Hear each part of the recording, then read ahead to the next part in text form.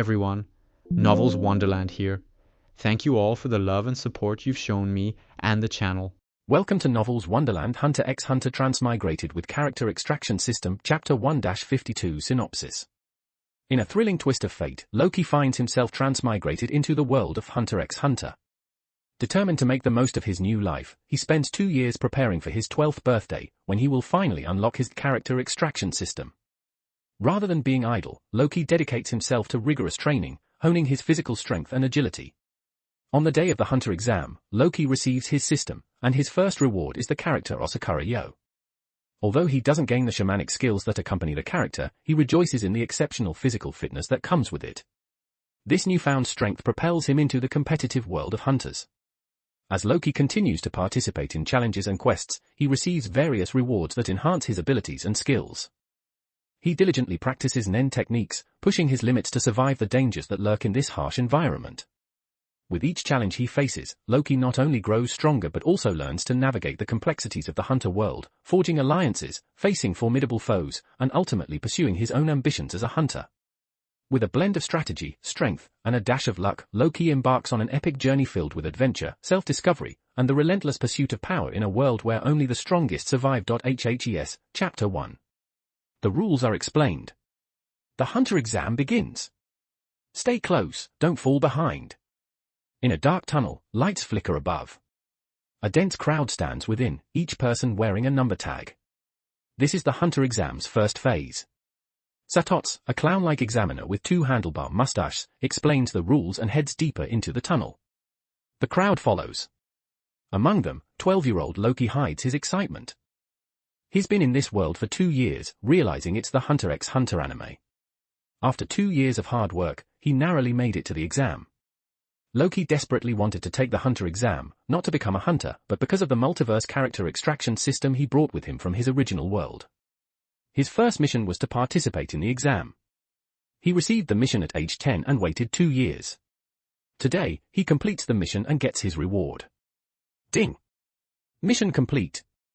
Reward, 1B rank character lottery. Ding! First mission bonus, reward upgraded to S rank. S rank character extraction. Congratulations! You've drawn the S rank character Yo Osakura from the Shaman King world. Extraction, complete. You've gained all of Yo Osakura's abilities. New mission, complete the Hunter exam. After the system's messages, Loki feels boundless energy. 2 years of training only brought him to normal adult fitness. Now, with Yo's abilities, talent, physique, and skills, he feels reborn. While he didn't get Yo's shamanic powers, an S-rank character's base physical stats are unparalleled. This is Yo Osakura's power. He clenches his fist, feeling he could kill an elephant with 1 punch, maybe more. Suddenly, a hand pats his shoulder. Mr. Loki, the exam started. Will you join us? Loki knows who it is without turning around, Gun, and his companions Kurapika and Leorio. Loki initially avoided them, the danger from Hisoka's attention was too high. Even though Hisoka hasn't noticed Gun, Kurapika, and the others yet, he will soon. Should he join them? First, Loki doesn't need a father figure. Second, it's too dangerous, following the examiner is safer. But now, with Yo's power, he could escape Hisoka even if he couldn't defeat him. Plus, joining them might trigger a mission. Gun likes Loki, perhaps because they're the same age. He looks at Loki expectantly. Loki smiles and agrees. Gun asks where Loki is from. After greeting Kurapika and Leorio, Loki says he's from a small, soon-to-be annexed nation. Kurapika stares intently. Leorio asks why he's taking the exam. Loki says he just wants to see. Leorio talks about the wealth of being a hunter. Loki, Gun, and Kurapika look at him with disdain. Leorio says they'll understand when they're older. Kurapika and Gun disagree. Loki smiles. Looking at Leorio, he catches sight of Hisoka. A wave of danger washes over him. It's not a conscious thought, but instinct. He quickly looks away. That guy, just a glance, is so terrifying. I need to stick with the examiner. Meanwhile, Hisoka smiles, eyes wide, staring at Loki's back. Amazing. The Hunter exam was the right choice. That kid is like the sun in the night, so dazzling it's almost unbearable, such a brilliant kid, amazing. Hisoka, excited, tries to control himself, his eyes constantly scanning Loki. Loki is trying to avoid Hisoka's notice. Hey, kid, you're underestimating this. It's an endurance test, you're cheating, Rio says. Loki sees Killua. He prefers Killua to Gun and briefly thinks about making them enemies, but dismisses the thought. How old are you? Killua asks. 12, Loki replies. Oh, Killua says, studying Loki. Same age. I'm Killua, Killua says. Loki replies. Underscore underscore underscore underscore underscore underscore underscore underscore underscore underscore underscore underscore underscore underscore underscore underscore. For more chapter visit patreon.com/bars for 5. Chapter 2, HHES, Chapter 2. 608 words. After a brief introduction, Loki, Gun, and Killua set off together. Kurapika and Rio gradually fall behind. Examiner Satots, who initially walked, now runs, unknowingly increasing his speed. Some examinees notice this isn't just a test of endurance, but also willpower and determination. In the dark, endless tunnel, time becomes blurry. An hour, 2 hours, 3 hours, everyone can only guess how long they've been running. This puts immense pressure on their physical and mental endurance. Loki, however, feels no fatigue. His stamina seems bottomless, the more he runs, the more energy he has. He suspects this is due to absorbing Yo Asakura's abilities. While he has the system, fully integrating Yo's abilities requires adaptation. Time passes. Loki's breathing remains steady. The 3 young examinees chat. Even those with high stamina feel immense mental pressure after 3 or 4 hours, no one has the energy to talk. Speaking disrupts breathing and increases fatigue. Most are silent, focusing on their breathing. Kurapika and Rio, watching the energetic trio, are envious. Incredible stamina. They're not tired at all. Kurapika says, sweating profusely. Those brats have insane stamina. I'm older, and I can't keep up. Rio complains. The others feel mocked by the trio's casual conversation. They're taking an exam, not strolling. Loki glances around. He senses the others' hostility. Everyone's looking at us, he says. Gun hadn't noticed, but he sees people staring. Killua, arms behind his head, says lazily, so what? This indifference increases the hostility. Loki doesn't care. The endurance and willpower test enters its second phase. At the exit, Gun and Killua suddenly sprint. Loki sighs, only children would race like that. The 3 arrive at the surface almost simultaneously with Satots. I'm first. Gun says. No, I was. Killua argues. You're both slow, Loki says calmly. Satots. Monsters. Despite the long run, the 3 are perfectly composed. Their stamina is unbelievable. The swamps of misery, known as the Trickster's Nest, is the path to the second phase. There are strange animals here. Stay close. Satots warns. Or you'll die. The examinees worry. Loki enjoys the swamp, finding it more interesting than the tunnel. Loki turns toward the tunnel exit.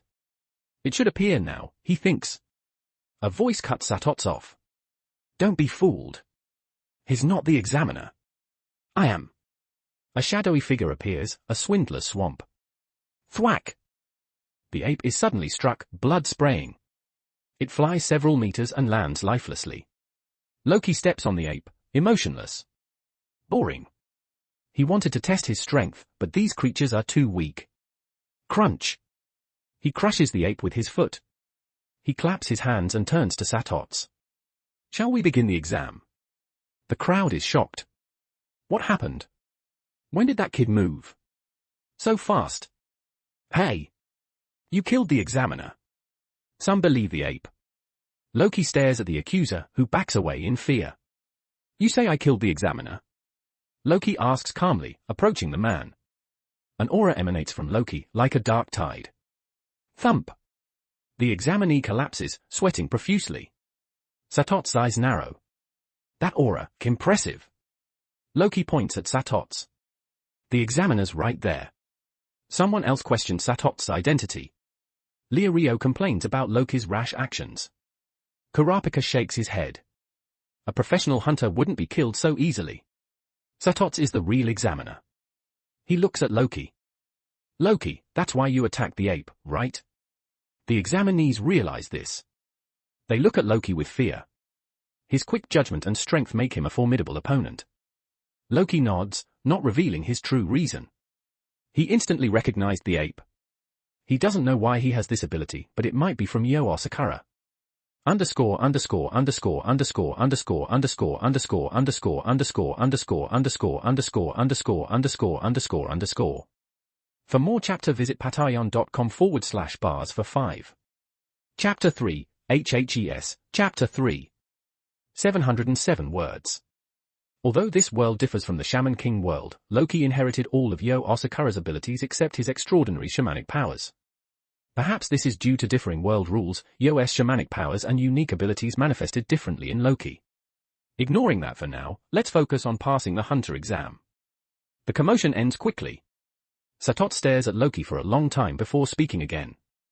Now you understand why this place is called the Trickster's Nest. I'll remind you again, being tricked means death. Let's continue to the second exam site.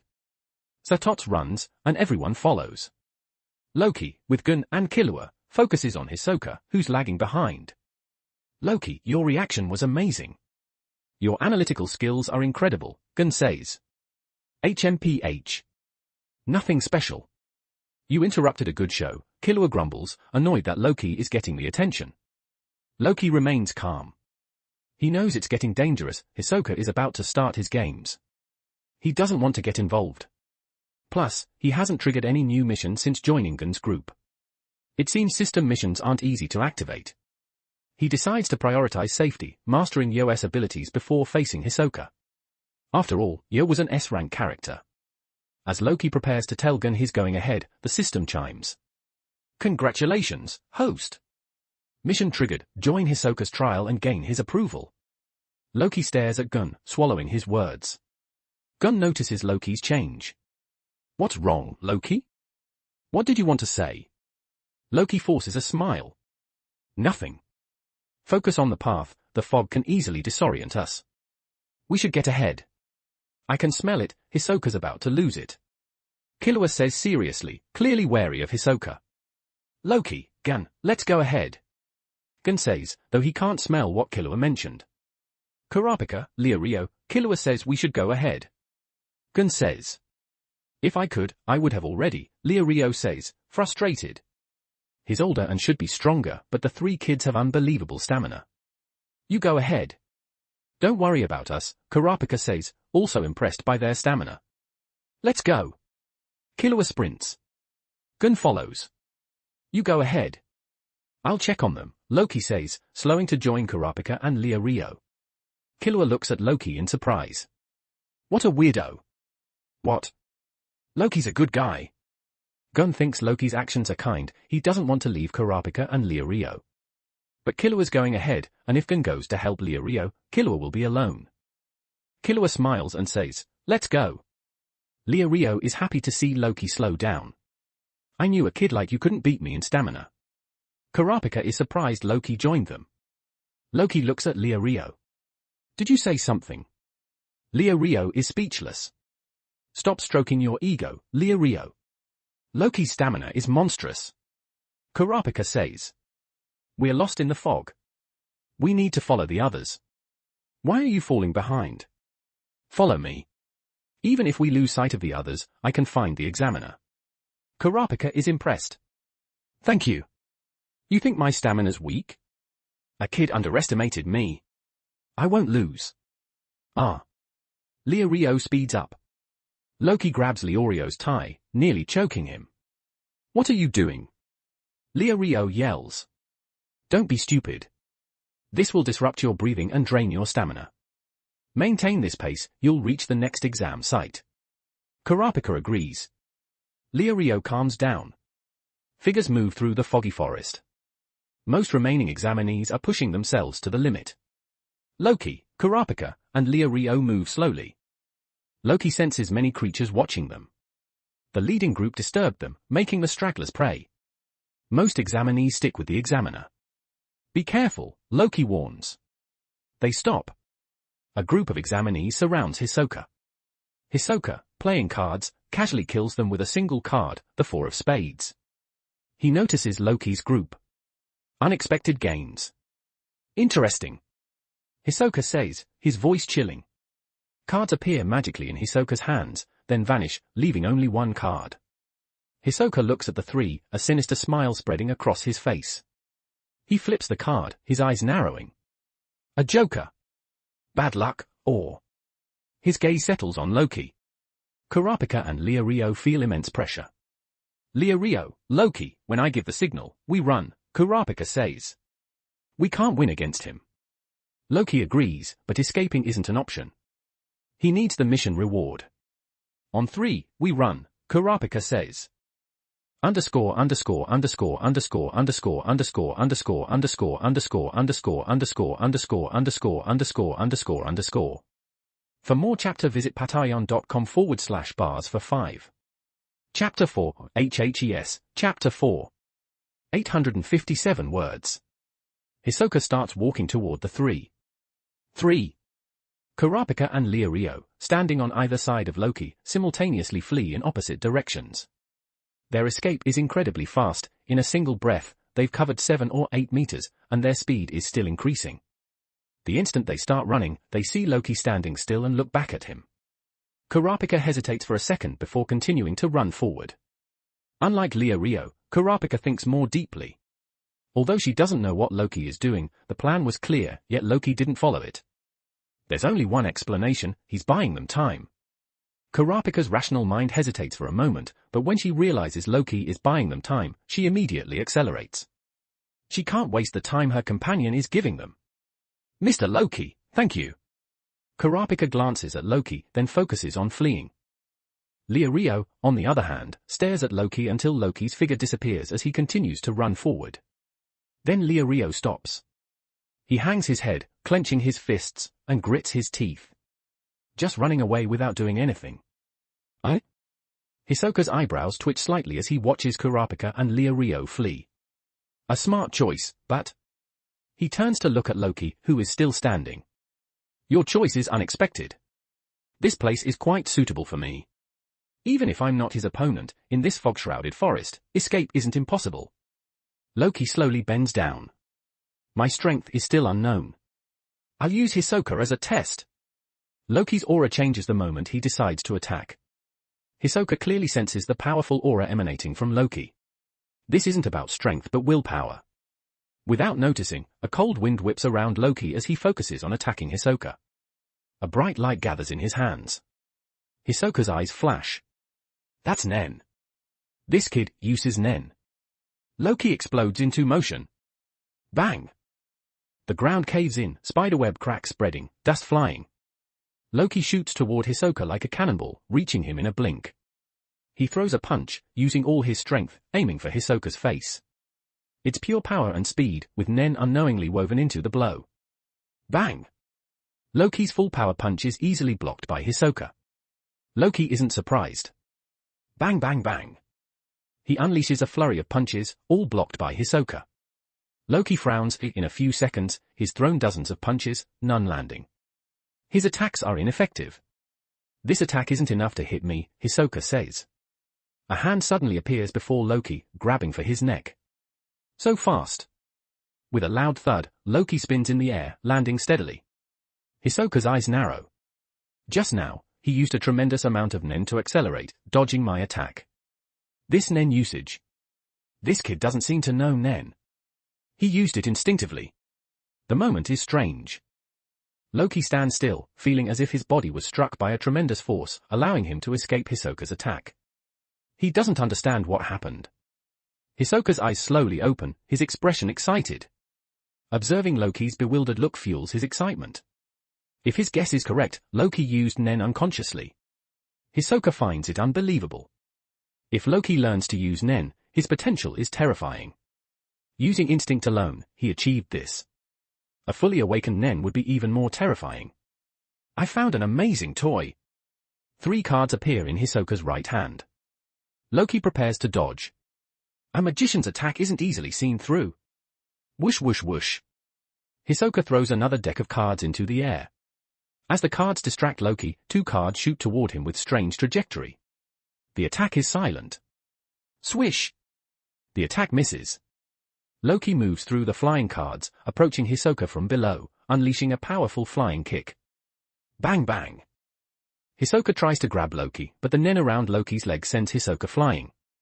Hisoka is stunned. He hasn't fully awakened his nen, yet it's this powerful. If he does? Hisoka is very satisfied. He didn't expect to find such an interesting toy during a boring hunter exam. Congratulations, host! Mission complete, Hisoka's trial. Hisoka's approval obtained. Reward, 1 B-rank character lottery. Drawing. Obtained, B-rank character, 1 pieces Rob Lucci. Ability extraction. Extraction successful.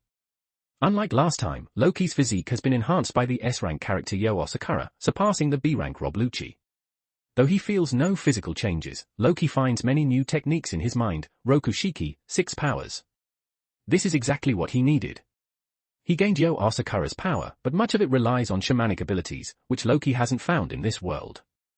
Many of Yo's abilities seem unusable. He can only rely on his own strength.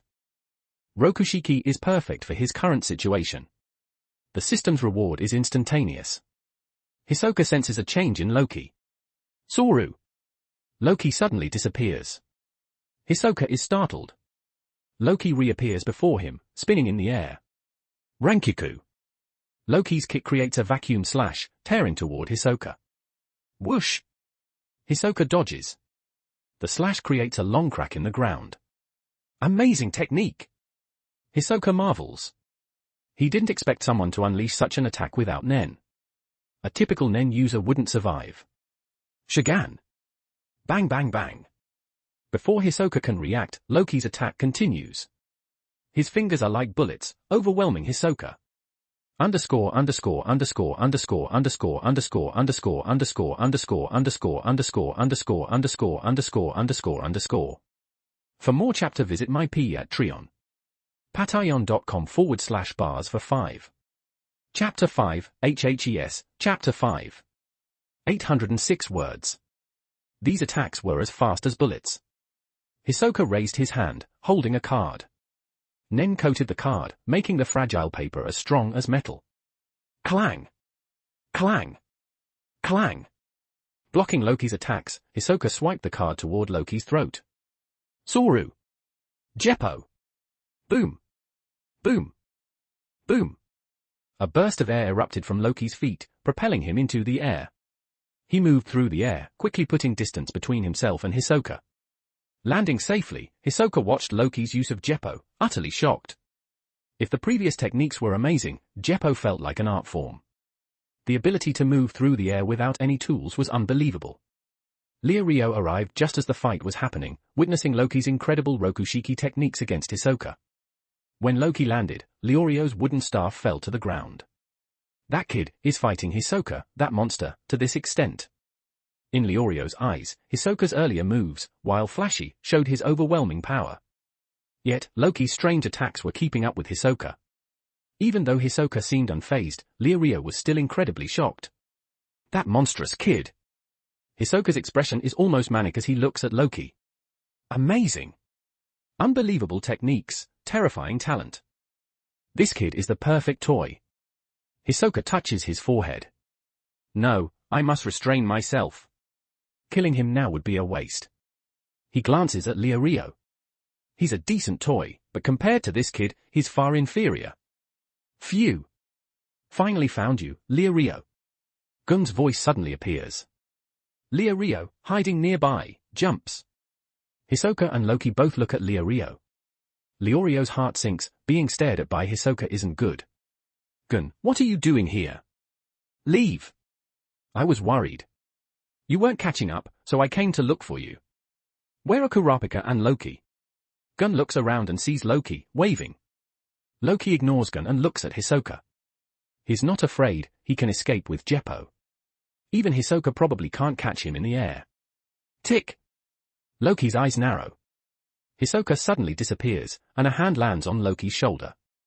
A voice whispers, hee hee hee. Killing you now would be a waste. Complete the hunter exam. You'll discover your true talent. I hope you get stronger quickly, that'll be more fun. Loki punches where the voice came from, but he misses. Hisoka is gone. Loki freezes. Gun and Leorio, noticing Hisoka's disappearance, run to Loki. Loki, are you okay? Gun asks, looking at the motionless Loki. Was that Hisoka? Yeah. But how did he disappear? Leorio checks around. Loki slowly smiles. I underestimated them. Nen.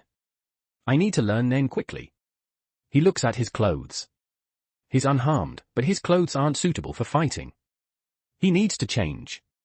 He sees a nice white cloak on a corpse. He takes off his clothes and puts on the cloak. He looks like Yo Asakura. Leorio and Gun are confused. Why the cloak? Loki looks at Gun. It's more convenient for fighting. My old clothes hindered me. Fighting? You fought Hisoka? Gun's face becomes serious. Loki replies calmly, the exam should be ending soon. Let's go to the second phase. Leorio keeps looking at Loki. Loki finally asks, why are you staring? Leorio looks embarrassed. Those techniques, during your fight with Hisoka. What about them? I'm curious. What were those strange techniques?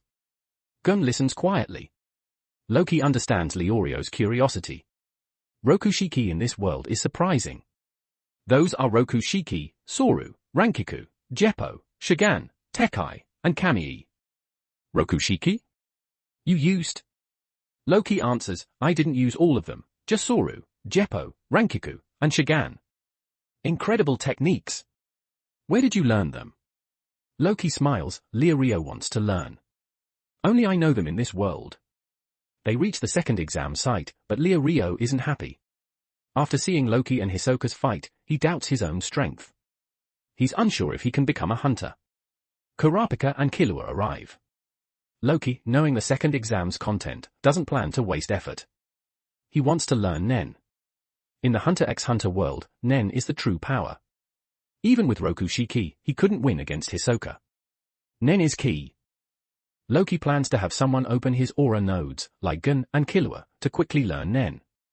The risk is death if he can't control his aura. But he's not worried, with Yo Asakura's talent, controlling Nen shouldn't be difficult. Besides learning Nen, Loki wants to finish the Hunter exam quickly. The regular process takes too long. After Hisoka's silent approach, Loki feels unsafe. His best chance is Netero's ball game.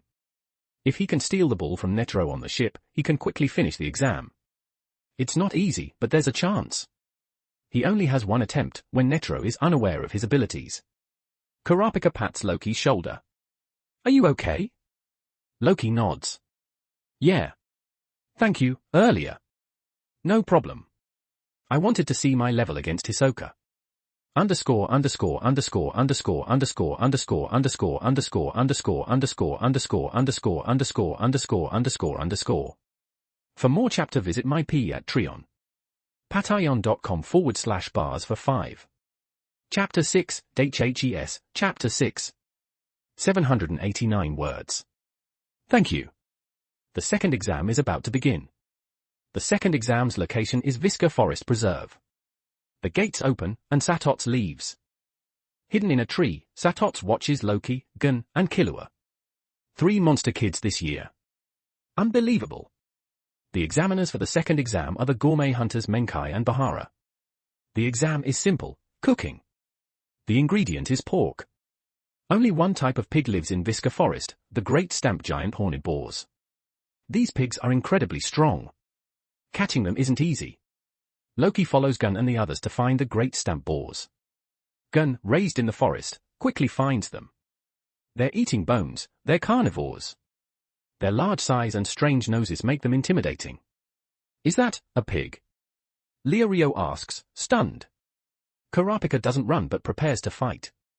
She wants to repay Loki for saving her during the Hisoka encounter. She charges, but her wooden sword has no effect on the boar's thick hide. The boar knocks her back. Gun and Leorio catch her. Their defense is incredible. Leorio exclaims. Gun sees the charging boars. Run! The boars charge. Gun and the others flee. Loki uses Jeppo, leaping into the air. What was that? Killua, seeing Jeppo for the first time, is amazed and almost forgets to run. Kurapika is also surprised. He jumped into the air. Hey! Is that Rokushiki? Gun is excited. Kurapika and Killua look at Gun, wanting to ask. Loki targets a lone boar, diving down and kicking it unconscious. The head's the weak point. Aim for the head, he yells to the fleeing group. Following Loki's advice, they attack the boar's heads, easily knocking them down. Gun easily carries a boar. Loki, thank you. How did you know their weak point was their head? It's common sense. Few animals have a head that isn't a weak point, Loki says casually. Killua and the others look embarrassed. It is common sense, but they didn't think of it. Loki's statement is correct, the head is usually a prime target. Carrying the boar, they return to the cooking station. Loki throws it on the counter, planning to cook it quickly and hand it to the examiners. He thinks no one will pass this trial, Netro will have to fix it. He skewers the boar, throws it on the grill, lights the fire, and starts cooking. Many examinees have already been eliminated. Those remaining discovered the boar's weak point and caught their prey. While Loki cooks, the system chimes. Mission triggered, make a dish that Menkai approves of. Loki's joy turns to despair. Making a dish Menkai approves of is harder than gaining Hisoka's approval. His cooking skills are barely passable. He turns off the fire, taking the boar off the grill. He examines it. With his skills, cooking this boar properly is impossible. The first examinee presents a burnt boar to Menkai. Bahara eats it, but Menkai gives a big flex. Examinees keep presenting their dishes, receiving X after X. Gun, Leorio, and Kurapika also fail. Loki pays close attention to Mench's words, hoping she'll give a clue. He doubts it's a true test of cooking skill. Loki, aren't you done yet? Gun asks, seeing Loki standing still. Loki shakes his head. I haven't decided what to make. Haven't decided? There's a grill. Just because there's a grill doesn't mean we have to make grilled boar, Loki says. This reminds him that the large grill is a distraction, meant to mislead those seeking convenience. Everyone who made grilled boar failed. Loki sees some leftover boar meat on Kurapika's station. Kurapika, may I have a bite? Kurapika nods. Please. Loki takes a bite, frowning. Kurapika's face falls. Is it that bad? No, Loki says. It's good, but it tastes like regular pork. Good, but not enough to pass. What kind of dish would satisfy her? Loki smiles, saying nothing. He looks at the boar, having an idea. Menkai, a gourmet hunter, wouldn't be satisfied with ordinary pork. Gourmet hunters seek rare, unique flavors. Overly complex cooking might ruin the boar's unique taste. Loki doesn't know how to preserve its original flavor, but the simplest method might work, boiling. He boils a piece of meat with a little salt. The plain boiled meat is ready. This is my dish. Please try it. I think this is the most delicious thing. As a child, I always snuck bites of my mom's boiled meat.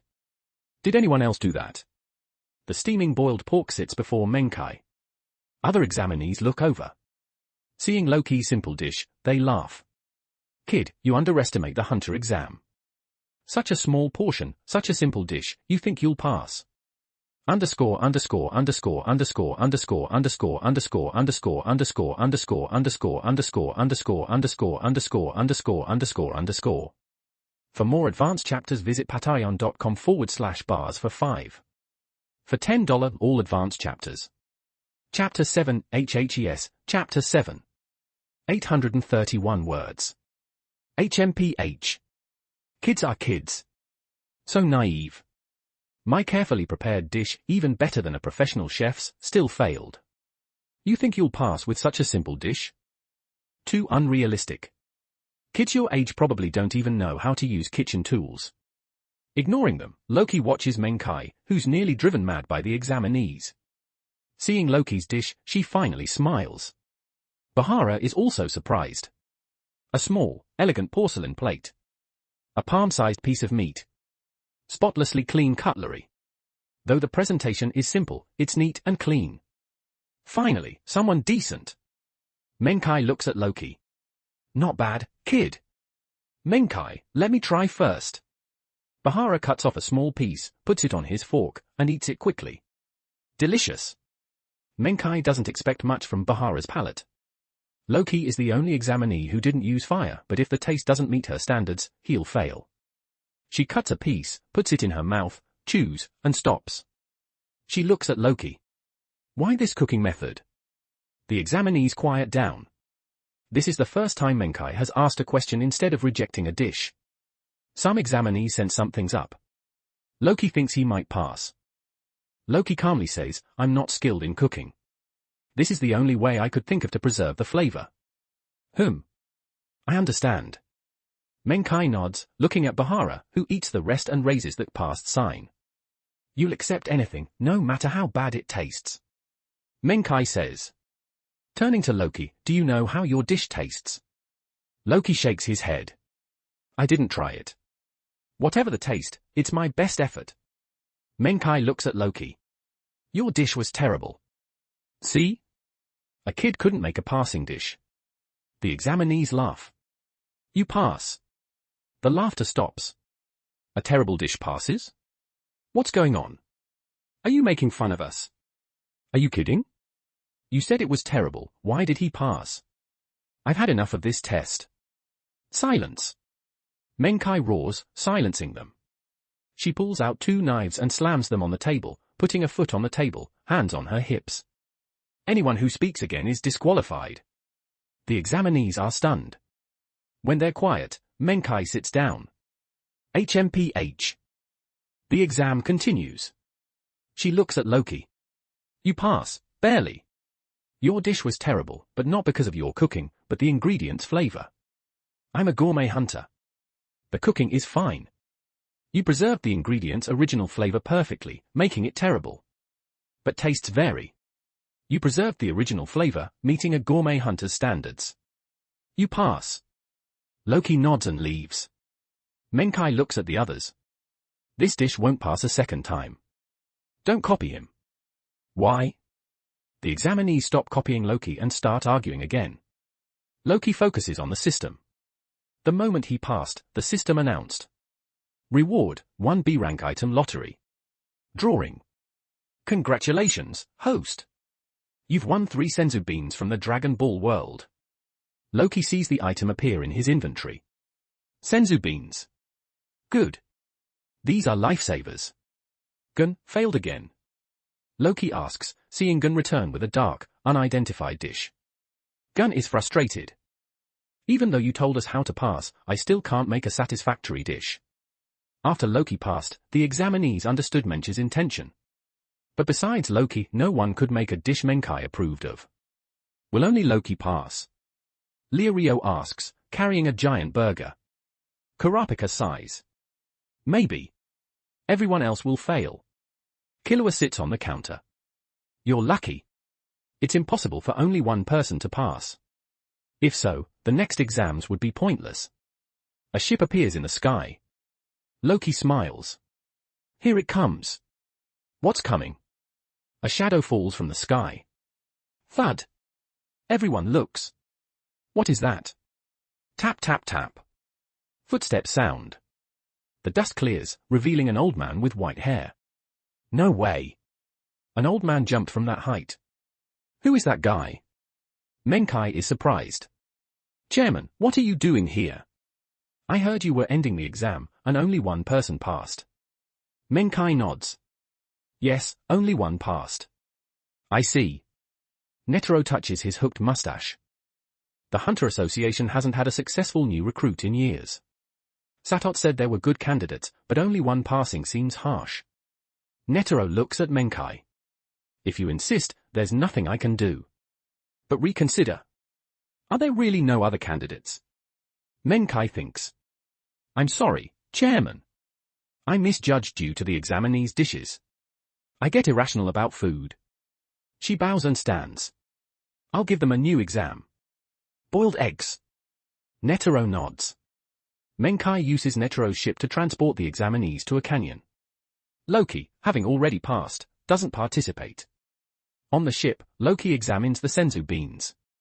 They're ordinary-looking green beans, but their effects are extraordinary. He puts them away.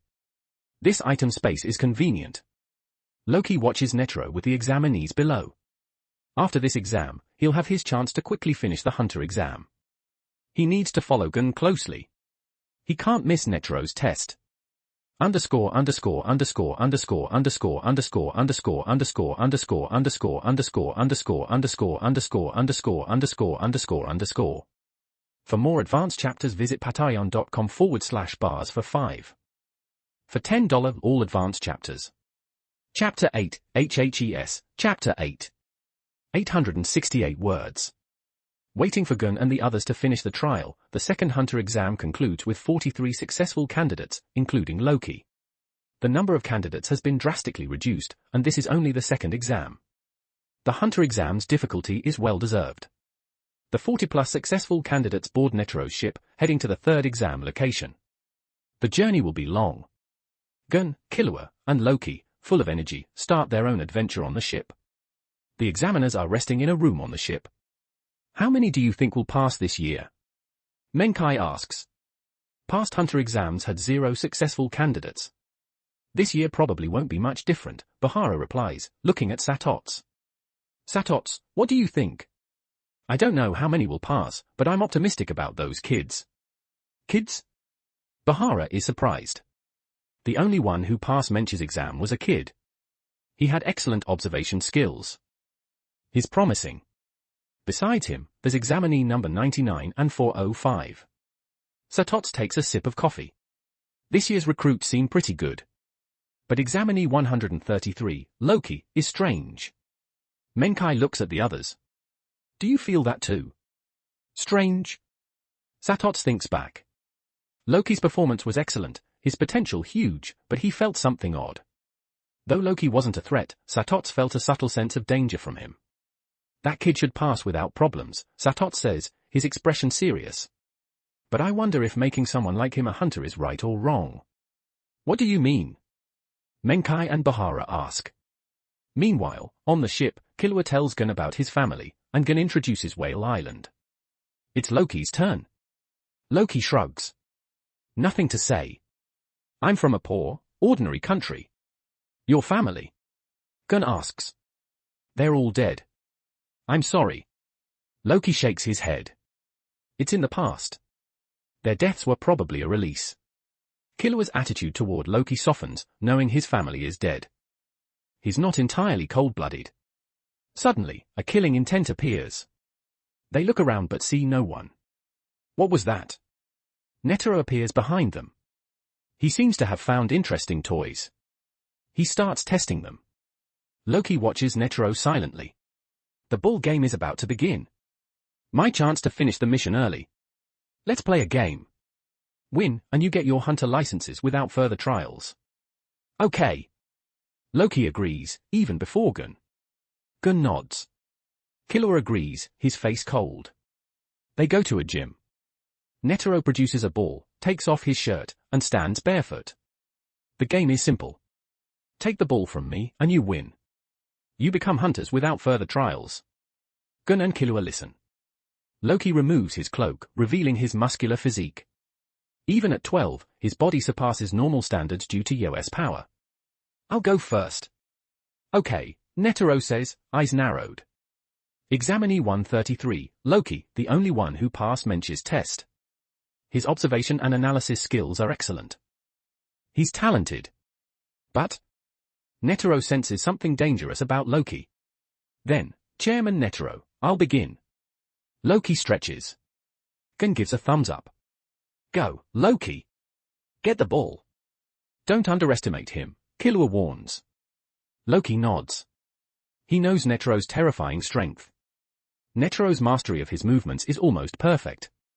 Netero is probably S rank in the system, or at least A rank. To get the ball, I need to catch him off guard. He needs to use normal strength to lull Netero into a false sense of security, then unleash unexpected power. Loki charges. His speed far surpasses the norm. Netero raises an eyebrow. That burst of speed is impressive.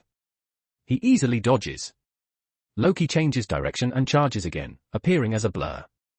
Amazing! Loki's speed is incredible, Gun says. Killua is also surprised. His speed rivals mine. Did he undergo special training? He thinks Loki is strong but says, good speed, but it won't work on that old man. Netero dodges effortlessly, his feet barely moving. Loki's attacks are ineffective. The gym echoes with the sounds of their movements. The two figures constantly clash. For tens of minutes, Loki attacks, all dodged by Netero, who hasn't moved his feet. After 10 minutes, Loki stops. Your turn, he says to Gun and Killua. Tired, kid? Netero smiles. It's just a change of players. I can't play forever. I don't want to keep Gun and Killua waiting too long.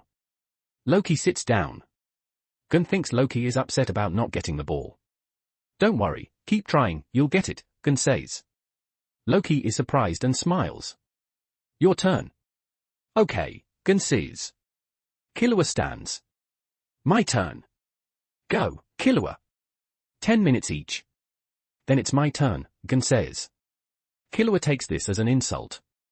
That brat dares to underestimate me. I'll get the ball and end this game.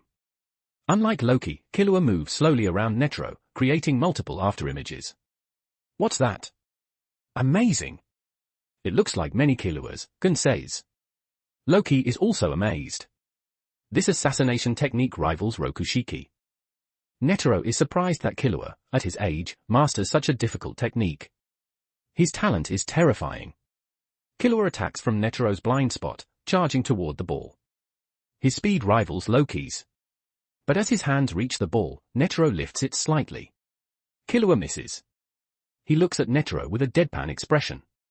Underscore underscore underscore underscore underscore underscore underscore underscore underscore underscore underscore underscore underscore underscore underscore underscore underscore underscore. For more advanced chapters visit patreon.com/bars for 5. For $10 all advanced chapters. Chapter 9, HHES, Chapter 9. 666 words. Netero's earlier actions were clearly toying with him. Insulted by Netero's condescension, Killua relentlessly attacks the ball, but Netero continues to toy with him for 10 minutes. Killua sits down beside Gun. Your turn. That old geezer is infuriating. Gun smiles weakly. Don't worry. You'll succeed. Gun jumps, hitting the ceiling. His jump is powerful but uncontrolled, surprising Netero, who bursts into laughter. Loki's eyes flash. That might be a way. But he reconsiders. Gun's actions are typical of his personality, but a similar mistake from Loki might make Netero more wary. Therefore, this distraction tactic isn't suitable for him. Gun's 10 minutes pass quickly. Loki's turn follows, then Killua's. After 3 rounds, Killua's patience breaks. Being toyed with by an old man is too much for his pride. He wants to kill Netero and quits. Only Loki and Gun remain. Before leaving, Killua points out that Netero hasn't moved his left foot. Gun shifts his focus from stealing the ball to making Netero use his left foot. One less person. Both of you go at once.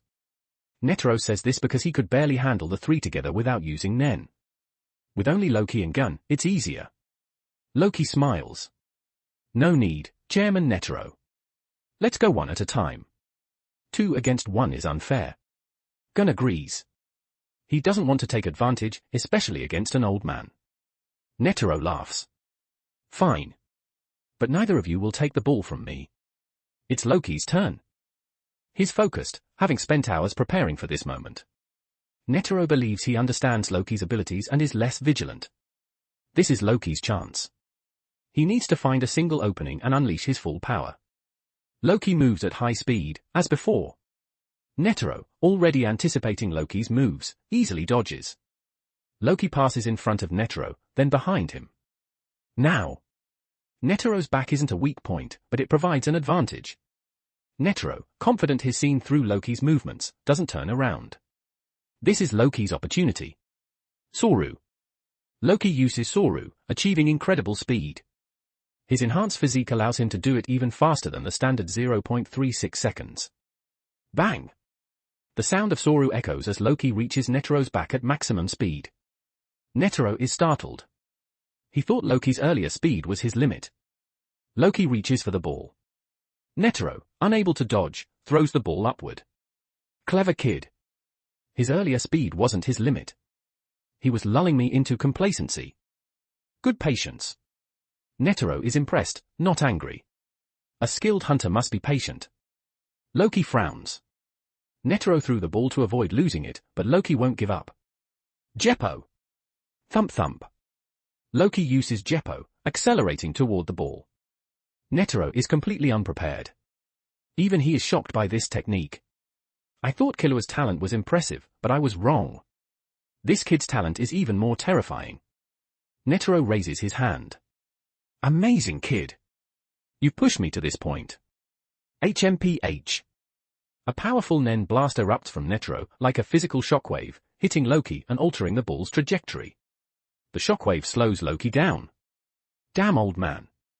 The ball falls. Netero moves to catch it. Loki grits his teeth. Kami? Loki's go around. Netero is stunned. Nen ability? No, there's no Nen aura.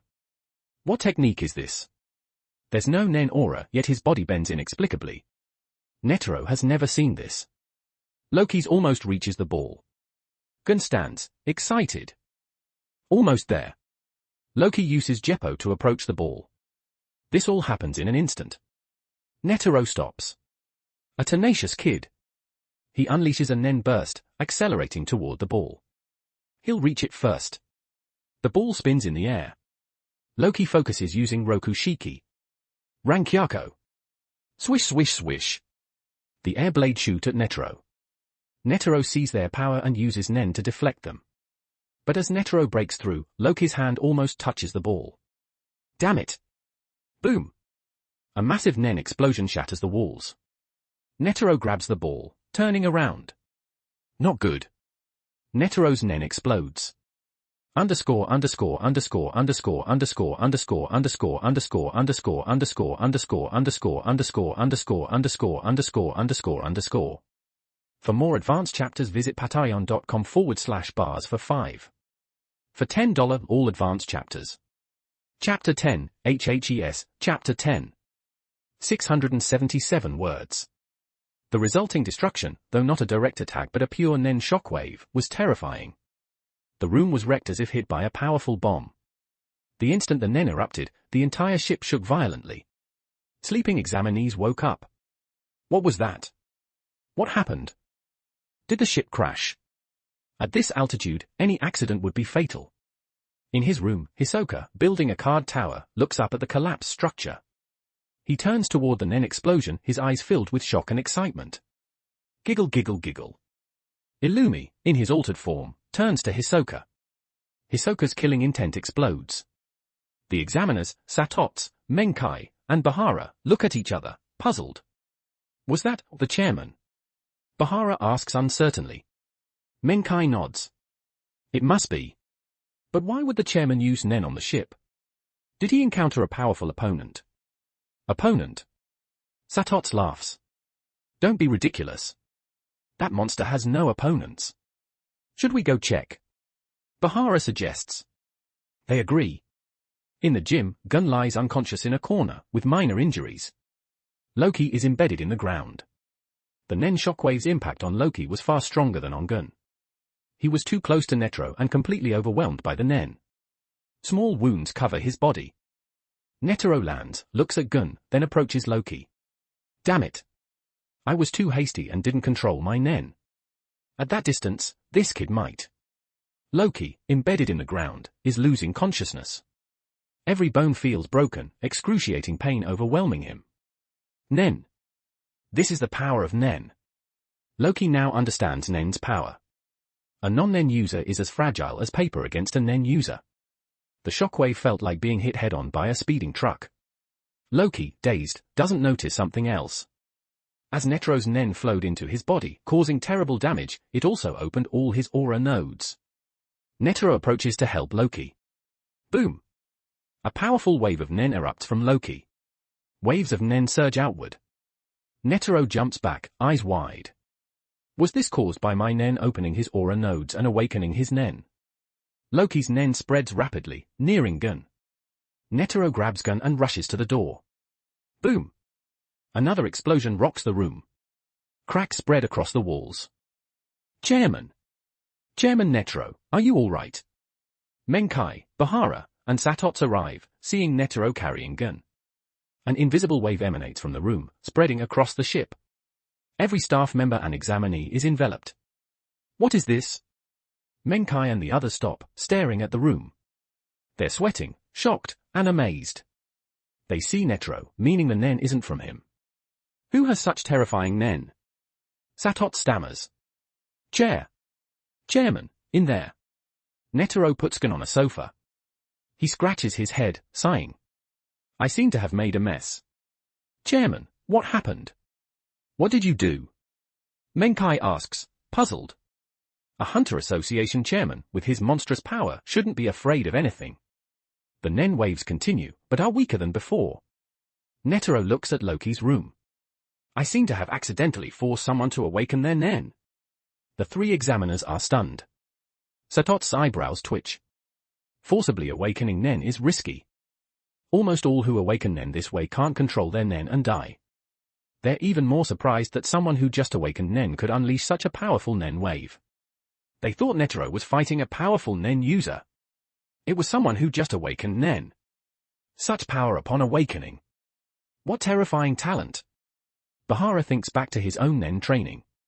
Even now, he can only reach that level with his full power. Satots and Menkai are curious about the person who caused this. Netero is worried. Awakening Nen is easy, but if he doesn't help Loki control his Nen, Loki will die. He approaches Loki's room, followed by the examiners.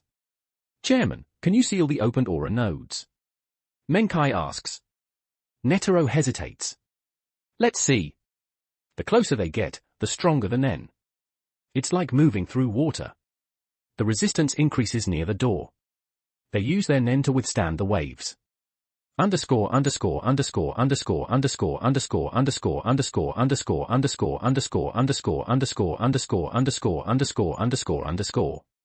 For more advanced chapters visit patreon.com/bars for 5. For $10 all advanced chapters. Chapter 11, HHES, Chapter 11. 804 words. Braving the pressure, they enter the room, which is now in ruins. The walls are constantly cracking from Loki's surging Nen. If this continues, the ship might be destroyed. Everyone's eyes are on Loki, lying in the center of the room. It's him. Menkai exclaims, surprised that Loki is the one whose Nen was forcibly awakened by Netero.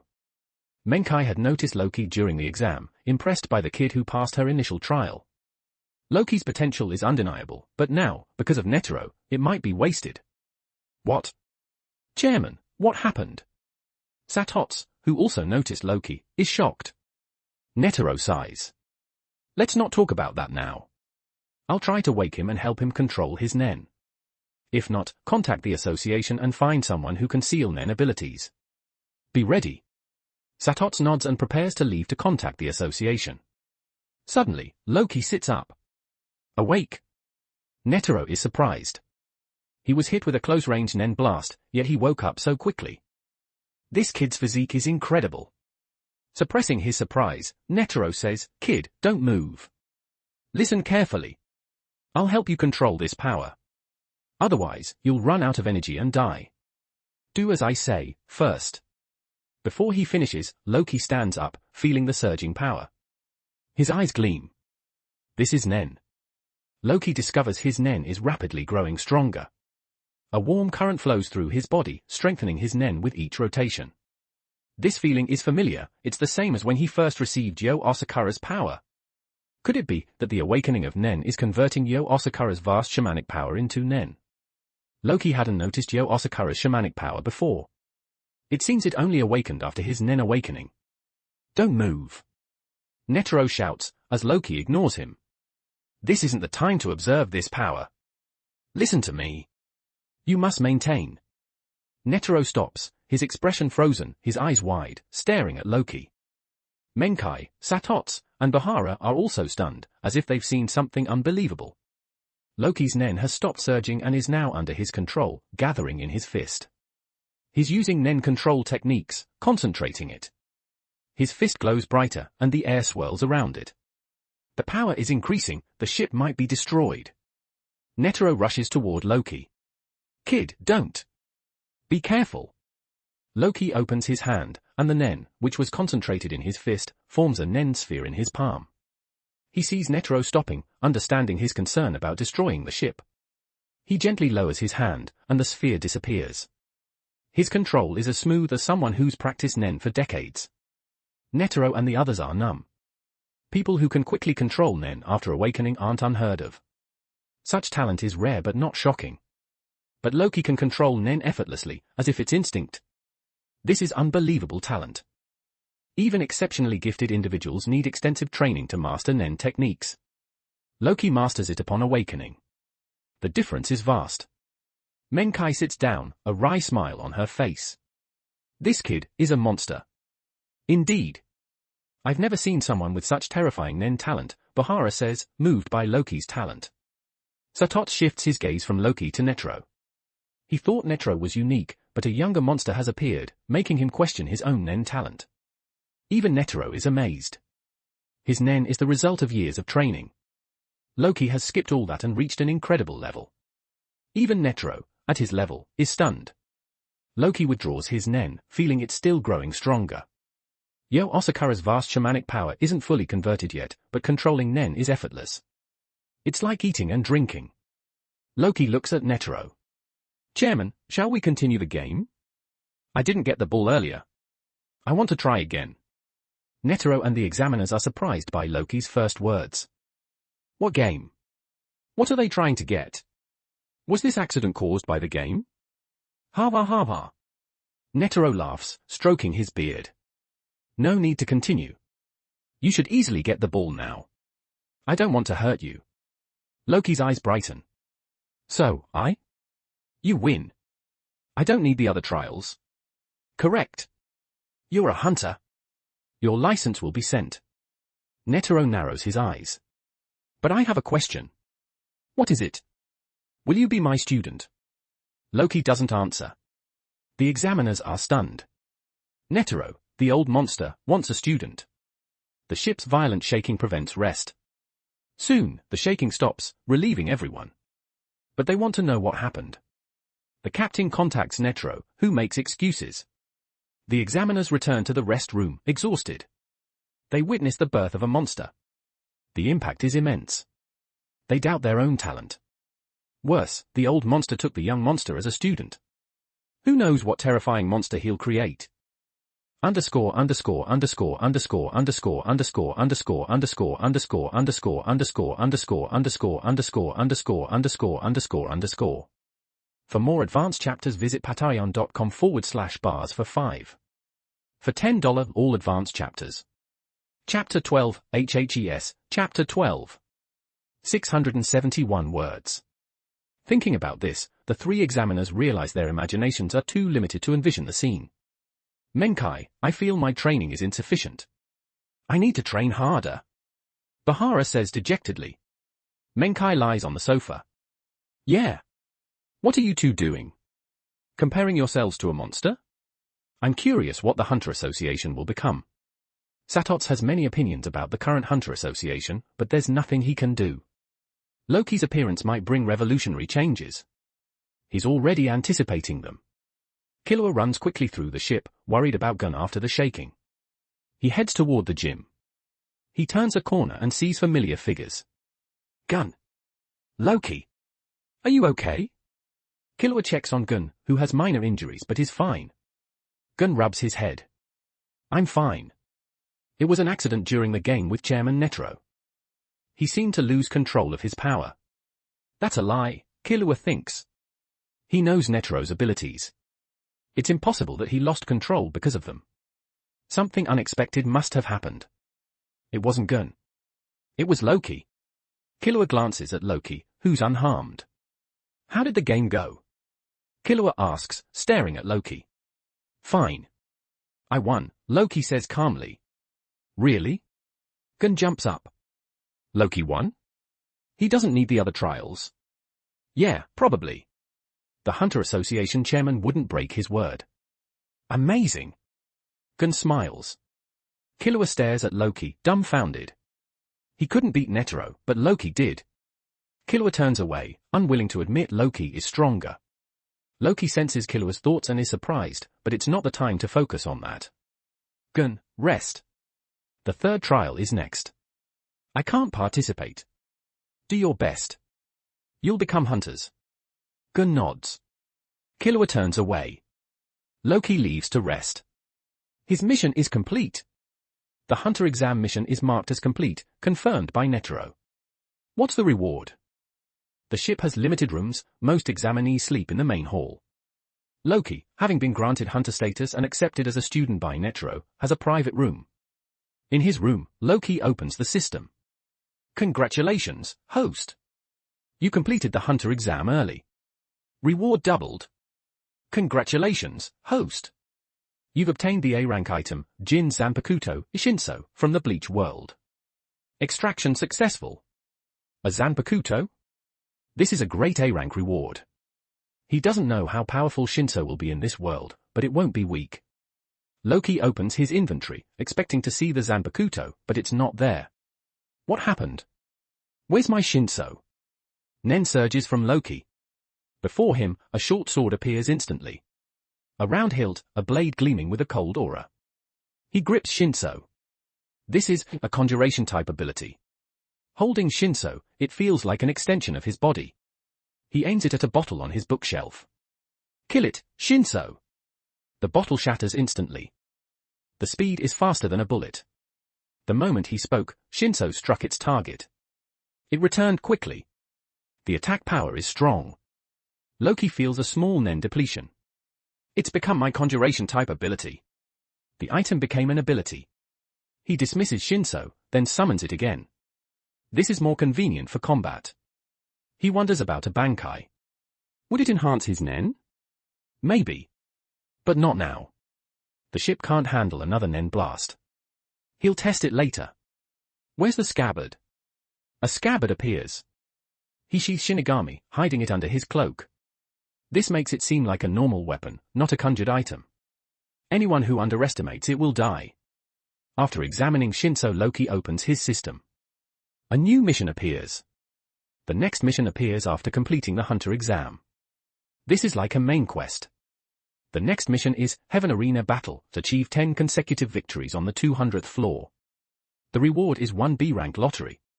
Loki notices the main mission seems to follow the plot. He doesn't understand why. Tired, he goes to sleep. The ship arrives at the third trial location, the Trick Tower. Loki bids farewell to Gun and the others. Why? Are you giving up?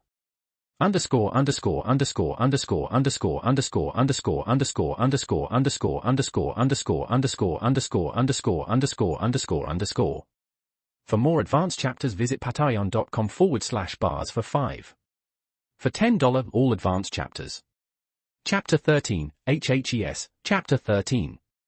843 words. Leorio doesn't understand why Loki says he's not participating in the hunter exam. If you have any difficulties, please tell us. We'll help you, Loki, Kurapika says, concerned. She's grateful for Loki's help. Gun and Killua know the truth but decide not to tell Leorio and Kurapika. They'll keep it secret until they all become hunters. Loki says, don't worry. My trial is different. Good luck. Confused, Kurapika and Leorio leave the ship as the trial begins. The ship departs. After one last look, Loki returns to his room. Satots and Menkai find him. The chairman wants you, kid, Menkai says borsally. Satots smiles. Ignore her. You're a hunter now. We're equals. They arrive at Netero's room. A glass of water with a leaf floats on top. Loki slaps his forehead. He should have done a water divination to check his Nen type. Come in, sit, Netero says. A small table sits in the center of the room, with cushions on opposite sides. Netero sits cross-legged. Loki sits opposite him. Netero is much older than Loki, so Loki continues to call him chairman. Loki thinks it's good to have Netero as a teacher. Even though Loki surpasses him in some ways, learning Nen from Netero is beneficial. Loki, your Nen has awakened, but Nen training isn't quick. Netero has never seen such a talented individual. Because of Loki's immense talent, Netero decided to take him as a student. First, Loki's talent guarantees he'll become a top Nen user. Second, if he goes astray, he'll become a terrifying enemy. Personal guidance is necessary. Your Nen has awakened. Let's test your type. Netero shows a board with the 6 Nen types: enhancement, transmutation, conjuration, emission, manipulation, and specialization. A hexagon with each type at a corner. Netero explains that everyone has a primary type, which they can use at 100% power. Adjacent types are 75%, the next 60%, and opposite types 40%. Specialization is unique and doesn't fit into this system. Test your type. Place your hands on either side of the glass and release your Nen. Water spills out, enhancement. Water's taste changes, transmutation. Leaf moves, manipulation. Water changes color, emission. Crystals appear in the water, conjuration. Any other change, specialization. Netero strokes his beard. Your likely conjuration or manipulation. Loki hasn't started yet, but Netero makes a guess. Why? How did you know? Just a feeling, Netero says. This is a strong reason. Netero has faced countless opponents and can likely guess their type just by looking. A faint Nen aura emanates from Loki. The water changes color, starting with red, then blue, becoming multicolored. The leaf moves. This is undoubtedly specialization. Netero looks at the multicolored water. Specialization.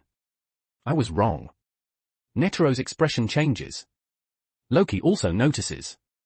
Specialization aligns with Loki's preference, having seen the abilities of Kurapika, Illumi, P2, and the Chimera Ant King. Chairman, is specialization bad? Loki asks. He thinks it should be strong. Specialization isn't bad, but I'd prefer you were manipulation or conjuration. Netero writes 100% next to specialization and unknown next to the other 5 types. Specialization users are strong, but unlike other types, they don't know the power of their other types. Other types can be trained, but not specialization. Specialization is innate. If Loki's specialization allows him to use manipulation at 200% and other types at 10% or 20%, he can use those abilities without training. Specialization users can't judge their other type's power, but the water divination might show some clues. Looking at the multicolored water, you have strong talent in emission and manipulation. Personal setting. Rest, Loki. We'll start your Nen training later. You must be eager. Netero says. Though Loki's type isn't what he expected, the water divination shows talent in manipulation and emission. He might be able to use both at over 100%. The other types are unknown, but it's still acceptable. Loki nods and leaves. Outside Netero's room, he looks at his Nen. Specialization. Strong talent in emission and manipulation. He thinks about Yo Osakura's power. Combining emission and manipulation, he thinks of Yo-Air Spirit, the fire spirit. He didn't get it during extraction. He thought it was an item, not a person's ability. Getting it again is unlikely. But he can create a fire spirit using his Nen. He won't decide yet. He needs to learn basic Nen techniques before developing his Nen ability. Netero examines the water after Loki leaves. He picks up the leaf. A specialization user. Troublesome. A green figure enters.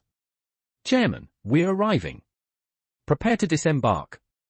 It's the bean-faced man. Some suspect he's from the Dark Continent. Seeing Netero still, he asks, Chairman, what are you doing? He sees the multicolored water. He's surprised. Chairman, you only drink tea. Why are you drinking this? He takes a sip. Netero looks up, seeing the bean-faced man drinking the water from Loki's water divination. The bean's face changes. Chairman, this is delicious. Sweet, with a faint fragrance. No wonder you stopped drinking tea. Underscore underscore underscore underscore underscore underscore underscore underscore underscore underscore underscore underscore underscore underscore underscore underscore underscore underscore. For more advanced chapters visit patreon.com/bars for 5. For $10 all advanced chapters. Chapter 14, HHES, Chapter 14. 765 words.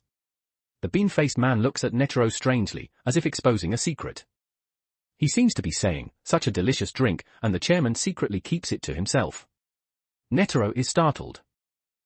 What did you say? I said it's delicious. What's wrong, chairman?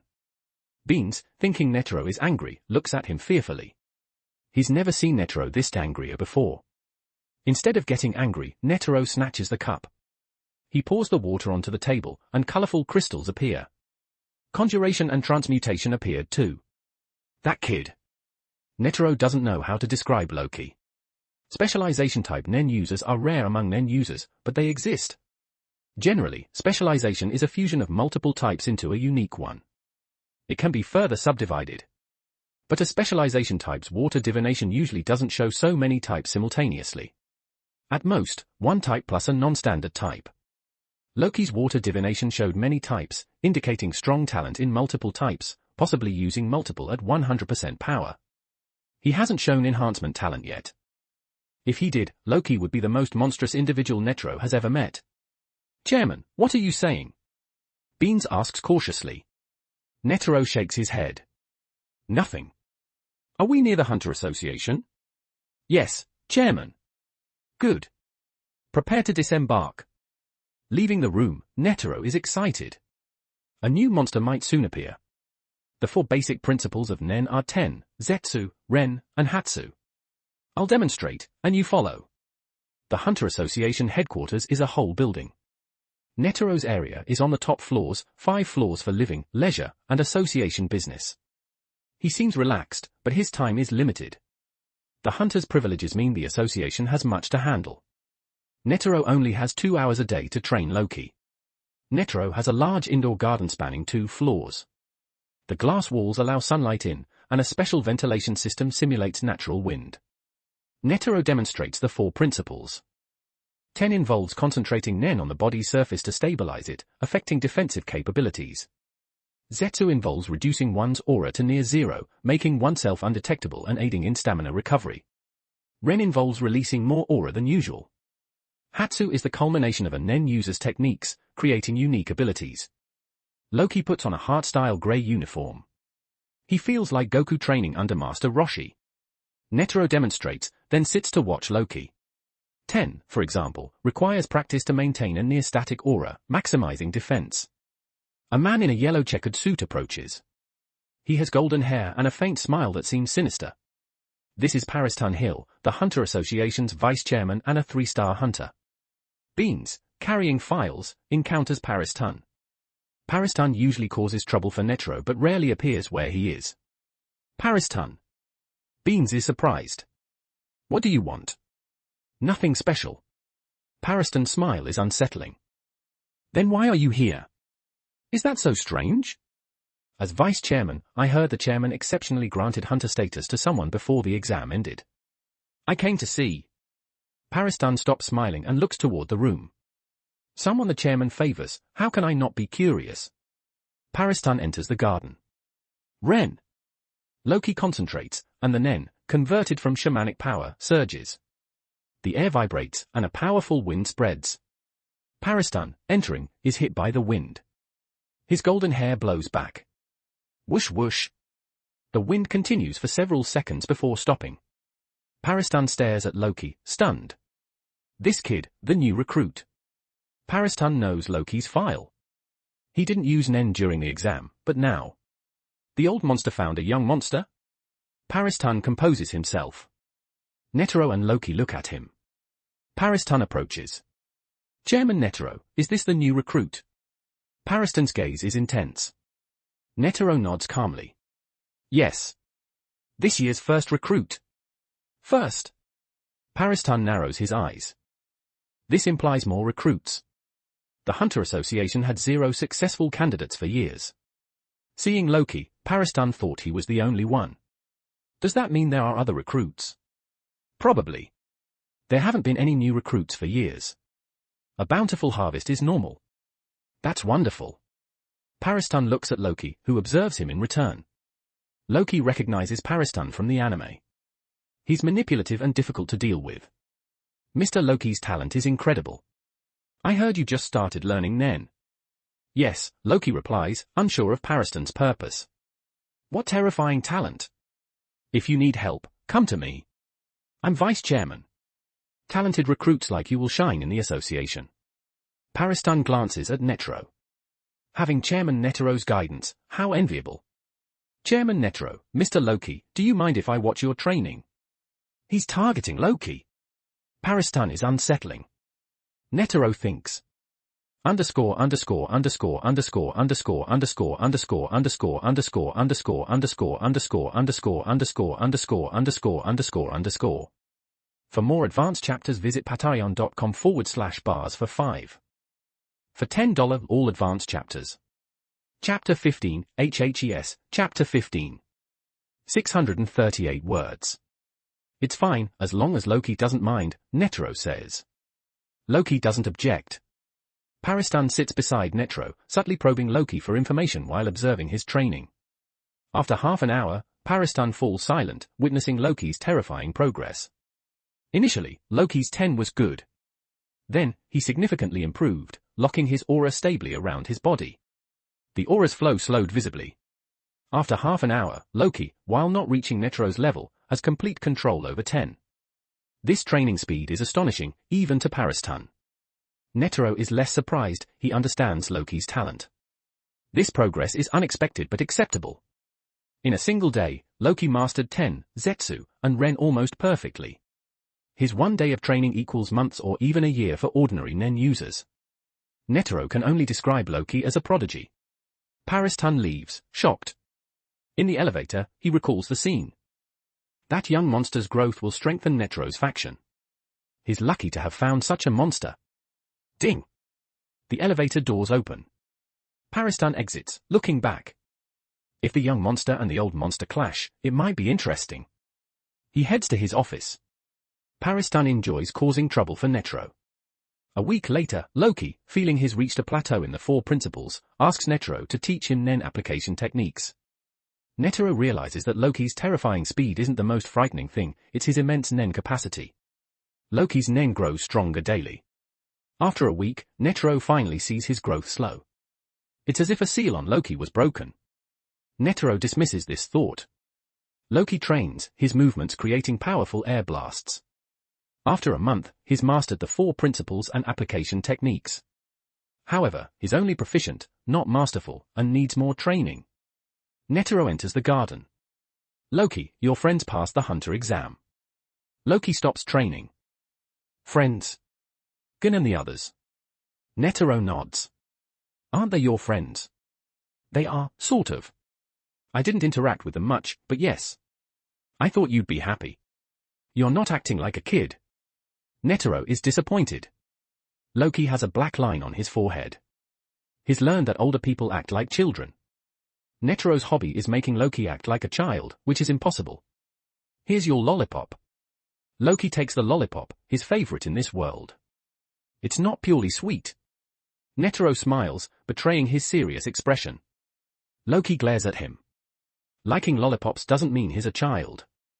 Loki continues training.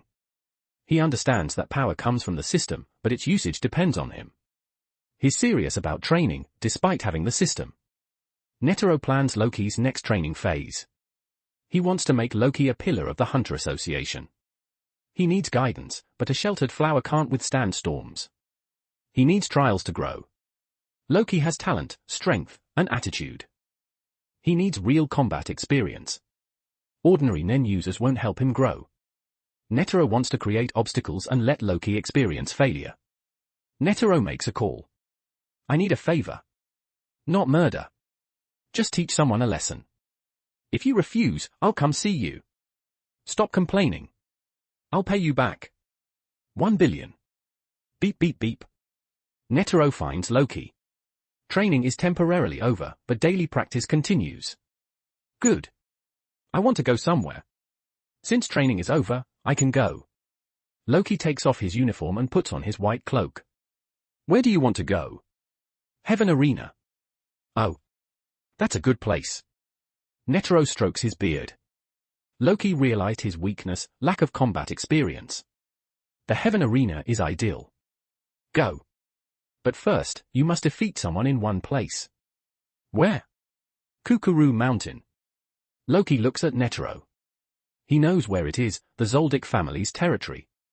Defeating someone there means fighting a Zoldyck. Netero wants to humble him.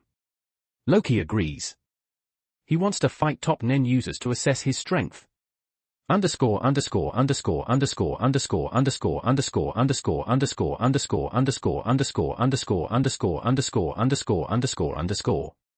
For more advanced chapters visit patreon.com/bars for 5. For $10 all advanced chapters.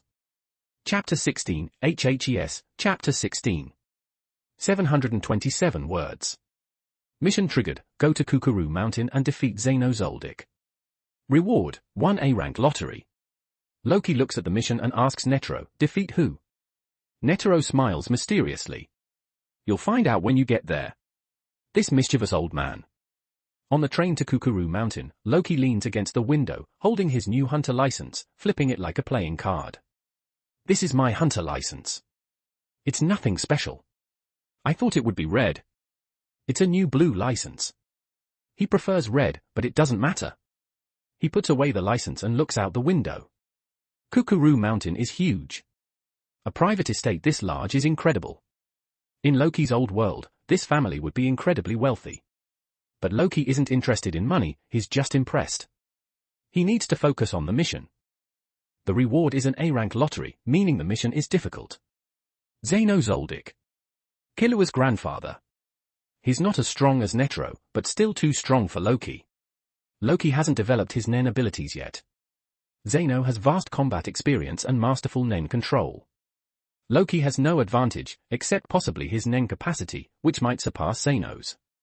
To win, I need a long fight, Loki thinks, drawing Shinso. This mission's success depends on you. Loki can freely use Shinso's abilities, consuming only Nen. Bankai increases his Nen strength, power, and speed. However, he can't fully control his enhanced strength after Bankai because he's focused on Nen training and isn't proficient with Shinso. He can't precisely control his enhanced speed after Bankai, like Gun's uncontrolled jumps. Until he masters Bankai, it's a liability. Shikai, however, is easy to control. It's his only surprise attack option, his hope for completing this mission. The train arrives. Loki gets off. He needs to take a tour bus to Kukuru Mountain, but he decides to run. He finds the road sign and runs off, disappearing like a gust of wind. He's much faster than the bus. After nearly an hour, he sees a large gate. Phew!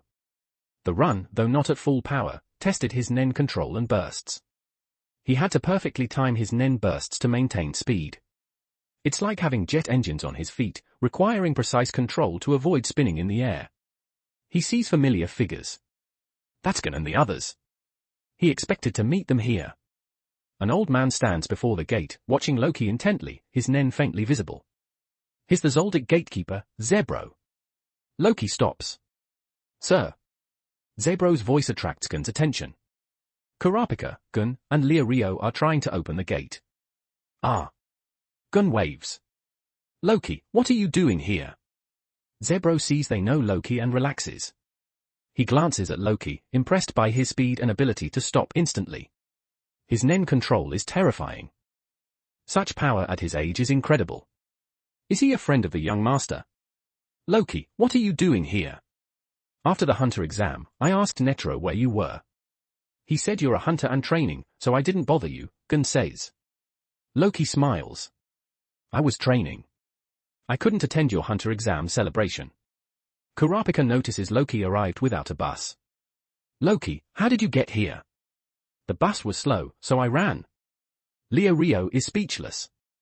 They saw Loki's incredible stamina during the hunter exam, but running faster than a bus?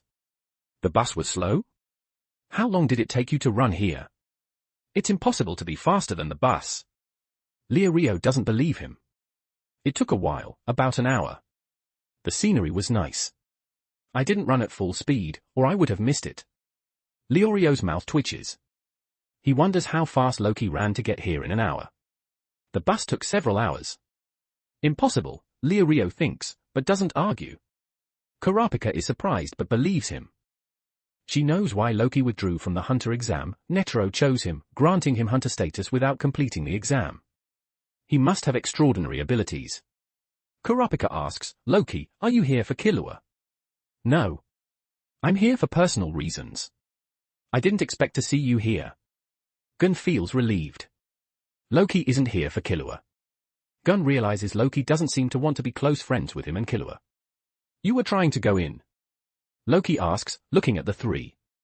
Underscore underscore underscore underscore underscore underscore underscore underscore underscore underscore underscore underscore underscore underscore underscore underscore underscore underscore.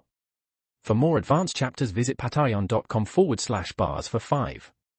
For $10 all advanced chapters. Chapter 17, HHES, Chapter 17. 675 words. The three were gathered before the gate, intending to push it open. Let's try opening the testing gate, Gunn says. Testing gate. Loki walks past Gunn, looking at the massive testing gate. There are 7 gates. Gate 1, 2 tons each side, 4 tons total. Gate 2, 8 tons. Gate 3, 16 tons. Gate 4, 32 tons. Gate 5, 64 tons. Gate 6, 128 tons. Gate 7, 256 tons. The trial gate is also called the Netherworld Gate. For those with ill intent, the Zoldyck Gate is indeed a gate to the Netherworld. Leah Rio approaches. To enter the Zoldyck estate, you must pass through these gates. The first gate is 4 tons. We've trained hard, and we should be able to open it today. Leah Rio looks at Loki, expecting a surprised reaction. Loki remains calm, his gaze steady, showing no surprise. You? Leah Rio says, frustrated. You're not surprised? A 4-ton gate. Since I'm here, I prepared. I know about the Zoldyck family and the testing gate. It's common sense to prepare information after becoming a hunter. Leorio's face twitches. Common sense. Loki ignores him and places his hand on the gate. This is a good test of his strength. Gunn and the others watch. Zebro, the gatekeeper, observes Loki. Based on this kid's earlier performance, he can probably open at least 2 gates. If he uses Nen, maybe more. Gunn and the others are curious. They haven't seen Loki's full strength. This is a chance to see his true power and how far they are from him. Leah Rio hopes Loki fails, allowing him to feel better about himself. Loki takes a deep breath. He won't use Nen, wanting to test his pure strength. He pushes. Boom boom boom. The gate opens instantly. It's not the first or second gate, it's the 4th gate. Gunn and the others are stunned. They expected Loki to open the first or second gate, but he opened the 4th, surpassing even Killua. Loki's strength is amazing, Gunn says, disheartened. He's still trying to open the first gate. This? No way. It's broken, right? Old man, is the gate broken? Leah Rio can't believe Loki's strength. Zebro is sweating. The trial gate never breaks. The only explanation is that he opened it with pure strength. Zebro wipes his sweat. That strength is on par with Master Zeno, only slightly weaker. Kurapika realizes Loki seems relaxed, as if he didn't use his full strength. He opened the 4th gate without using full power, meaning he has at least 64 tons of strength. Bang bang. Loki pushes again, opening the gates fully. The mechanisms inside make a loud noise. Kurapika believes Loki didn't use his full strength. Shall we go in? Loki asks. Gunn clenches his fist, smiling. No, I can open the gate myself. I want to enter Killua's house on my own, not relying on others. Okay. I'll wait for you on the other side. Loki enters. The gate slowly closes. Gunn sits down, breathing heavily. Loki is amazing. Kurapika nods. That strength isn't achieved through short-term training. He must have worked incredibly hard. I feel like a 12-year-old. Kids these days are terrifying. Leah Rio says. Gunn takes off his straps and stands before the gate. Gunn? Kurapika and Leah Rio exchange glances. Gunn pushes through the gate, falling to the ground. It hurts. We did it. Leah Rio and Kurapika hold the gate open. They only opened the first gate, but it's impressive, showing their talent and potential. Suddenly, a powerful aura envelops them. They feel immense pressure, their bodies trembling. They look ahead. Beyond the gate is a huge figure, the enormous hound, known as Mike. Even Gunn, who usually gets along with animals, feels terrified. He knows Mike can't be reasoned with. Its cold gaze is like unmelting ice. Mike bares its teeth, ready to attack. Loki stands 5 meters away, head down. His aura is even more terrifying than Mike's. Ants dare to stare at a lion? Foolish creatures. Underscore underscore underscore underscore underscore underscore underscore underscore underscore underscore underscore underscore underscore underscore underscore underscore underscore underscore. For more advanced chapters visit patreon.com/bars for 5. For $10 all advanced chapters. Chapter 18, HHES, Chapter 18. 847 words. Loki closes his eyes, slightly amused. He looks at Mike, a faint smile on his lips. Too small. Mike recoils, fear finally flickering in its cold eyes. Gunn is stunned. How? A terrifying creature is showing fear. Scram! Loki's voice, neither loud nor soft, explodes in their minds. Woof woof! Mike flees into the forest, whimpering in terror. A single sentence and a glance scared it away. Zebro, who had rushed in, stands there dumbfounded. He expected Mike to attack Gunn and the others, but instead, he witnessed this. Since becoming the gatekeeper, he's never seen Mike show any emotion towards anyone except the masters. A kid scared it away with a single sentence and a glance. What kind of terrifying kid is this? Zebro decides to report this to the butler. If this person is just a friend, it's fine. But if not, even the masters might struggle to deal with him. After Mike's retreat, Kurapika and Leorio help Gunn up. Are you okay, Gunn? Gunn shakes his head. They look at Loki, even more surprised than by his opening the trial gate. Scaring away a terrifying monster is more shocking.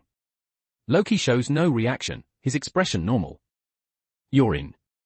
Let's go. Gunn nods. As they walk up the mountain, they replay the scene in their minds. The group remains silent. This is natural. Friends or enemies only exist when power levels are similar. They realize the immense power difference between them and Loki. This imbalance prevents them from interacting freely with Loki.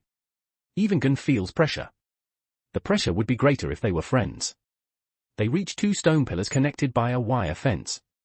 A girl in a tailcoat stands calmly between them, eyes closed, holding a cane. This is Canary, the Zoldic's apprentice butler. 2 figures rush down the mountain. Troublesome things keep happening. I finally got Killua home, a woman says. She's bandaged, wearing an electronic eye, and dressed like a European industrial-era noblewoman. She's Killua's mother, Kikyo, followed by her son, Kaluto. Father, what's going on? Guests? Are Killua's friends considered guests? What was father thinking? Mother, the butler said someone opened the 4th testing gate. Kaluto says. Kikyo's electronic eye glows red. That damn person made father bring them here. He wants to take Killua away. I won't allow it. Loki and the others see Canary. Gunn asks about Killua, but Canary asks them to leave. Father, why let Killua's friends in? In the Zoldyck family's residential area, numerous buildings are visible, the central castle being the most prominent. Other buildings range from ancient to modern styles. In the castle, Killua's father, Silver Zoldyck, questions Zeno Zoldyck. Silver knew about Gunn and the others' arrival from the butler's report, but he's still deciding what to do. This concerns Killua's future. He's deciding whether to keep Killua in the Zoldyck family, training him as a perfect assassin, or letting him experience the outside world, ultimately accepting his destiny as a Zoldyck. Before Silver decides, Zeno orders people to bring them in. Silver doesn't understand. Zeno usually doesn't interfere with Silver's children. This is unusual. Zeno sits on a golden dragon emblazoned chair, holding a golden cup. He squints at Silver. Killua's friends? What are you talking about, Silver? Didn't you order them to be brought in? Killua's friends. Zeno frowns. I ordered guests to be brought in, not Killua's friends. You handle Killua. I won't interfere. But the butler said you ordered them brought here. Silver calmly looks at Zeno. Kikyo heard and went down herself with Kaluto. I ordered guests, but not Killua's friends. Then who? Zeno puts down his cup. Someone opened the 4th trial gate.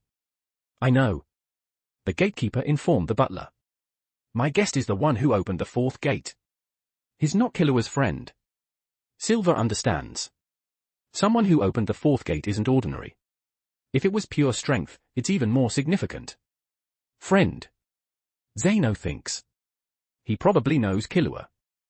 Killua might have met him during the hunter exam. Whether they're friends is uncertain. Father wouldn't call him a guest just for opening the gate. Why? Zeno stands, hands behind his back, glancing at Silver. Netero's disciple. Is that reason enough? Silver is stunned. Even though Zeno interfered, Silver remained calm. But now, he's surprised. Father, are you serious? Of course. Would I joke? Zeno explains Netero's importance and their past relationship. Even Zeno was held by Netero as a child. The Zoldycks know Netero better than the Hunter Association. He's a living legend. What kind of person would impress him? Silver touches his chin. Netero taking a student. I want to see who impressed him. Silver smiles. If Killua's friend is that person, it's acceptable. Even in the Hunter Association, Netero taking a student is shocking. For Zeno and Silver, it means Netero is training his successor. The student must reach Netero's level. What kind of talent would make Netero so certain? It must be far beyond genius. Seeing Silver's serious expression, Zeno continues. Underscore underscore underscore underscore underscore underscore underscore underscore underscore underscore underscore underscore underscore underscore underscore underscore underscore underscore. For more advanced chapters visit patreon.com/bars for 5. For $10 all advanced chapters. Chapter 19, HHES, Chapter 19. 721 words. Netero asked me to teach this kid a lesson, Zeno said. Father will do it. Silver stared at Zeno, slightly dazed. Zeno nodded. Father's involvement, who is he? An ordinary kid from a small place, Zeno said, squinting at Silver. About Killua's age. What? Father, did you say? Killua's age. Silver hadn't paid attention when Zeno called him a kid, as Zeno might call a 30-year-old a kid. But this kid is actually a kid. Silver stared at Zeno, stunned. Netero taking a student is surprising, especially a 12-year-old, indicating immense potential. It's even more incredible that Zeno needs to deal with this kid. After the surprise, Silver became interested in Loki. Father, what's Netero's purpose? Netero's purpose is easy to guess. Geniuses grow faster but are more prone to arrogance. That old geezer probably wants me to teach his new disciple a lesson. Silver smiled, his eyes turning cold. Then let me test the Hunter Association chairman's disciple. This proposal made Zeno look at Silver intently. Zeno sensed Silver's ulterior motives. He waved his hand. Go. Bring him before me. Let's liven up my old bones and get that old geezer's money. Silver was surprised. He's paying. HMPH. Does he think he can order me around without paying? But this task is more tiring than killing someone. I have to teach the kid a lesson without injuring him. Otherwise, Netero will come looking for trouble. This was both a complaint about Netero and instructions for Silver. Zeno didn't want Silver to injure his disciple. Silver nodded, understanding. He left. Netero's disciple, troublesome. My old bones have to be bothered. As he spoke, a fierce light shot from Zeno's eyes, and not the gaze of an aging man. Down the mountain, after arguing with Canary, Gun's temper flared. Canary drew a line on the ground. Cross this line, and I'll attack. Please leave. Gun stared at Canary. Leo Rio and Kurapika were about to speak, but Gun stopped them. With a cold face, Gun walked towards Canary. This is a familiar scene. Gun and Killua's friendship is enviable. But Loki felt this resembled a rich girl falling for a poor boy. He didn't want to waste time. Completing the system mission and getting the reward was his priority. He stopped Gun. Gun, wait! A bright smile appeared on Loki's face. His calm tone didn't waver. But this expression and tone made Gun feel like a huge mountain appeared before him, unable to resist. Loki's words carried irresistible authority. After stopping Gun, Loki turned to Canary, still smiling faintly, and walked forward. The wind shifted. A sudden gust of cold wind blew, spreading a chilling feeling. This person. Canary's eyes widened. She gripped her cane. Should I attack? Standing on the line Canary drew, Loki's white cloak billowed in the wind. His calm gaze fixed on Canary. Why can't I move? Canary sweated, her eyes trembling. She wanted to attack but couldn't. It felt like being in a whirlpool, her strength drained. This was due to Loki's imposing aura and his nen. Loki's Nen enveloped Canary, using in, making her unaware of the Nen vortex. Tap tap. Canary, unable to withstand Loki's presence, staggered back. Her breathing quickened, sweat on her forehead. I'm no match for him. If I attack, I'll die. Loki's smile was no longer warm but chillingly cold. The killing intent was palpable. This wasn't just felt by Canary. Gun and the others felt the oppressive atmosphere. If Loki targeted them, they'd feel the same. Kikyo and Kaluto rushed down, seeing Loki and the others. They were close, but Kikyo stopped, Kaluto behind her. Mother! Kaluto looked at Kikyo. Kikyo gazed into the distance, seeing a terrifying Nen surge. This is Killua's friend. The Nen surge disappeared quickly. Kikyo looked ahead. With Killua's strength, he can't handle this person. This person can't stay near Killua. She started walking, but her electronic eye flashed. Husband, I? What? Why? What? No. I won't allow Killua. Silver coldly interrupted. Come back. Don't interfere. Beep beep beep. The call ended. Kikyo's bandaged face twisted, veins bulging. Mother! Kaluto was worried. Let's go back. Kikyo turned and ran. Everyone, this is the crucial time to train Killua. Mother, will Killua be taken away? Underscore underscore underscore underscore underscore underscore underscore underscore underscore underscore underscore underscore underscore underscore underscore underscore underscore underscore. For more advanced chapters visit patreon.com/bars for 5. For $10 all advanced chapters. Chapter 20, HHES, Chapter 20. 1,223 words. Kikyo stopped abruptly, spun around, grabbed Kaluto by the throat, and glared at him with a grim expression. No one will take Killua away from me. No one. Mother. Mother.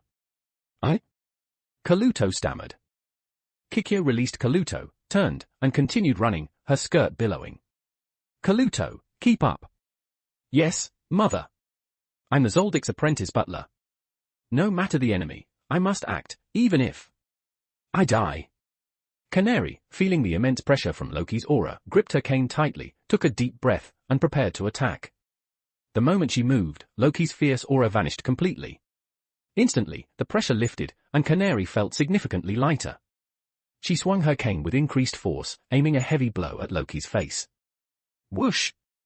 Just as Canary's cane was about to strike Loki, a flash of light suddenly appeared from a corner, impacting Canary's hand. Bang! Canary fell to the ground. Her cane spun through the air, landing far away, embedded point first in the earth. The crystal on the cane reflected the sunlight, creating a multicolored gleam. Loki looked down at the fallen Canary. Impressive resolve. That was Mr. Goto, Canary said, looking aside. Goto, the butler, stood in the distance, adjusting his glasses. Canary, you can't be rude to the master's guest. Bring them in. Yes, Mr. Goto. Gun and the others approached. Loki, are you all right? Loki nodded, acknowledging Kurapika's concern. He started walking towards Goto, who was bowing to them. Mr. Goto's technique is quite interesting. You must be Mr. Loki, the master's guest. Mr. Loki's presence is truly astonishing. Even from a distance, it's palpable. Compared to such talent, my skills are insignificant, Goto said, glancing at Gun, Kurapika, and Leorio. His gaze towards the three was distinctly unfriendly. Goto led them towards the butler's room. Minutes earlier, Master Silver had contacted Goto, instructing him to greet the guests and escort them upstairs. Goto, though puzzled, carried out Silver's orders. However, as a butler, he needed to anticipate his master's intentions. Silver's instructions implied a desire to test the guests before bringing them upstairs. Goto was quite pleased with this prospect. Please rest here for a while, it's almost lunchtime, Goto said. The journey to the top will still take some time, so please have your meal here. Goto led Loki and the others to a spacious garden outside the butler's room. The garden wasn't large, perhaps half the size of a soccer field. It was planted with unusual flowers and plants, some were in bloom, displaying a vibrant array of colors. The garden was surrounded by a wooden fence, with lush trees overhead providing shade from the sun. Sunlight filtered through the leaves, creating dappled patterns on the ground, providing pleasant illumination without being harsh. The garden was clearly meticulously maintained. A white-clothed table stood in the center of the garden, upon which a refined meal was elegantly arranged. The clean cutlery gleamed under the sunlight. For comfortable chairs with soft cushions were placed around the table. Loki had never experienced such refined living. Gottor's arrangements brought smiles to Gunn and the others' faces. Gottor projected an image of an excellent butler, leaving a good impression on them. As they sat down to enjoy the exquisite meal, a butler, with a white napkin draped over his arm, stood attentively nearby, providing impeccable service.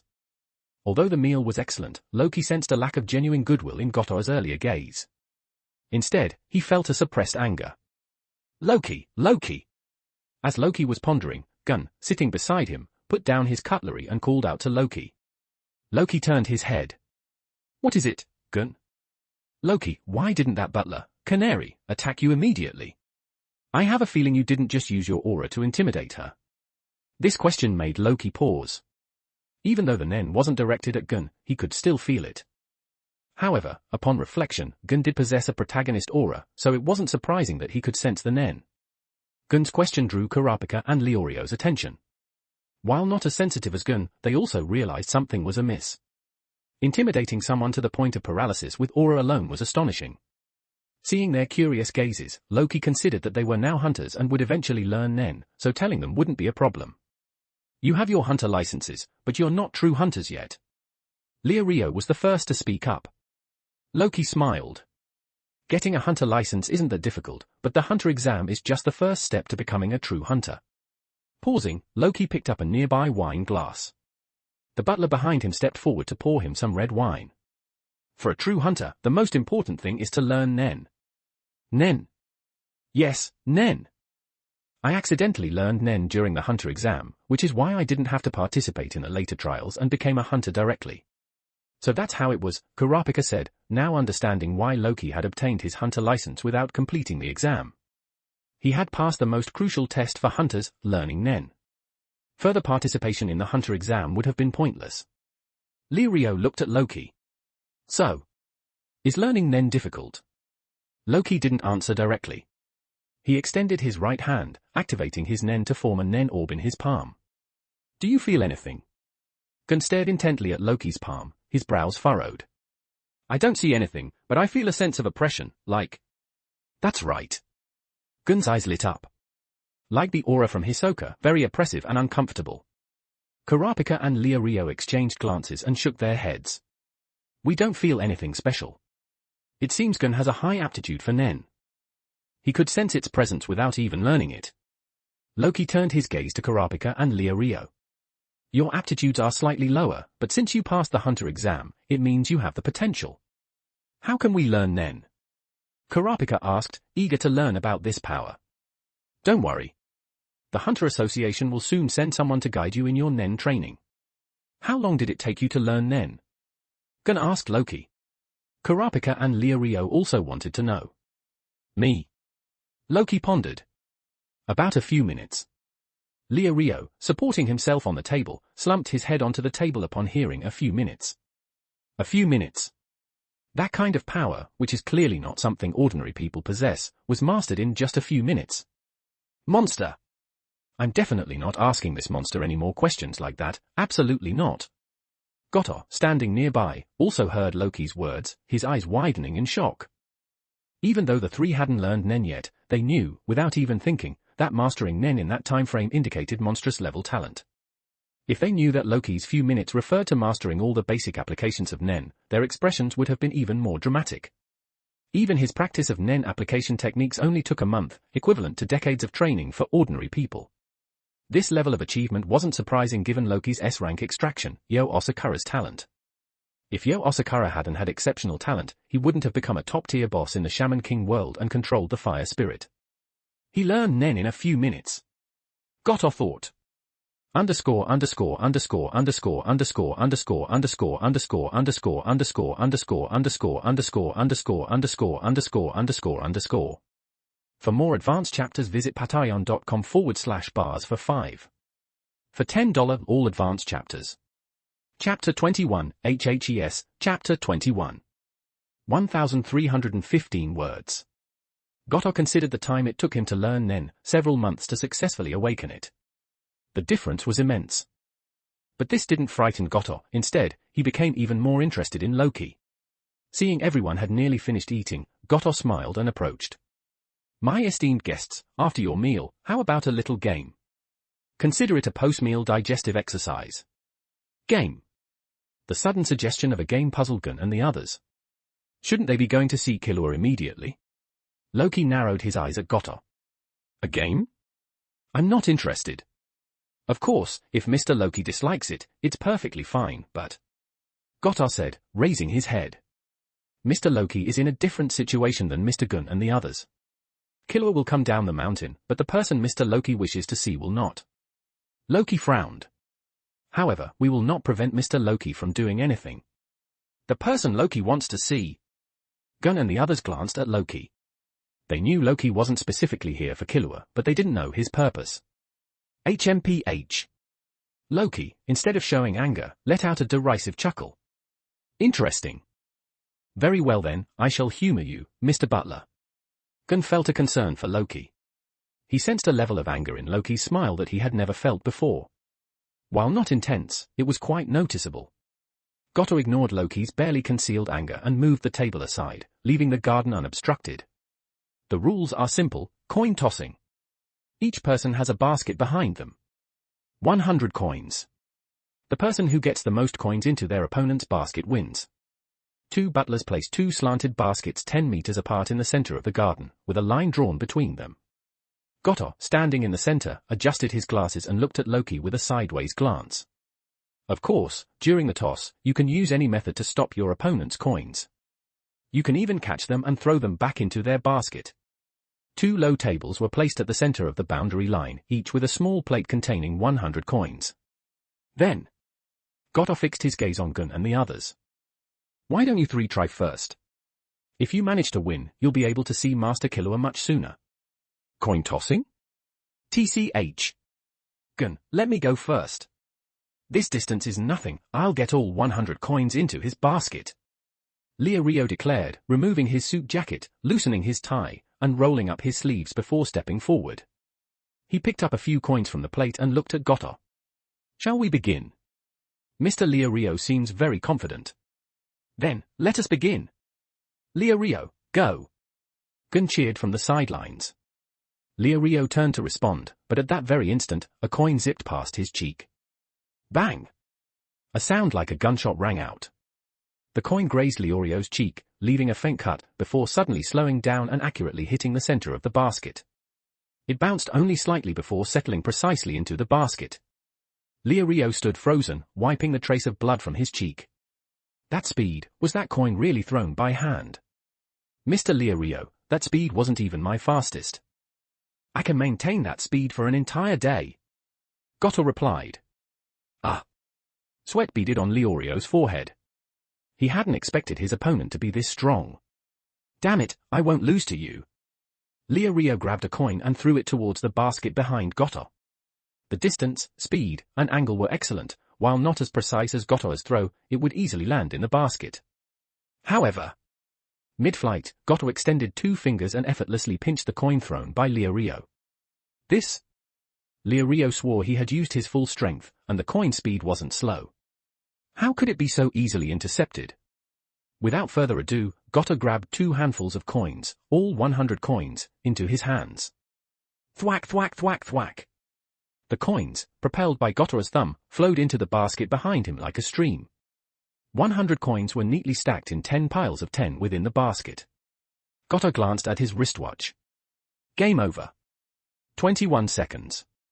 Unfortunately, Mr. Rio, you're out. Rio's remaining coins tumbled to the ground, scattering everywhere. His face pale, he slowly moved towards the sidelines. Gun and Kurapika stared at Goto for a few seconds before approaching Rio. Rio. Faced with an insurmountable difference in strength, Gun didn't know how to comfort Rio. Kurapika clenched her fists tightly. Damn it! Is this guy really just a butler? How can he be so strong? Even someone like that isn't a match for him. How am I supposed to get revenge on the Phantom Troop? Then, it's my turn next. Loki declared, rising to his feet and walking towards the center of the arena with a smile. Mr. Loki, you intend to make your move so quickly? Wouldn't you like to observe a little longer? Goto asked. His reason for letting Gun and the others go first was to demonstrate his abilities to Loki. Even though Loki seemed strong to Goto, he was still just a child. Goto didn't want to take advantage of a child. Unnecessary. That level of ability is wholly insufficient. Loki stated directly, making it clear that he didn't need to observe Goto's abilities to defeat him. Is that so? Mr. Loki seems very confident. Then, let's begin. Very well. Let's begin. After those words, Loki simply remained where he stood, showing no intention of picking up his own coins. Gun and the others stood to the side, watching Loki's inaction, unsure of his plan. After witnessing Goto's coin-throwing speed, which was almost as fast as a bullet, they began to feel worried. Your control is quite remarkable. You unleashed considerable power yet managed to precisely deactivate your ability just as the coin landed in the basket, Loki observed. If Goto couldn't do that, the baskets wouldn't be able to withstand the impact of so many coins. The coin's initial speed and power were enough to pierce the baskets, yet he reduced their impact in the final few meters to a level the baskets could withstand. This required not only Nen power but also incredibly precise control. Mr. Loki, are you intending to let me make the first move? Goto asked. Correct. You stated the rules. I don't believe I need to use my own coins, Loki replied. Goto's eyes narrowed sharply, veins bulging on his face. Excellent. He grabbed a handful of coins.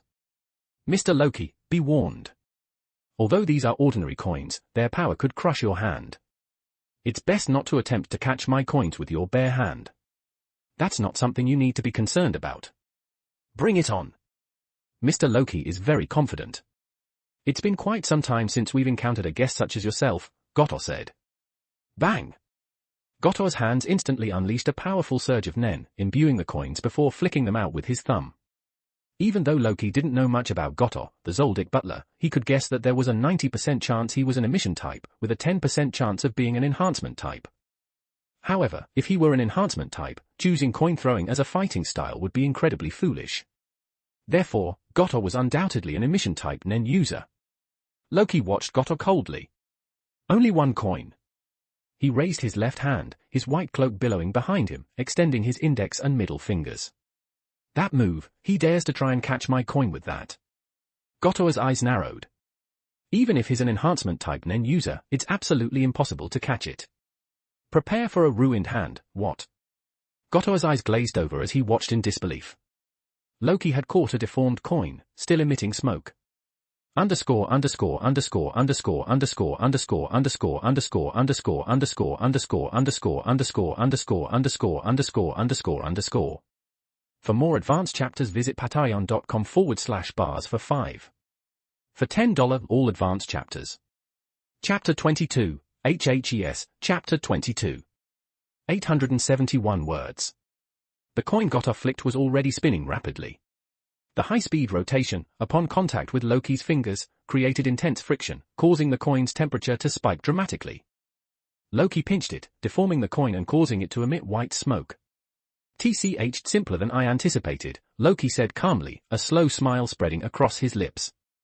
What was that speed? Did you see it, Gun? Karapika asked, beads of sweat forming on her forehead. They couldn't see when Goto threw the coin or when Loki caught it. Gun, also sweating, shook his head.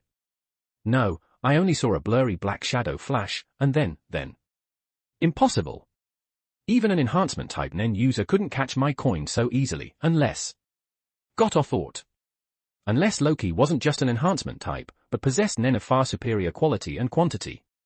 Goto's expression changed completely, his gaze filled with terror. He caught Mr. Goto's coin. How?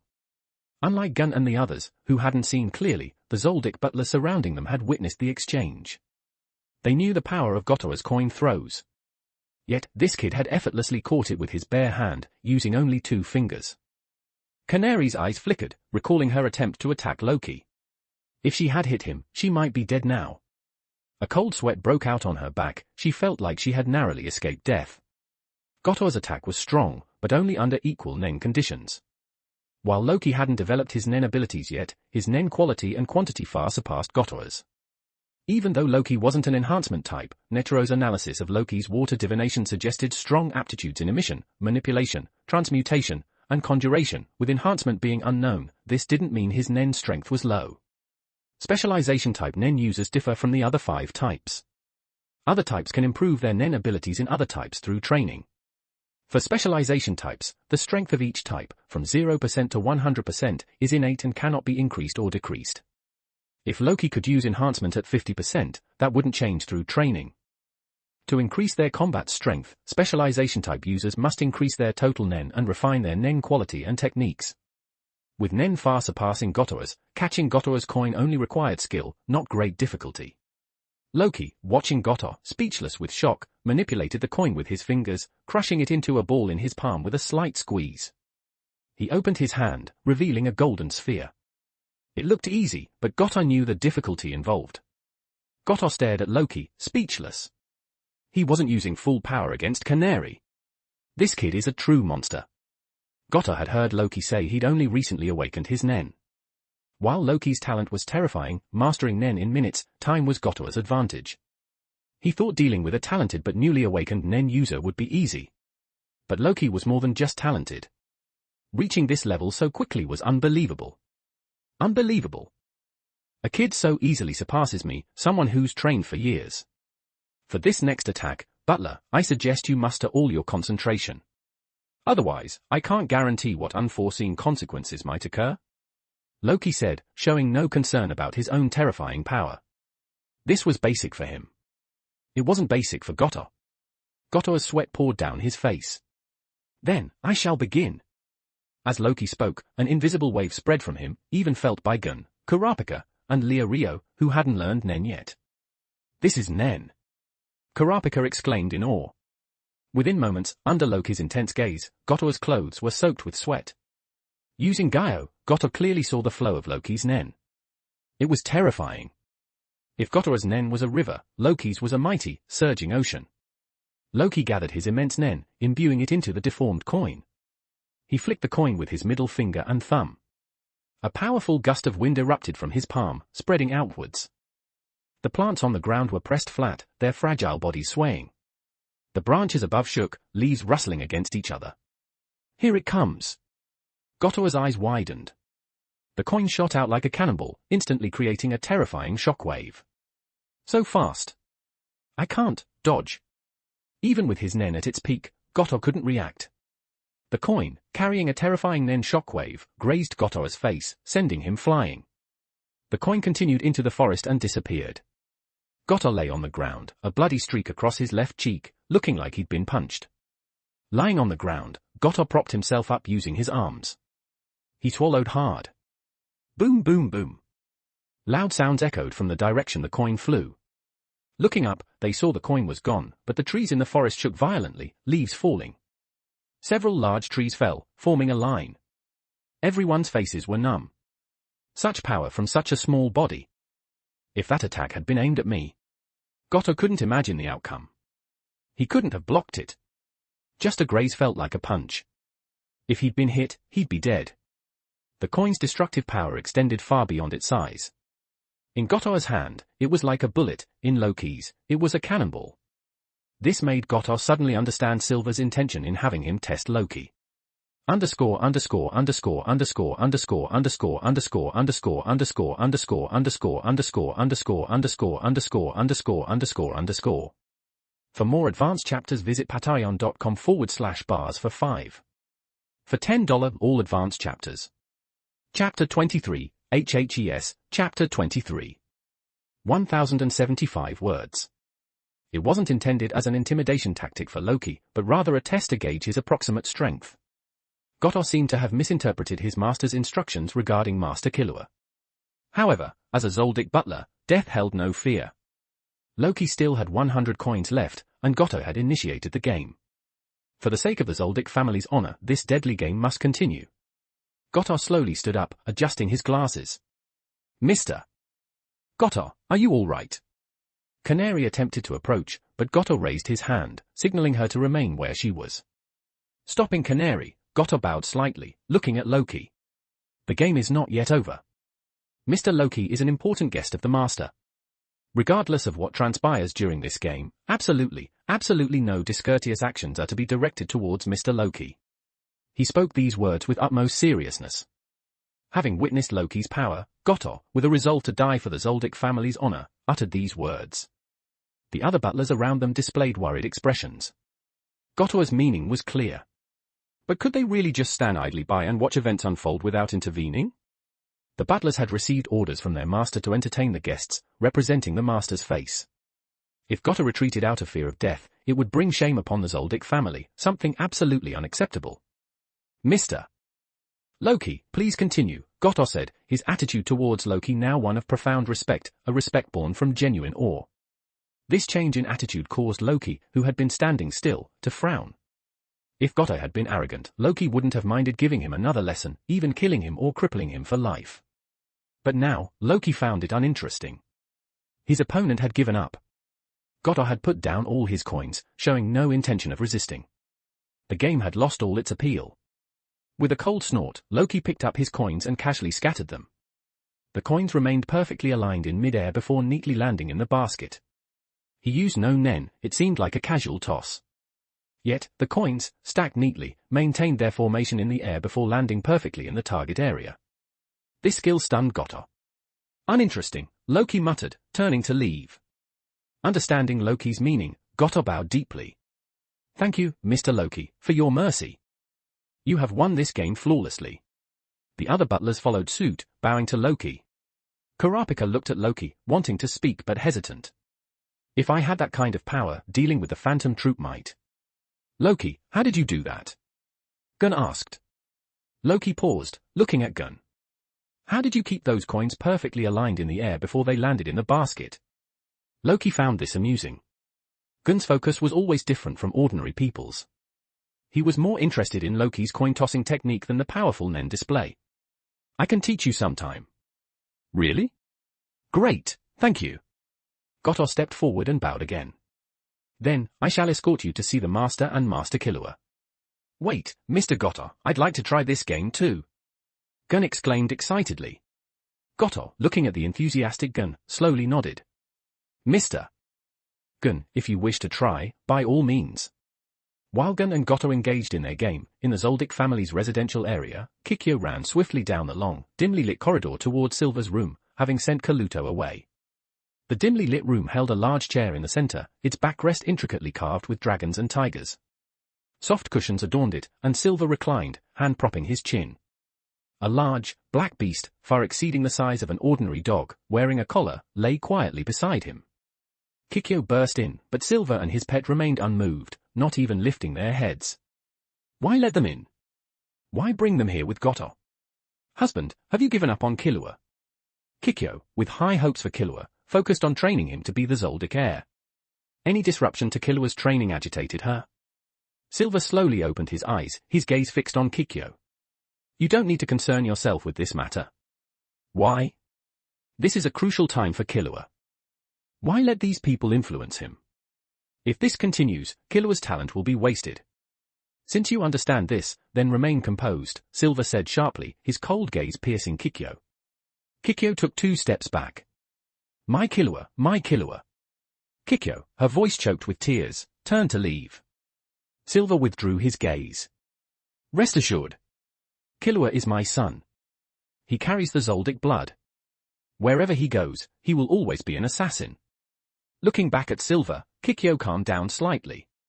Is a heartless assassin truly perfect? Silver smiled. A machine-like assassin isn't the perfect assassin. Experiencing emotions, friendship, etc., and returning to the Zoldyck family will make Killua the perfect heir. It's like achieving supreme detachment. How can one achieve detachment without experiencing the best of love? Kikyo didn't understand. Regardless, I won't let Killua be taken away by his so-called friends. HMPH. Silver nodded. If you can, try to stop Killua. Kikyo rushed towards Killua's cell. Killua's siblings were torturing him. They mentioned Gun and the others. Killua, previously unresponsive, broke free of his chains, his emotionless gaze fixed on his siblings. If you touch them, I'll kill you. Kukuru Mountain, despite its ominous name, has beautiful scenery. A butler led Loki and the others into the Zoldyck family's residential area. The plants and buildings had a dark, gloomy atmosphere. But Loki found it interesting. He never thought the plants from fairy tales actually existed. Dried branches held ghost-like flowers, emitting a dark red glow. The scenery here is quite nice. Worthy of a wealthy family, Loki remarked. Kurapika and Leorio looked around. The dark undergrowth seemed to conceal strange creatures. The cawing of crows added to the atmosphere. It wasn't what they'd call nice. Does Loki have a different sense of aesthetics? He calls this nice? Leorio thought, not daring to speak. The atmosphere was oppressive, like a ghost town. Kurapika felt uneasy. Only Gunn agreed with Loki. Yeah. Killua's home is so interesting. If Killua didn't hate it, I'd want to stay here and explore Kukuru Mountain. Leorio and Kurapika stared at Gunn. Do you two have a different understanding of nice and interesting? As Loki and the others ascended the mountain, Gotta contacted Silver. Master. How did it go? Silver asked. Underscore underscore underscore underscore underscore underscore underscore underscore underscore underscore underscore underscore underscore underscore underscore underscore underscore underscore. For more advanced chapters visit patreon.com/bars for 5. For $10 all advanced chapters. Chapter 24, HHES, Chapter 24. 923 words. Gotta reflected on his earlier assessment. Master Killua's friends are quite talented, but not particularly strong. One of them, a boy named Gunn, is around the same age as Master Killua, and his talent is quite exceptional. And what about the kid I asked you to observe closely, Loki? At this point, Goto's expression turned serious. Goto's serious expression and tone turned grave. Master, if Mr. Loki harbors any hostility towards the Zoldyck family, it will present a considerable challenge. Silver hadn't expected even Goto to give such an assessment. A considerable challenge? Silver wouldn't have cared if another butler had said this, but Goto was different. Goto understood the Zoldyck family's strength. For a butler who knew this, to give such an assessment meant Loki's strength was at least on par with his. Even if there was a difference, it wouldn't be significant. Goto's assessment was carefully considered. First, Loki's displayed strength far surpassed his own, and the amount of nen he unleashed was astonishing, and that was just an instant burst. It wasn't his full power. Therefore, Goto concluded that Loki's total nen capacity likely exceeded Illumi's and might be below Silver's. More critically, Loki hadn't shown his abilities. Nen strength is important, but how a nen user develops their abilities is even more crucial. A powerful ability can compensate for a large gap in raw strength. Goto's assessment was logical. Is that so? Silver was surprised, but then remembered Zeno mentioning Loki being Netero's disciple. Considering that, someone Netero chose having this level of strength was normal. Master, is likely an enhancement and transmutation type nen user, Goto continued. Loki's ability to catch his coin barehanded required enhancement type strength and transmutation type control over nen changes. Goto could only make limited judgments based on Loki's single action. I understand. If Killua leaves, regardless of who orders you to follow him, do not go. Yes, Master. After hanging up, Goto felt a pang of reluctance. Killua was leaving again, and Goto sensed he might not return for a while. Master Killua, though you carry the Zoldyck blood, I hope you find your own path in life. From the butler's room to the Zoldyck family's residential area wasn't far as the crow flies, but the winding path made the distance considerable. Loki didn't mind the extra time, the scenery was nice. Kurapika and Leorio, however, found the endless winding path, the gloomy surroundings, and the oppressive atmosphere quite unpleasant. In the Zoldyck's torture chamber, Miluki panted.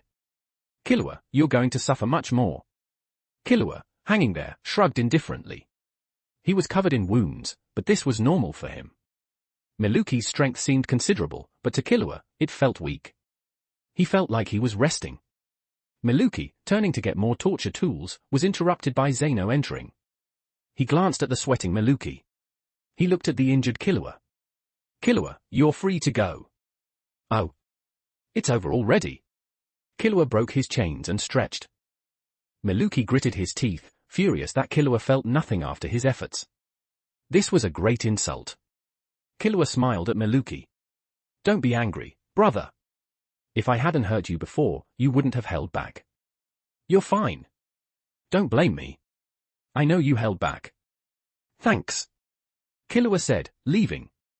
Zeno looked at Killua. Silver wants to see you. Go. Got it. Killua left, leaving Zeno and Miluki. Miluki was furious. Grandpa and father spoil him. He's not an assassin anymore. Zeno sighed. Miluki, what do you think of Killua? Killua. Miluki, calming down, said, he's exceptionally talented, but that's why he needs stricter training. He shouldn't be allowed to. Zeno ignored the rest. Silver wants Killua to meet Netero's disciple to create pressure. Creak. Father. Killua opened the door. Silver, sitting cross-legged, opened his eyes. Did you meet anyone interesting? Father, you mean Gun? Silver gestured for Killua to sit. Tell me about your friends. Killua nodded, awestruck that Silver cared about his friends. He felt uneasy, but the conversation shifted to Gun, and Killua's mood improved. He smiled more when talking about Gun. Silver noticed this. This smile was unusual for Killua, who'd received assassin training since childhood. Killua had lost his assassin persona and become an ordinary boy. Father, I never thought we'd pass the hunter exam that way. Gun always has unique ideas, breaking the rules is so interesting. Besides Gun, do you have other friends? 2 more companions. We don't talk much, but they're friends. What are their names? Kurapika and Rio. Silver paused. Only 2. There's one more, around my age. I don't feel close to him, but we talked. We know each other. What's his name? Silver's eyes narrowed. Loki. Is there anything unusual about him? Killua nodded. His father understood him well. Loki, he seems extraordinary. Even when talking to him, he doesn't seem distant, but it's hard to feel closeness. Silver nodded. I understand. Similar to Illumi, easy to talk to, but hard to become friends with. Yes, exactly.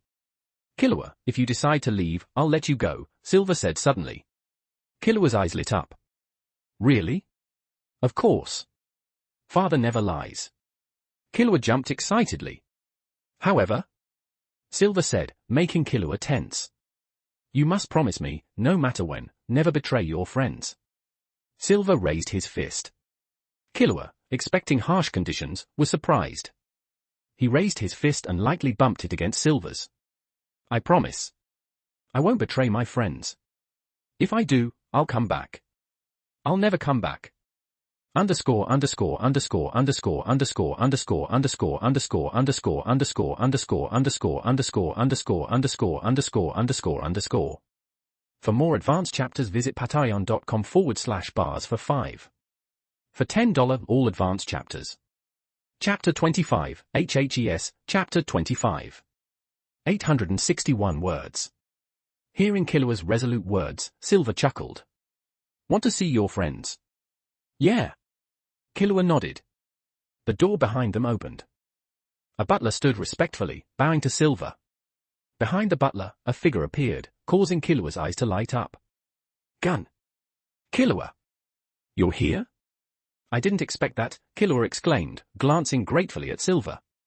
The Zoldyck family's residential area was never open to outsiders. Those who entered were either guests or enemies. Silver bringing Gun here meant he intended to let Killua leave, no longer restraining him. Silver smiled at Killua's happiness. If he can be with his friends, that's good. But you'll come back, Killua. You're my son. Silver casually glanced at Gun. He was talented, on par with Killua. He was a good friend. He then looked at Kurapika and Rio. Unlike Gun, they couldn't ignore Silver and rush to Killua. Silver's presence alone made them feel threatened. The pressure intensified with their fear. Finally met the master, Loki said, breaking Kurapika and Rio out of their fear. They felt relieved. Loki's aura shielded them from Silver's pressure. So this is Netero's disciple. Silver's gaze shifted to Loki. They sized each other up. Mr. Loki, is it? Silver spoke first, his calm tone exuding confidence. As the current head of the Zoldyck family, he was among the strongest in the hunter world. Loki felt Silver had seen through most of his secrets. His 10 is far beyond what a child should be capable of. Silver thought, outwardly calm but inwardly surprised. Loki was Killua's age, yet stronger. His carefully trained son had been surpassed by a peer. While it was unlikely there was another child Killua's age who could match him, this gap was still astonishing. Even Silver, who'd seen many talented individuals, was impressed. Loki's naturally refined Ten was far beyond what most Nen users could achieve. People emit aura before awakening Nen, but it's different after awakening. You can tell if someone's a Nen user at a glance. Loki's aura was hard to distinguish. This was the difference between Loki and other Nen users. You could see a lot from his Ten. Killua noticed Loki. He was surprised. Loki? You're here too? No, I was coming here to see someone and ran into Gun and the others. Killua thought Loki had come for him. If so, they could become closer friends like him and Gun. But Loki's words changed his mind. Killua was puzzled. You're here to see someone? Who? Your grandfather, Zeno.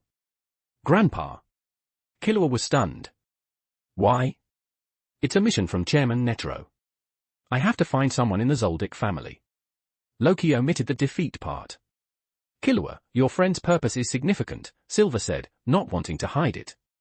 He drew everyone's attention. He's challenging your grandfather. Killua was angry. He wouldn't let anyone look down on the Zoldicks. Loki was challenging them.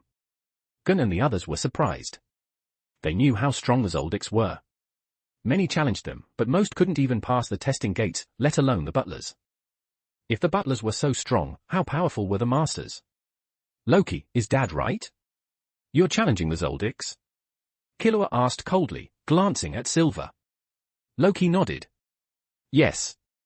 HMPH. To challenge the Zoldicks, you must defeat me first. Silver smiled, seeing Killua's initiative. Good. He's my son. Killua seemed embarrassed. Loki looked at Silver, ignoring Killua. Silver smiled. Since you want to see my father, prove yourself. After Killua, it's my turn. I want to see what's special about the person the Hunter Association chairman chose. Father, I can handle this myself. Killua, don't underestimate your opponent. He's stronger than you are now, Silver said, making Killua's face darken. I'll prove it. Loki looked at Killua and Silver, thinking the reward was insufficient. He wasn't worried about Killua, but Silver and Zeno were formidable opponents. The reward of one A-rank lottery seemed unreasonable. Before Loki could understand the system's criteria, they reached the Zoldyck training grounds. The Zoldyck training grounds were in an underground space as large as a stadium. The financial and material resources required were immense. Only the Zoldicks could afford such extravagance. Killua, Loki isn't here to kill your grandfather. Don't kill him, Silver said, hinting at the relationship between Netero and Zeno. This reduced Killua's hostility. He might have thought Loki was using the Zoldicks for fame. I understand, father. Killua took off his jacket and stood in the center. Loki stood opposite him. Killua was determined, and Loki didn't refuse.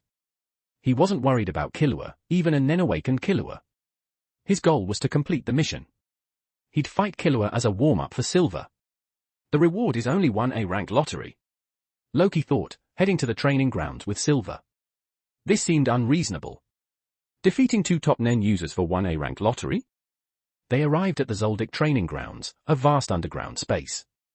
Killua, though Loki is challenging the Zoldicks, is not here to kill your grandfather. Don't kill him, Silver reminded Killua. I understand, father. Killua took off his jacket and stood in the center. Loki stood opposite him. Underscore underscore underscore underscore underscore underscore underscore underscore underscore underscore underscore underscore underscore underscore underscore underscore underscore underscore. For more advanced chapters visit patreon.com/bars for 5. For $10 all advanced chapters. Chapter 26, HHES, Chapter 26. 758 words. The victor will be determined by the Heaven Arena's scoring rules.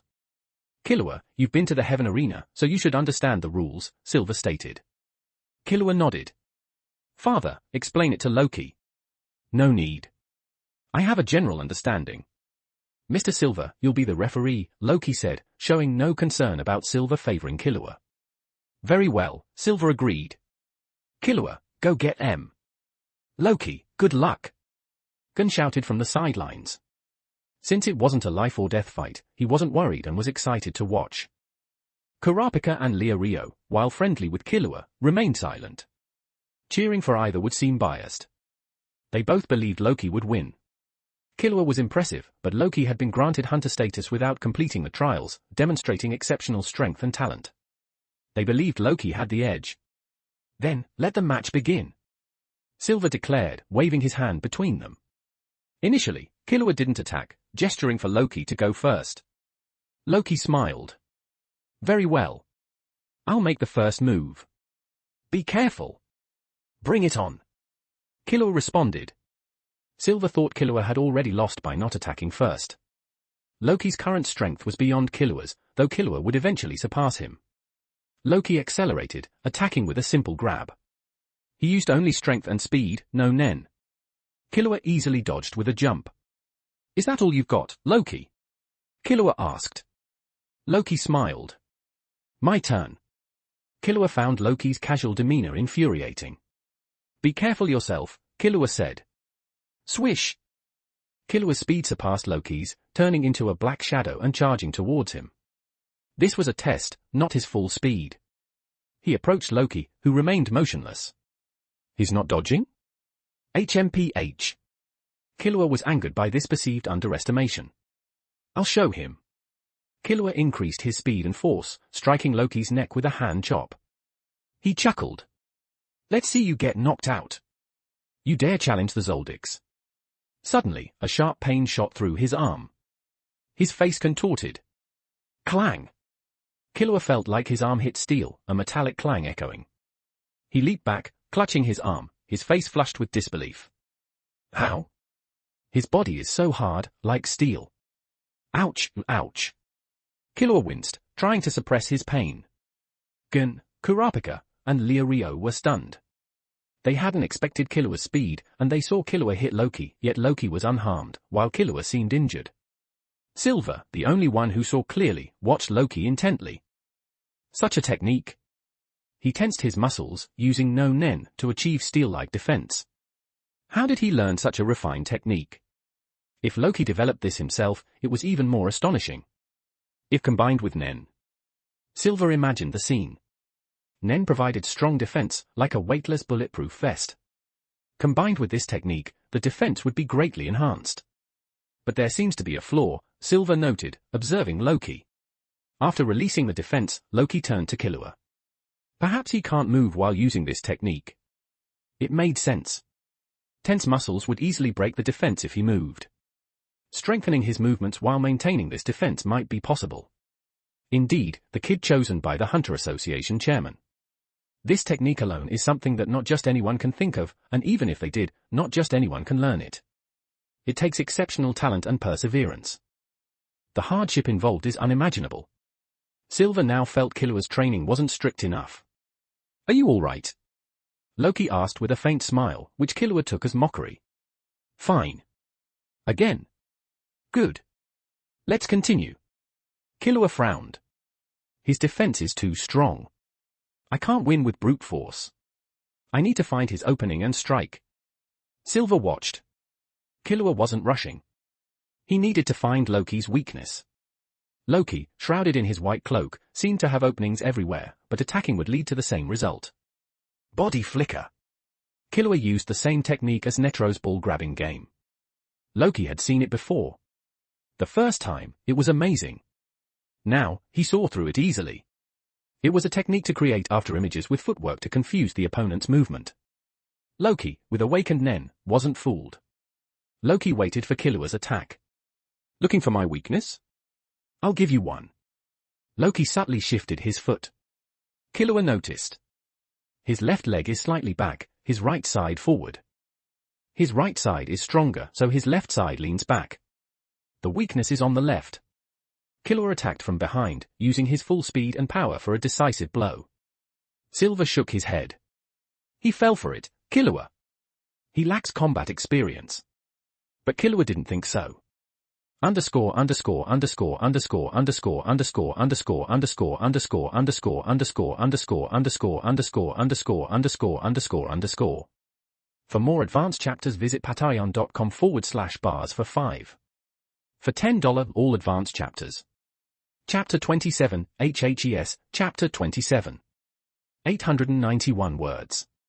I'll defeat you in one blow, Loki. Killua raised his fist, refraining from using his retractable claws to minimize the risk of injuring Loki.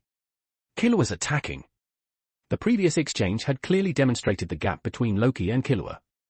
Gun was worried about Killua's attack, his intuition told him it wasn't the right moment. However, Killua had silently transformed into a shadow, appearing from Loki's left rear. He unleashed a powerful punch aimed at Loki's neck. While he'd been tricked by targeting the back of Loki's neck before, the neck remained a vulnerable point. Killua's killing intent erupted. In a flash, Killua's fist was caught. A large fist appeared before him, pressing against his forehead. His eyes widened in shock. That speed, how is that possible, damn it?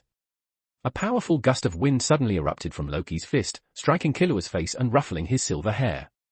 The force of the wind was so strong that if Loki hadn't been holding his fist, Killua would have been blown away. If that punch had landed, it would have instantly knocked him unconscious. I lost. Killua couldn't believe he'd lost so easily. He'd expected to lose, but not this quickly. Ignoring Loki's earlier perfunctory attack, he'd been defeated in a single blow. He couldn't accept this. He felt his power wasn't that far below Loki's. Killua stammered. Loki released Killua. Everyone watched silently as Killua's expression left Gun and the others unsure how to comfort him. Killua was strong, and Kurapika and Rio admired his power. But against the unfathomable Loki, even Killua lost swiftly. They wondered about Nen's power. Even a monster like Killua could be defeated so easily. Rio was amazed by Nen's power, while Kurapika desperately wanted to learn it. They didn't know Loki hadn't used Nen.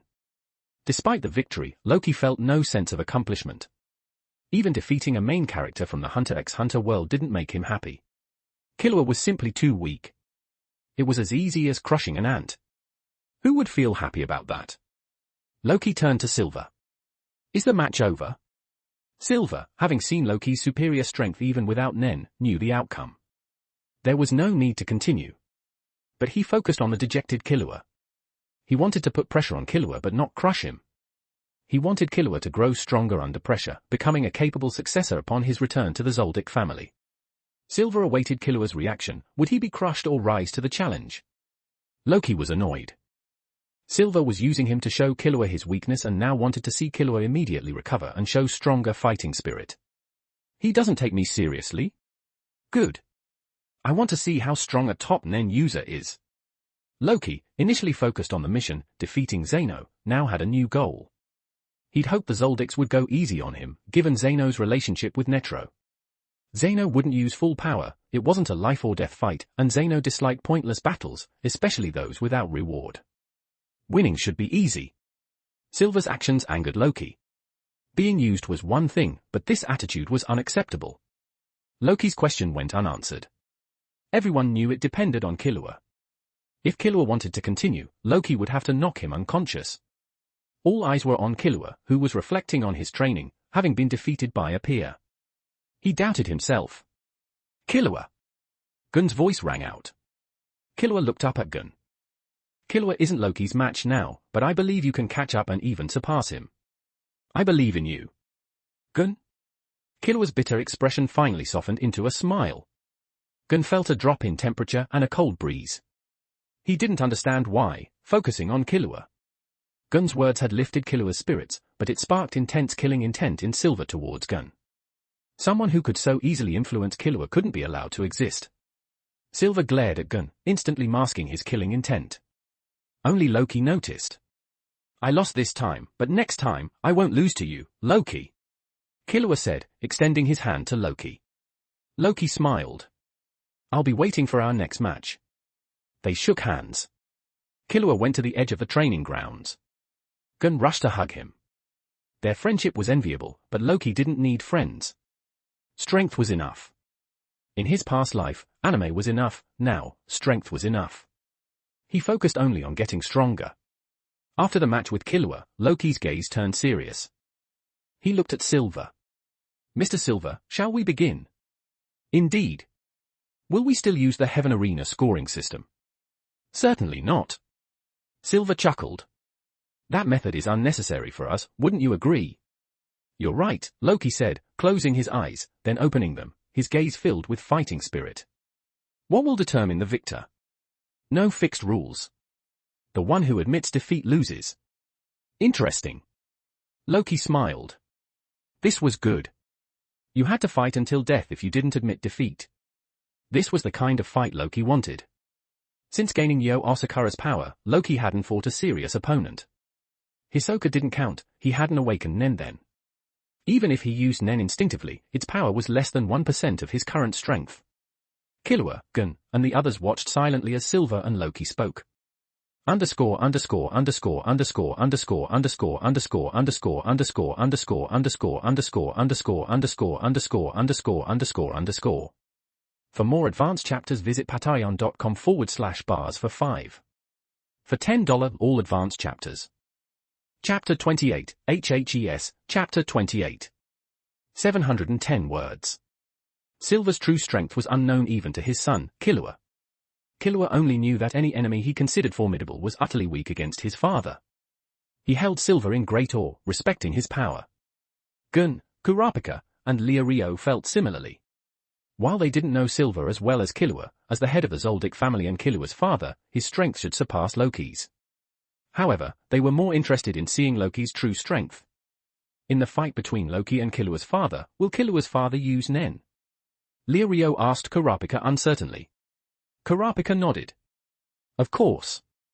Even the Zoldyck butlers, the Zoldicks, as masters, must use Nen. Nen? What's that? Killua asked, turning to them. Leorio and Kurapika were surprised. Killua doesn't know. Gun asked, equally surprised. They assumed Killua knew about Nen but hadn't learned it yet. They were wrong. Killua became annoyed. Tell me. What's Nen? I've never heard of it. Kurapika explained, and Gun added some details. Killua realized, you mean Loki uses Nen? Did he use Nen to defeat me? Probably, Kurapika replied uncertainly. They weren't sure if Loki had used Nen. Gun wanted to tell Killua he hadn't sensed anything unusual from Loki, suggesting he hadn't used Nen. But seeing Killua's newfound excitement at the possibility that Loki used an ability he didn't know, Gun decided against it. Let's pretend I don't know, Gun thought. What's wrong? You seem strange, Killua said, turning to Gun. Nothing, Killua. You're imagining things. Watch Father and Loki's fight. Gun stammered, his lie unconvincing. Killua, sensing no malice, let it go. Gun finally focused on Loki and Silver. Boom! An inexplicable wave erupted, creating a powerful storm in the underground space. The wind from both men clashed. Invisible waves spread beneath their feet, creating a violent wind. Even at the edge of the training grounds, the four felt immense pressure. They felt a strange weight on their chests, making it difficult to breathe. Such powerful aura. This is Loki's true strength, Killua thought, realizing Loki hadn't been serious before. The aura was as strong as his father's. He wasn't serious before. Damn it, the gap is so huge. Killua clenched his fists. Gun gripped his backpack straps tightly, his forced calmness betraying his inner turmoil. Before the fight began, the clash of auras created a terrifying spectacle. Gun, Kurapika, and Leorio had never seen anything like it. This was beyond their comprehension. Gun watched intently. They moved. Leorio exclaimed. Everyone focused. Loki moved first, Nen erupting beneath his feet. Using Ken, he moved so fast that Silver was startled. His speed created a whooshing sound from air friction. A faint afterimage rushed toward Silver. To Gun, Killua, and the others, Loki had teleported. Killua's sweat beaded on Killua's forehead. Loki punched, Nen gathering on his fist. Silver gathered Nen in his left hand. Their fists collided, their Nen clashing violently. Neither moved. Loki kicked with his left leg, Silver countered with his right. Nen flowed rapidly, gathering at the point of impact. They used Ryu. Bang bang bang bang. Numerous air blasts echoed in seconds. Invisible waves spread outwards, like ripples in water. While not as powerful as the aura clash, the shockwaves from their blows spread outwards. Loki's cloak billowed, Silver's silver hair surged. Loki grabbed Silver's right fist with his left, and Silver grabbed Loki's right fist with his left. They stood still, their Nen clashing. The power was even more terrifying. This is a Nen user's fight. Leorio's suitcase fell. He was still reeling from the speed and power. They had moved and attacked too quickly to see clearly. The wind from their clash blew past their faces.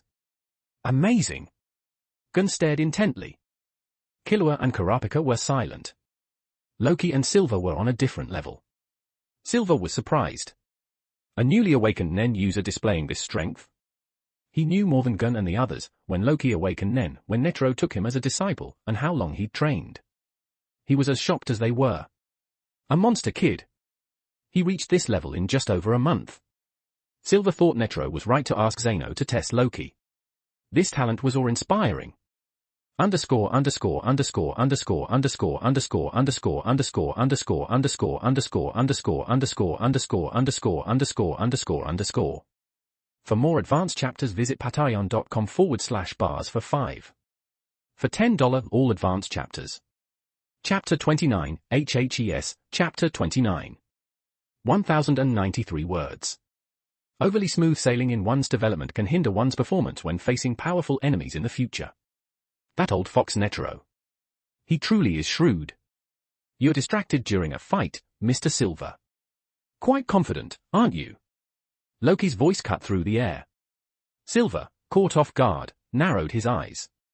Loki's aura erupted, a volcanic explosion suddenly descending upon them. Rankiku! Hiss! Blue light enveloped Loki's feet as he unleashed a vacuum slash formed by compressed air, imbued with Nen. Using Silver's grasped fists as leverage, Loki performed a rapid backflip, aiming a Rankiku at Silver's chest. Clang! The Rankiku struck Silver's chest. Silver reacted instantly, skillfully utilizing Ryu. Before the attack landed, he broke free from Loki's grip, focusing his Nen on his chest, and activated KO. The Nen-imbued Rankiku struck Silver, producing a clang like clashing swords. Silver slid back several meters, leaving trails in the ground. Loki landed steadily. Getting distracted during a fight isn't a good habit, Loki remarked. Silver stopped after sliding nearly 20 meters, his brow furrowed. He examined his chest, his clothes were torn, and a shallow wound appeared. Even with his superior skill and immediate defensive reaction, Loki's compressed air slash, enhanced by Nen, was too powerful to completely defend against. He looked up at Loki, still shrouded in his white cloak and maintaining a faint smile. A remarkable attack technique, Silver thought, his expression turning serious. His Nen control is exceptionally refined, far beyond what one would expect from someone who has only recently learned Nen. He fights like a veteran with 15 or 20 years of experience. Observing Loki's legs, Silver mused, what extraordinary imagination allowed him to develop such a technique. Rankiku is a powerful move, and combined with his unique movement techniques and the skill he displayed in defending against Killua's attack. Silver's eyes widened. Has this kid already awakened his own Hatsu? Gotta had mentioned Loki was likely an emission and transmutation type. But this technique seemed more indicative of an enhancement type. Enhancement type Nen users typically focus on strengthening themselves. Loki's unique techniques fit this perfectly. Ken enhances speed, Rankiku enhances leg strength for ranged attacks, and presumably, KO enhances his defense. No. The Nen in that attack didn't weaken. For enhancement types, Nen weakens after leaving the body, but his didn't weaken, it subtly increased. Silver raised his hands, gathering 2 spheres of Nen, a gust of wind emanating from his palms. Interesting. Could it be that this kid hasn't used his full power yet? The only explanation for Loki's Nen not weakening, but strengthening after leaving his body, was that Loki hadn't used his full Nen capacity in the previous exchange. This explained why the Nen's strength seemed higher after leaving his body than during close-range combat. Even emission-type Nen users can only maintain 100% Nen power after release, they can't enhance it.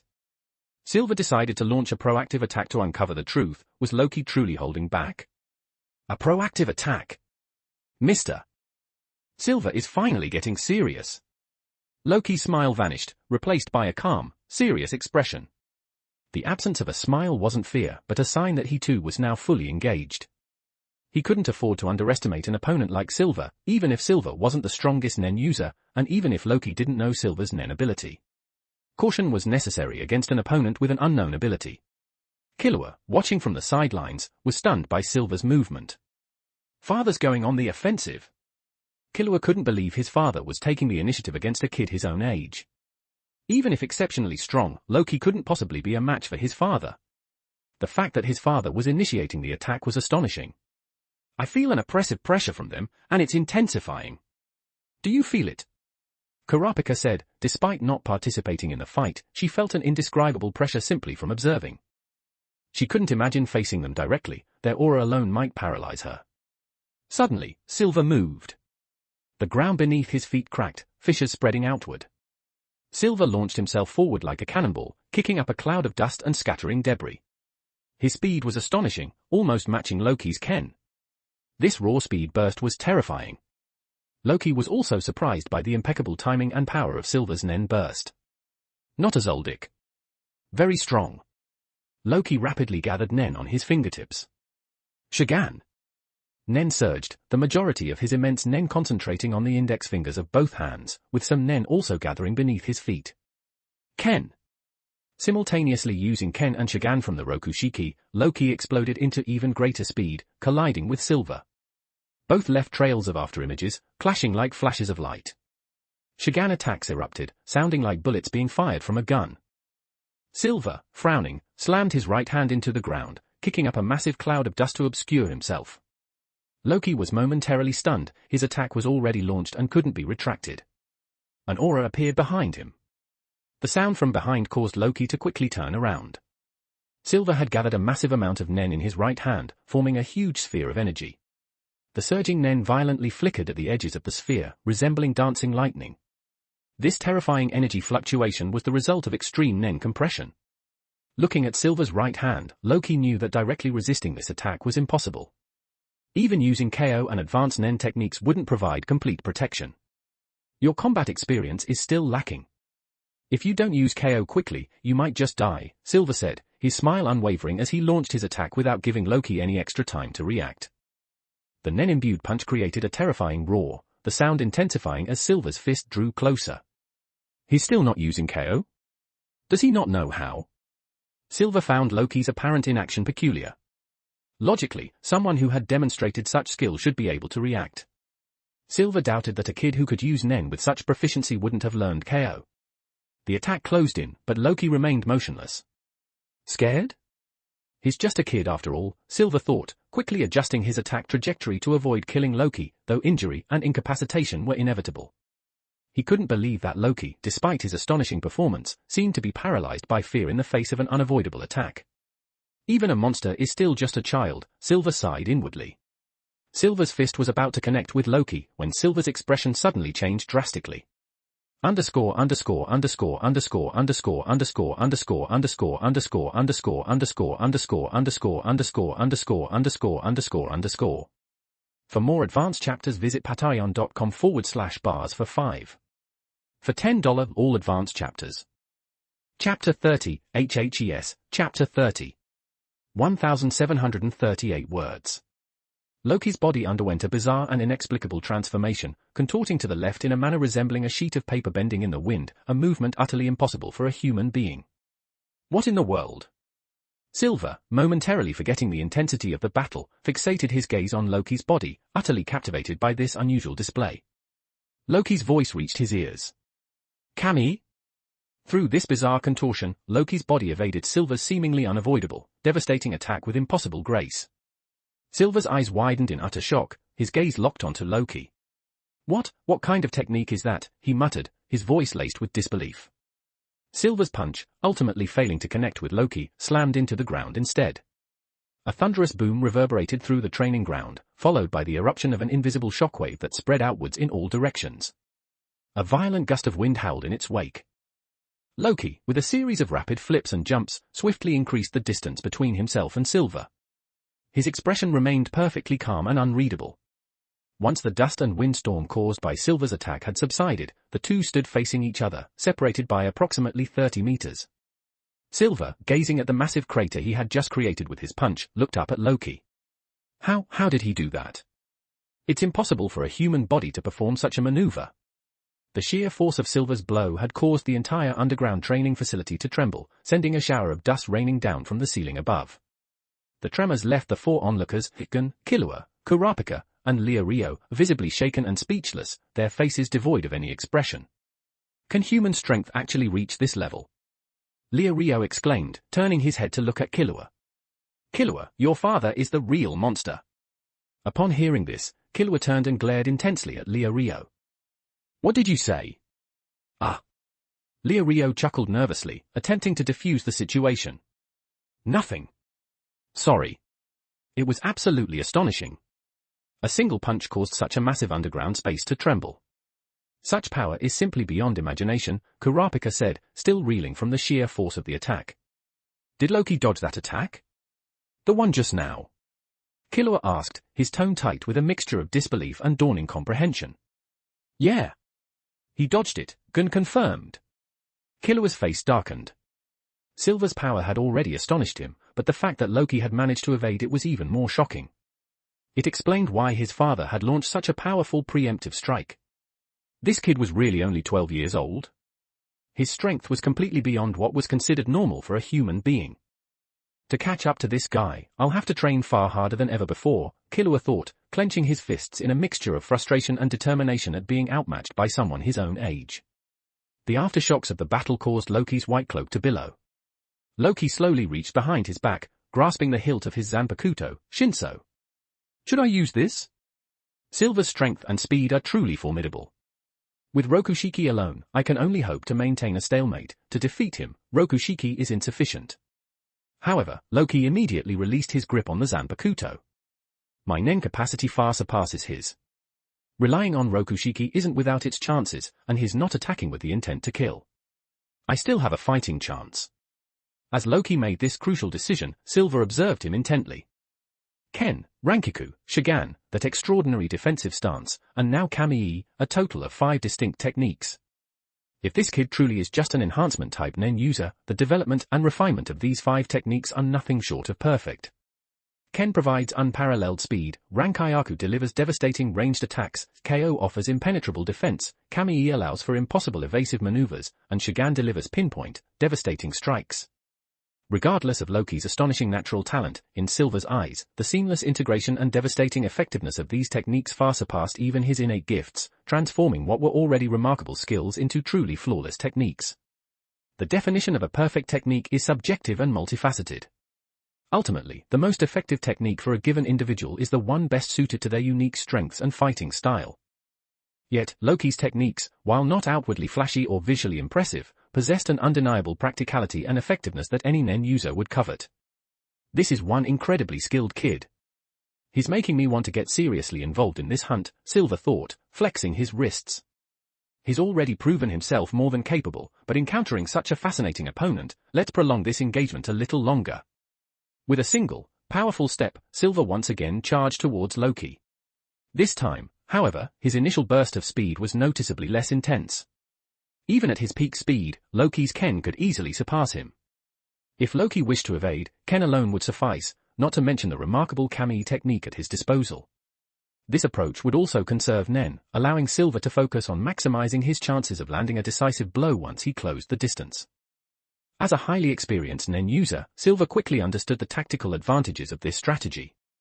In terms of defensive capabilities, his battle-hardened body, fortified by a formidable Nen aura, was not easily breached. Their fists collided once more. This time, Silver unleashed approximately 80% of his full power. He had no intention of killing Loki and would not resort to his full strength. However, 80% of Silver's power was still terrifyingly potent. To Silver's astonishment, Loki was able to meet his attack head-on, matching his power blow for blow. In the instant of impact, Silver keenly observed the Nen emanating from Loki's fist. In terms of Nen capacity, this kid is utilizing far more than I am. However, the intensity, the sheer power of his Nen, is only barely on par with my own. In the brief moment following their initial clash, Loki swiftly accelerated, launching an attack towards Silver's left side. Silver responded with a counterpunch, resulting in a rapid succession of air blasts. Silver intently observed Loki. This kid is not an enhancement-type Nen user. If he were an enhancement type, such a massive Nen capacity would undoubtedly result in Nen power far exceeding his own transmutation-type Nen. Yet, their head-on collision had been evenly matched. Silver, as a transmutation type, could only exert approximately 80% of his potential enhancement-type Nen power. This indicated that Loki's enhancement-type Nen power was demonstrably weaker. Based on the 6 Nen types, Loki's Nen strength was clearly below his own. This strongly suggested that Loki was either a conjuration or manipulation type Nen user. If he is indeed a conjuration or manipulation type, then it seems he has yet to fully develop his Hatsu, Silver mused. Conjuration and manipulation types often manifest rather unusual abilities, and unlike emission, enhancement, and transmutation types, developing their abilities is considerably more challenging. Furthermore, due to the nature of their abilities, conjuration and manipulation types are typically not as strong in close-quarters combat, often opting for ranged attacks instead. However, Silver's thoughts continued, his keen observation skills picking up on another possibility. This kid could very well be a specialization type Nen user. Silver, possessing significantly more experience than Goto, considered the possibility of Loki being a specialization type to be quite high, perhaps nearing 50%. If that were the case, it would indeed present a significantly more challenging opponent. However, one thing remained certain, even if Loki were a specialization type Nen user, his aptitude for enhancement type Nen was undoubtedly not particularly high. What truly deserved attention was Loki's remarkable talent in emission type Nen. Loki's continuous Shagan attacks, each one a concentrated burst of Nen, showcased a remarkable level of skill and control, significantly amplifying the power of each strike. Even Silver wouldn't dare to take such attacks head-on. Even a monster of a kid, with such a short time to develop his abilities, hasn't yet fully unleashed his potential. Silver chuckled softly to himself.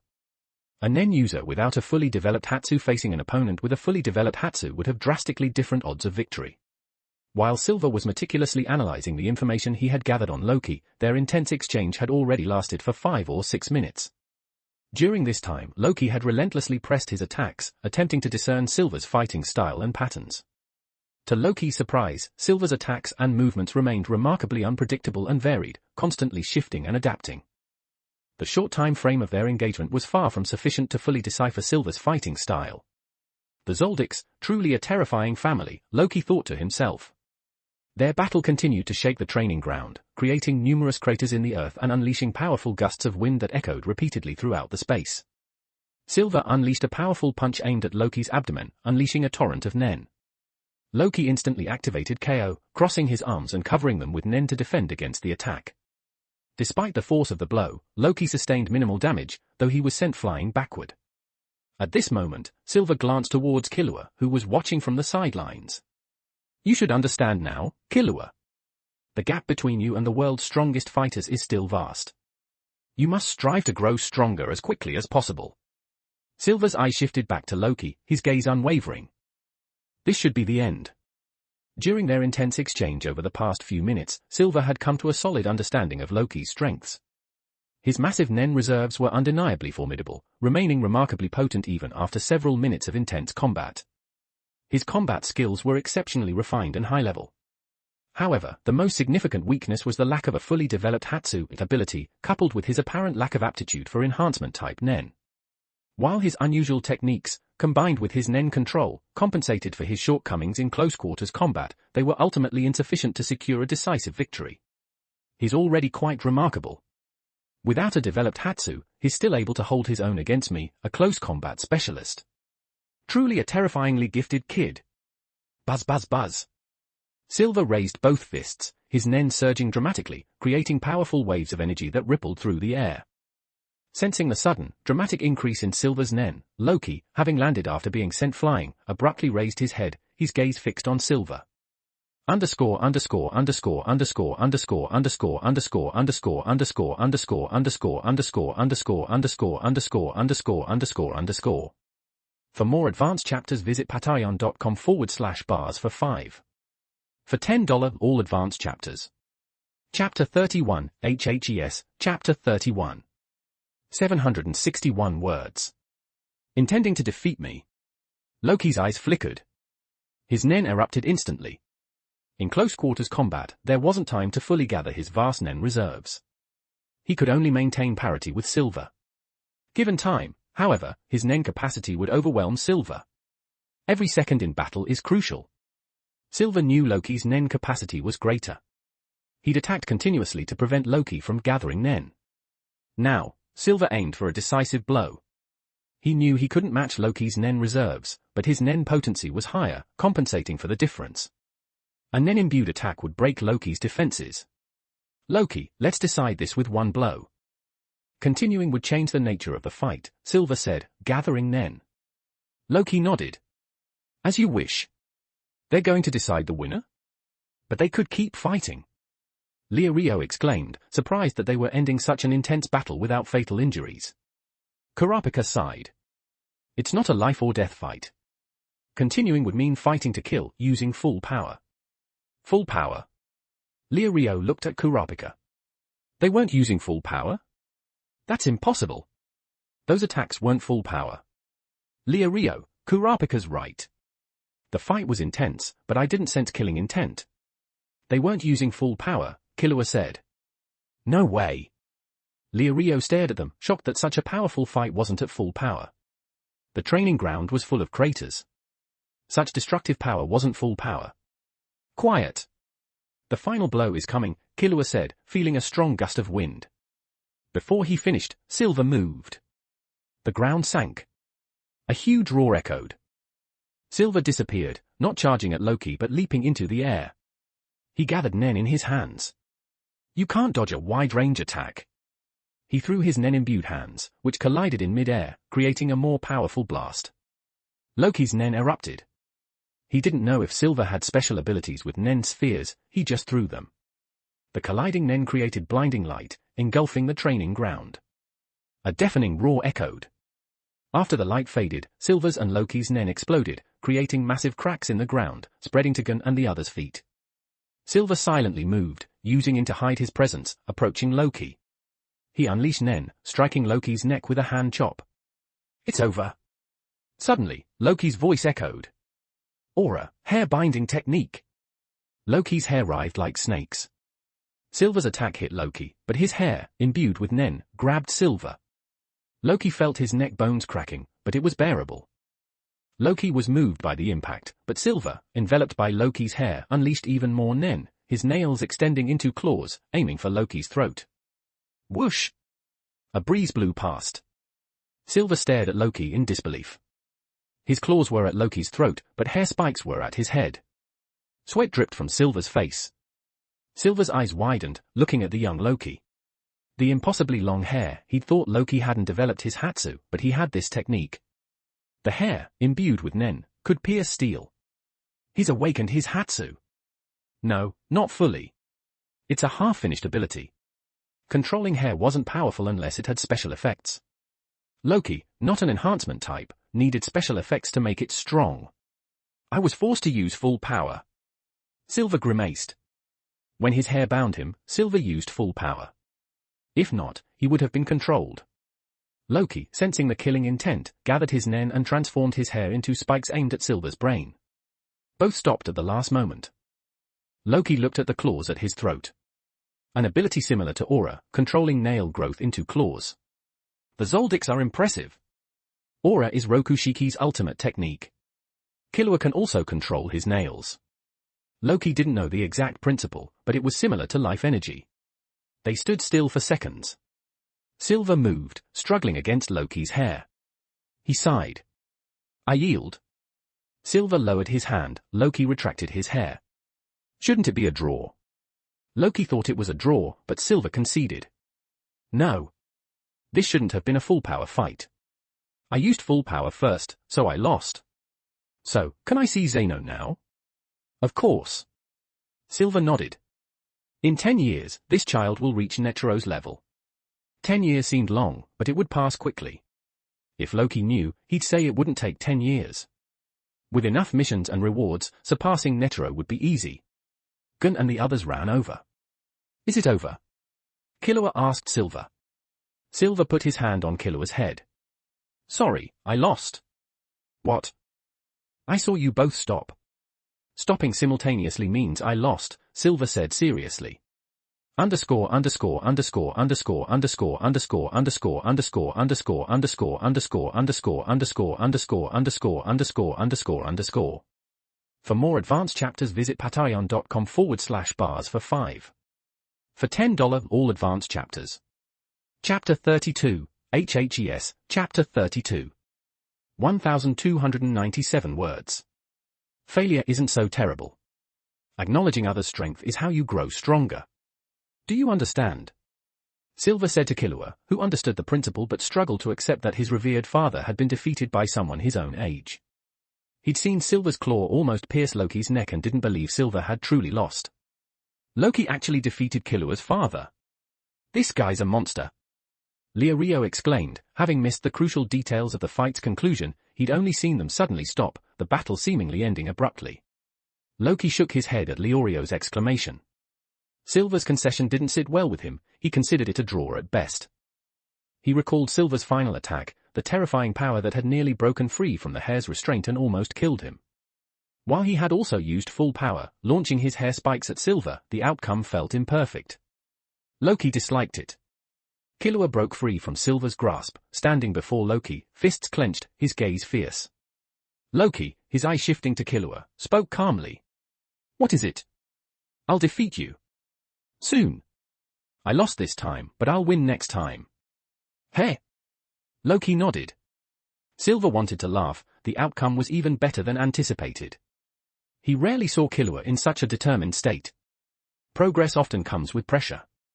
"Killua, I have high expectations for you.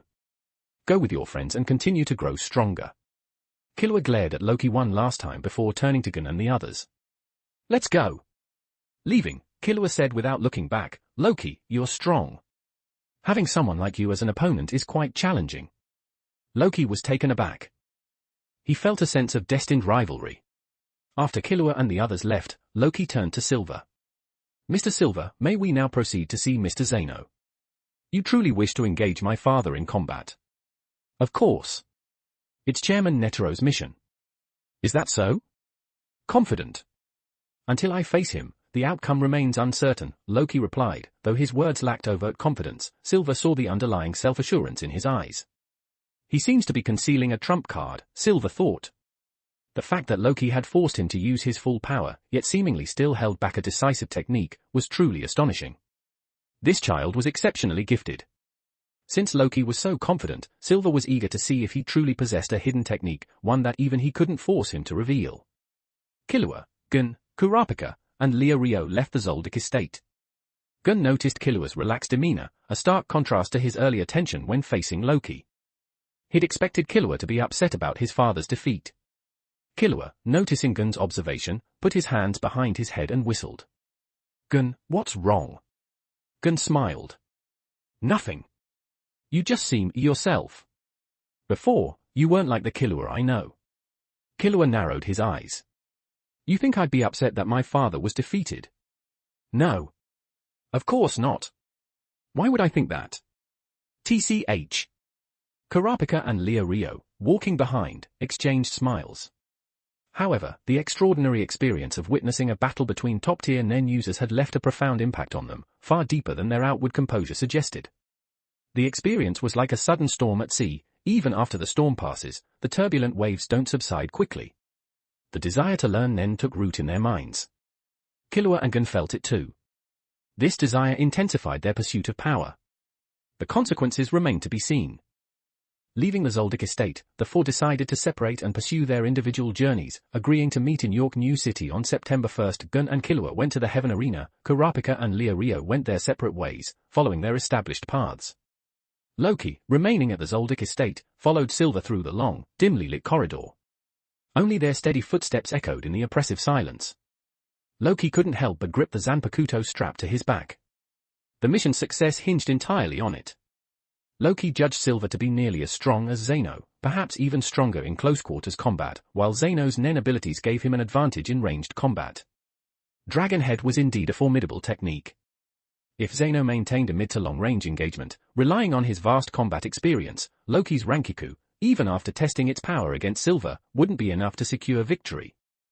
Without his Zanpakuto, defeating Zeno, an opponent on par with Silver, would require time to accumulate Nen, a luxury neither Zeno nor Silver would grant.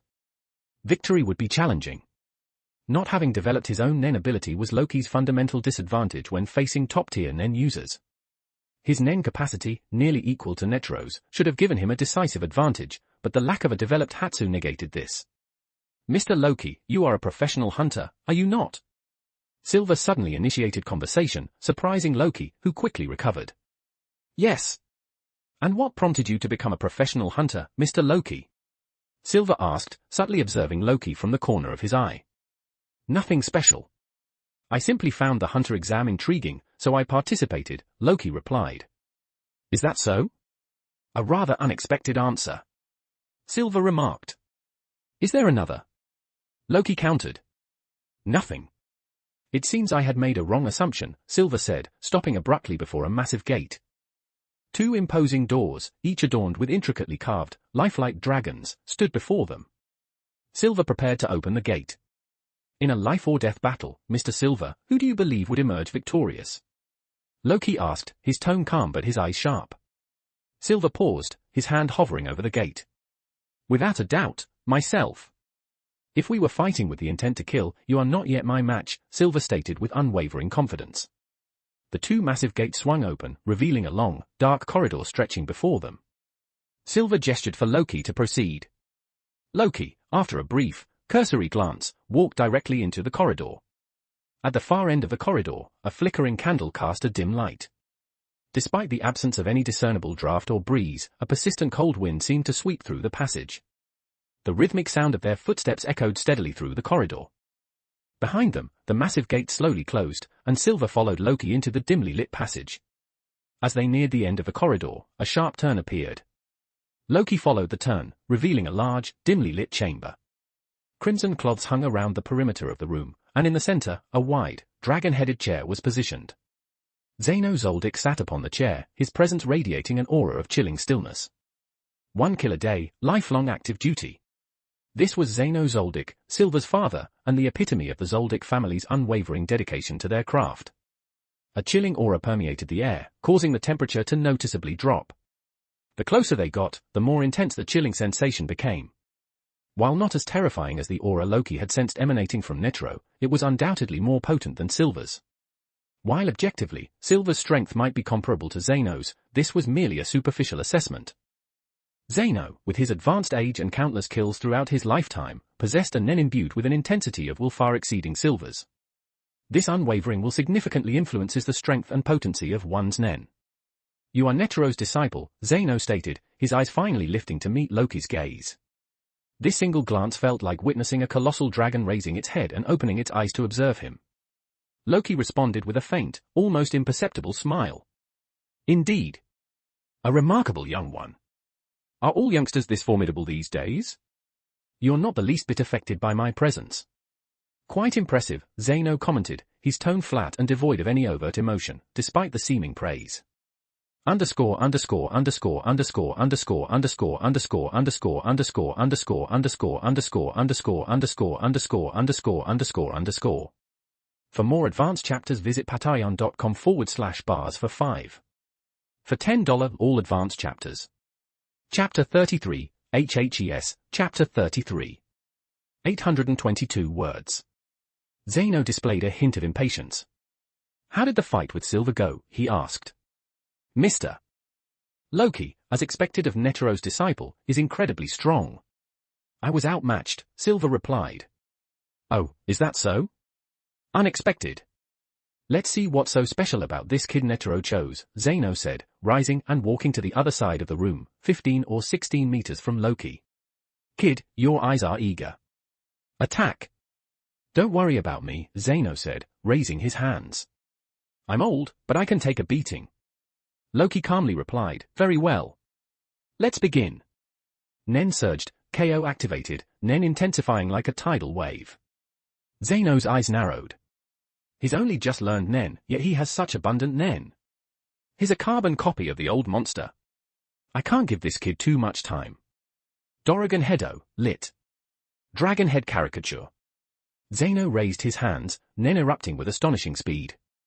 Loki was taken aback. This level of Nen control was terrifying. Dorrigan Ransu, lit.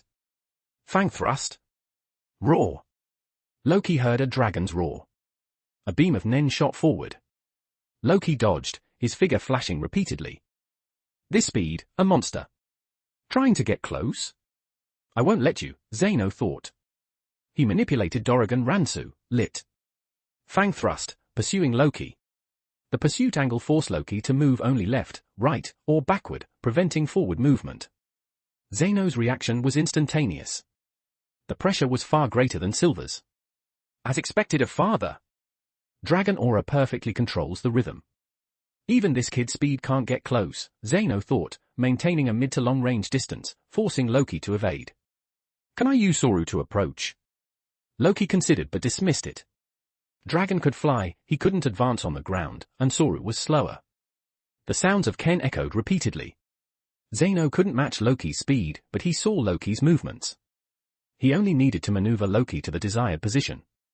10 seconds into the fight, Zeno had grasped Loki's movement patterns and began to lure him into a trap. A kid is a kid. Though talented, he lacks combat experience. In a year, I might not be able to easily defeat him, Zeno thought. Loki dodged repeatedly but couldn't attack. He needed to attack. Rankiku! Swish! Light erupted from Loki's leg, striking Dragon. Dong! Zeno felt Dragon tremble slightly. Good technique. He blocked Fang Thrust.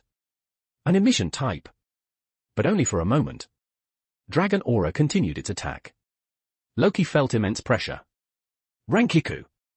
Rankiku! Blue light erupted repeatedly, striking Dragon. Loki, seizing the moment, used Soru. He leaped over Dragon, landing and using Ken to charge towards Zeno. Zeno wasn't surprised.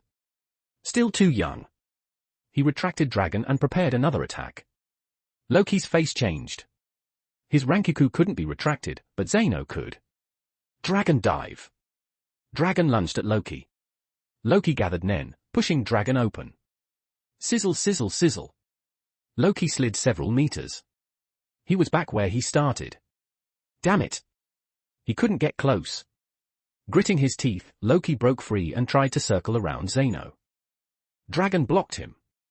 Approaching this old man isn't easy, Zeno said, admiring Loki's skill.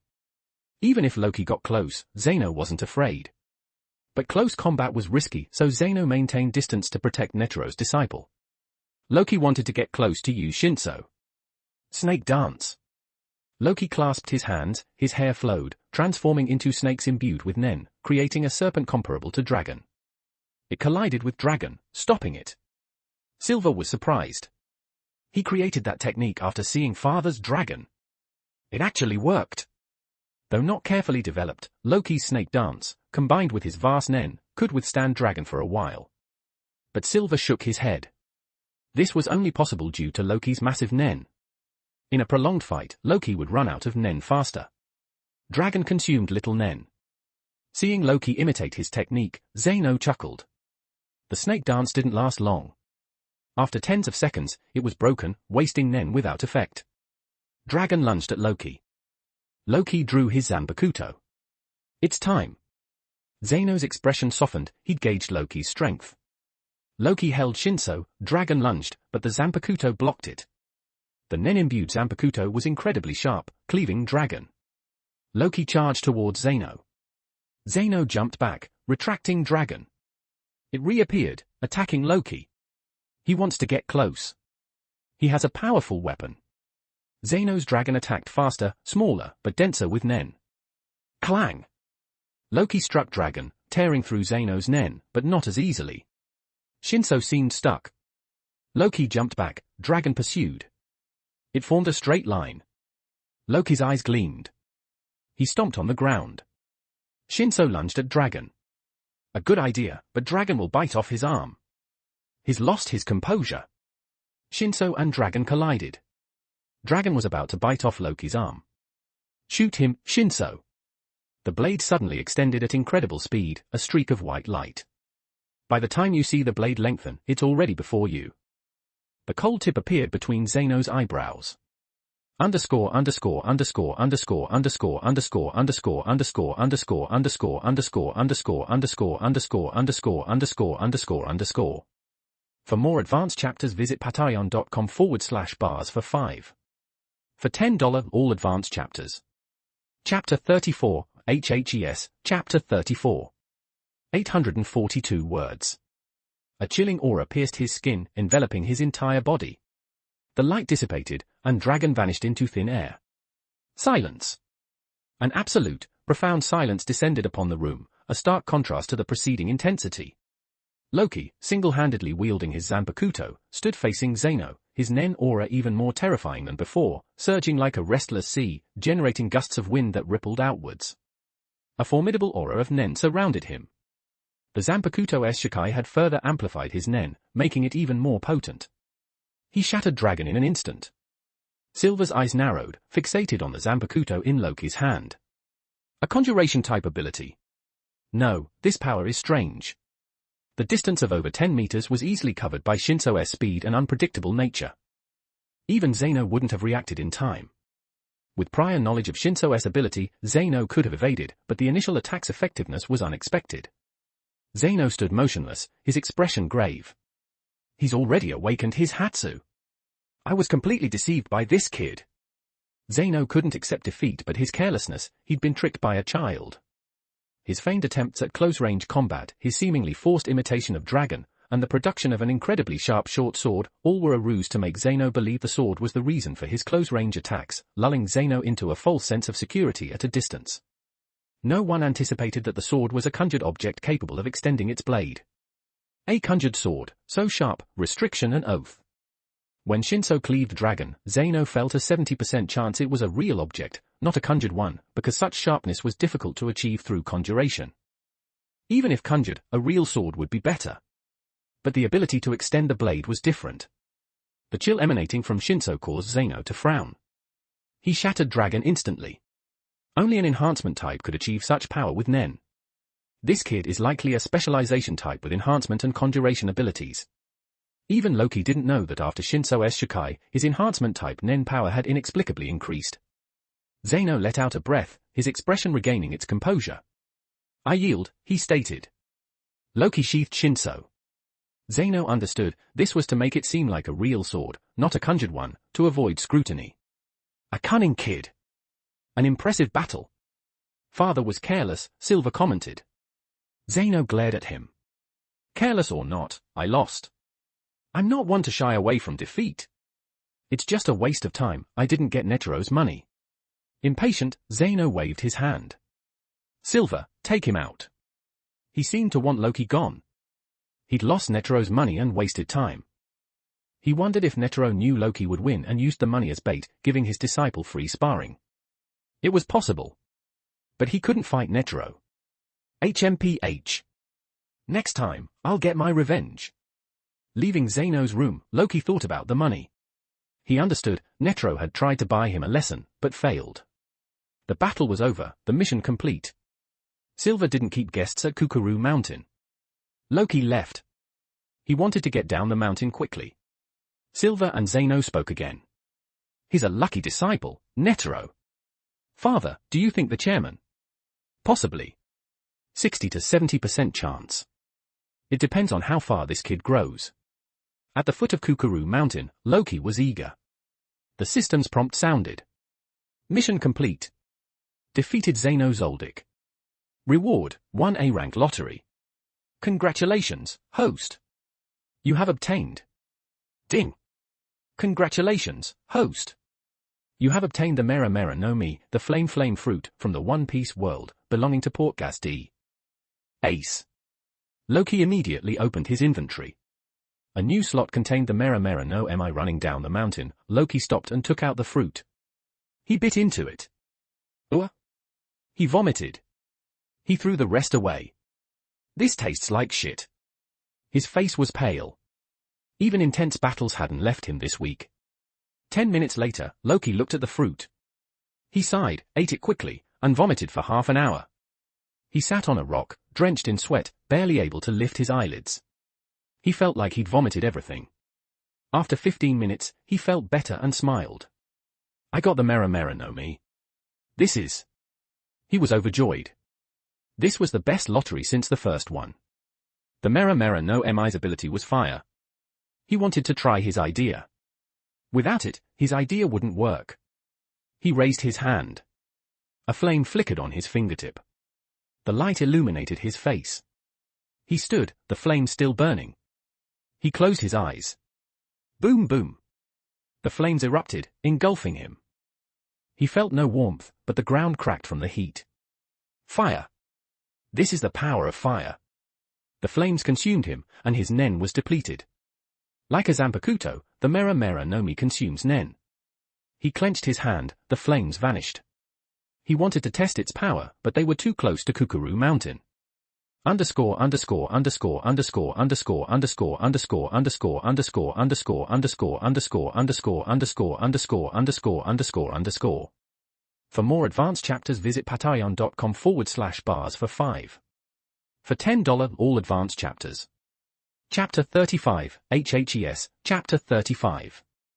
671 words. He hurried down the mountain. He had many ideas. The Mera Mera no Mi's power, especially its elementalization ability, was of great interest. Elementalization would be perfect. Reaching the foot of Kukuru Mountain, even the usually calm Loki was impatient. He decided to find a remote forest to test the Mera Mera no Mi. If successful, he could develop his dream, a fire spirit. After awakening his nen and learning he was a specialization type, his first thought was a fire spirit. He had no other ideas. If he'd gotten something else, he might have thought it impossible. But the Mera Mera no Mi made it seem possible. As Loki left Kukuru Mountain, Netero received a call from Zeno at Hunter Association headquarters. Netero was drinking tea. He took the call. "Oh, Zeno. I'll send the money." "Spurt." Netero sprayed tea on his attendant. "What? A sword?" "A conjured sword." "I know. Goodbye." Netero ignored Zeno's complaints, frowning, ignoring his attendant. He stroked his beard, thinking about Loki's new ability, a sword. This was different from his expectations. He called Loki. Even with Loki's talent, he needed guidance. Boom boom boom. In a quiet forest, below a waterfall, a loud roar echoed. A wave of fire erupted, exploding in the air. The fire spread, engulfing the area. Bushes were ignited. The lush area became scorched earth. A human-shaped flame appeared, gradually forming Loki's shape. The flames died down, as if absorbed into him. Loki looked tired.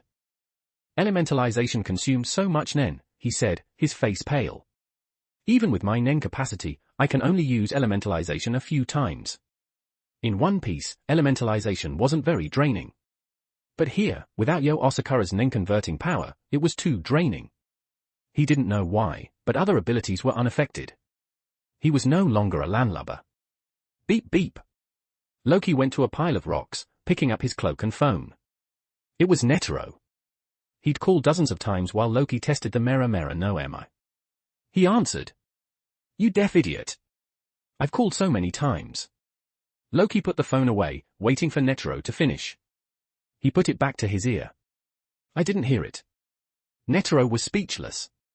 After a few seconds, he calmed down. "You developed your Hatsu." "Not yet," Loki said. "Don't lie. The sword is your Hatsu." Loki was surprised. Zeno had told Netero. Then, yes. Why a sword?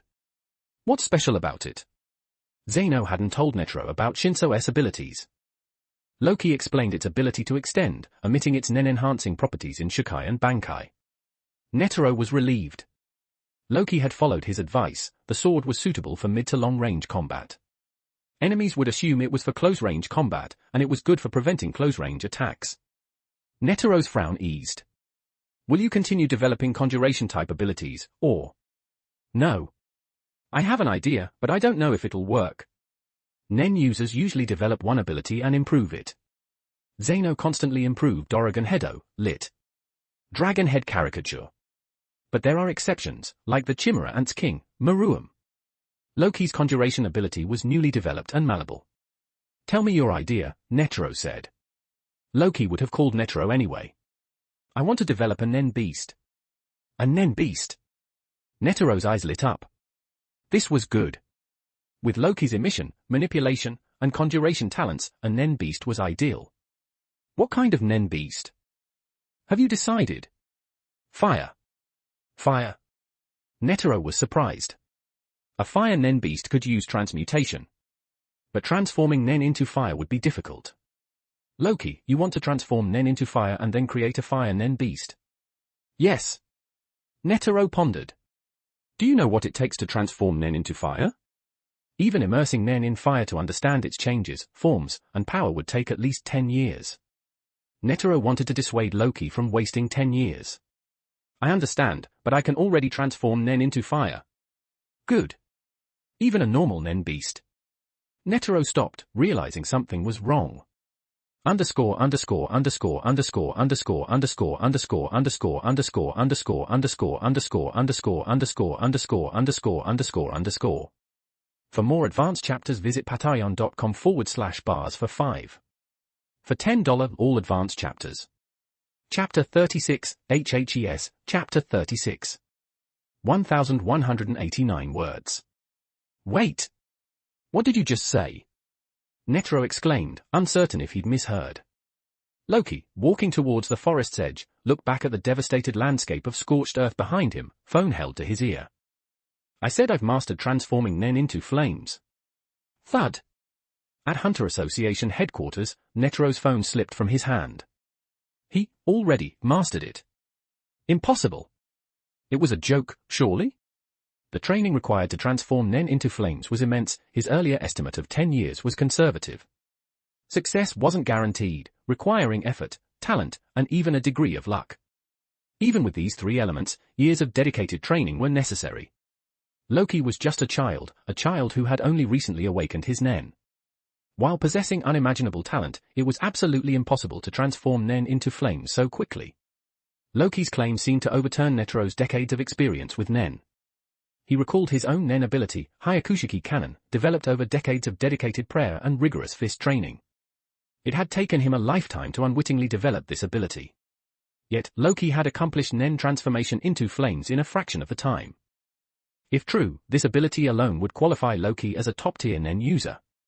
Furthermore, he possessed conjuration-type abilities, the short sword, and the flames granted him immense destructive power, while the sword served as a surprise attack weapon. His Nen abilities were already sufficient for combat. Developing a fire Nen beast would make him even more formidable. Netero quickly retrieved his phone. Loki! Is that really true? How did you do it? It's true. I guess I've just adapted to it. The power of fire feels familiar, Loki replied, offering a casual excuse. To divert Netero's attention, Loki continued, so, Chairman, do you think I can use flames to develop a Nen beast? Of course. Netero answered without hesitation. If Loki succeeded, the Nen beast's power would become terrifying as his Nen grew stronger. A Nen beast would make him ideal for long-range combat. If the beast was destroyed, it could be recreated, the user wouldn't be harmed. Loki! What kind of Nen beast do you envision? If it's a normal fire Nen beast, there's something you must understand. What is it? Is the Nen beast or the fire ability the main focus? What's the difference? If fire is the main focus, the Nen beast is a derivative. If the Nen beast is the main focus, the fire ability is a derivative. Do you understand? Loki stopped, pondering Netero's words. He understood. A normal fire Nen beast could be created by combining the Mera Mera no Mi and Nen. To create a fire spirit, he'd need to prioritize the Nen beast, possibly adding restrictions and oaths, making the Mera Mera no Mi's power only usable through the Nen beast. Chairman, which would be stronger? Loki asked. Netero considered. It's hard to say definitively, but let's use an analogy. Fire-focused with a Nen beast is 8 plus 2, while beast-focused with fire is 5 plus 5. Consider the pros and cons. I understand. I'll think about it carefully, Loki replied. Hanging up, Netero smiled, still pondering how Loki transformed Nen into fire. Loki walked, considering Netero's analogy. A small flame appeared in his palm. He felt uncertain, 2 options battling in his mind. He didn't know whether to abandon the fire spirit idea. Yet, he deeply desired the fire spirit, as it was Yo Osakura's familiar. He had Yo's power but lacked the familiar, a source of regret. 8 plus 2 or 5 plus 5. How to choose? On the flight ship to the Heaven Arena, Loki continued to ponder. If I could get a fire spirit from the system. He mused, sighing. He looked at the Heaven Arena mission, 10 consecutive wins, reward, 1 B-rank lottery.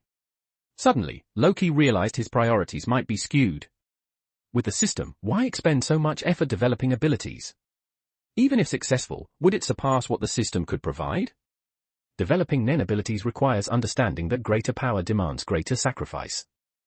Developing the ideal fire spirit might require strict oaths and restrictions, or years of arduous training. Obtaining powerful abilities directly from the system was far simpler and more direct. Loki slapped his forehead. Sigh. He hadn't considered this before. Especially after gaining Nen, he'd focused on developing his own abilities, influenced by the original story. He'd focused on creating a perfect ability without considering the necessary effort and cost. The system was far more efficient. Loki sighed deeply, temporarily shelving the fire spirit idea.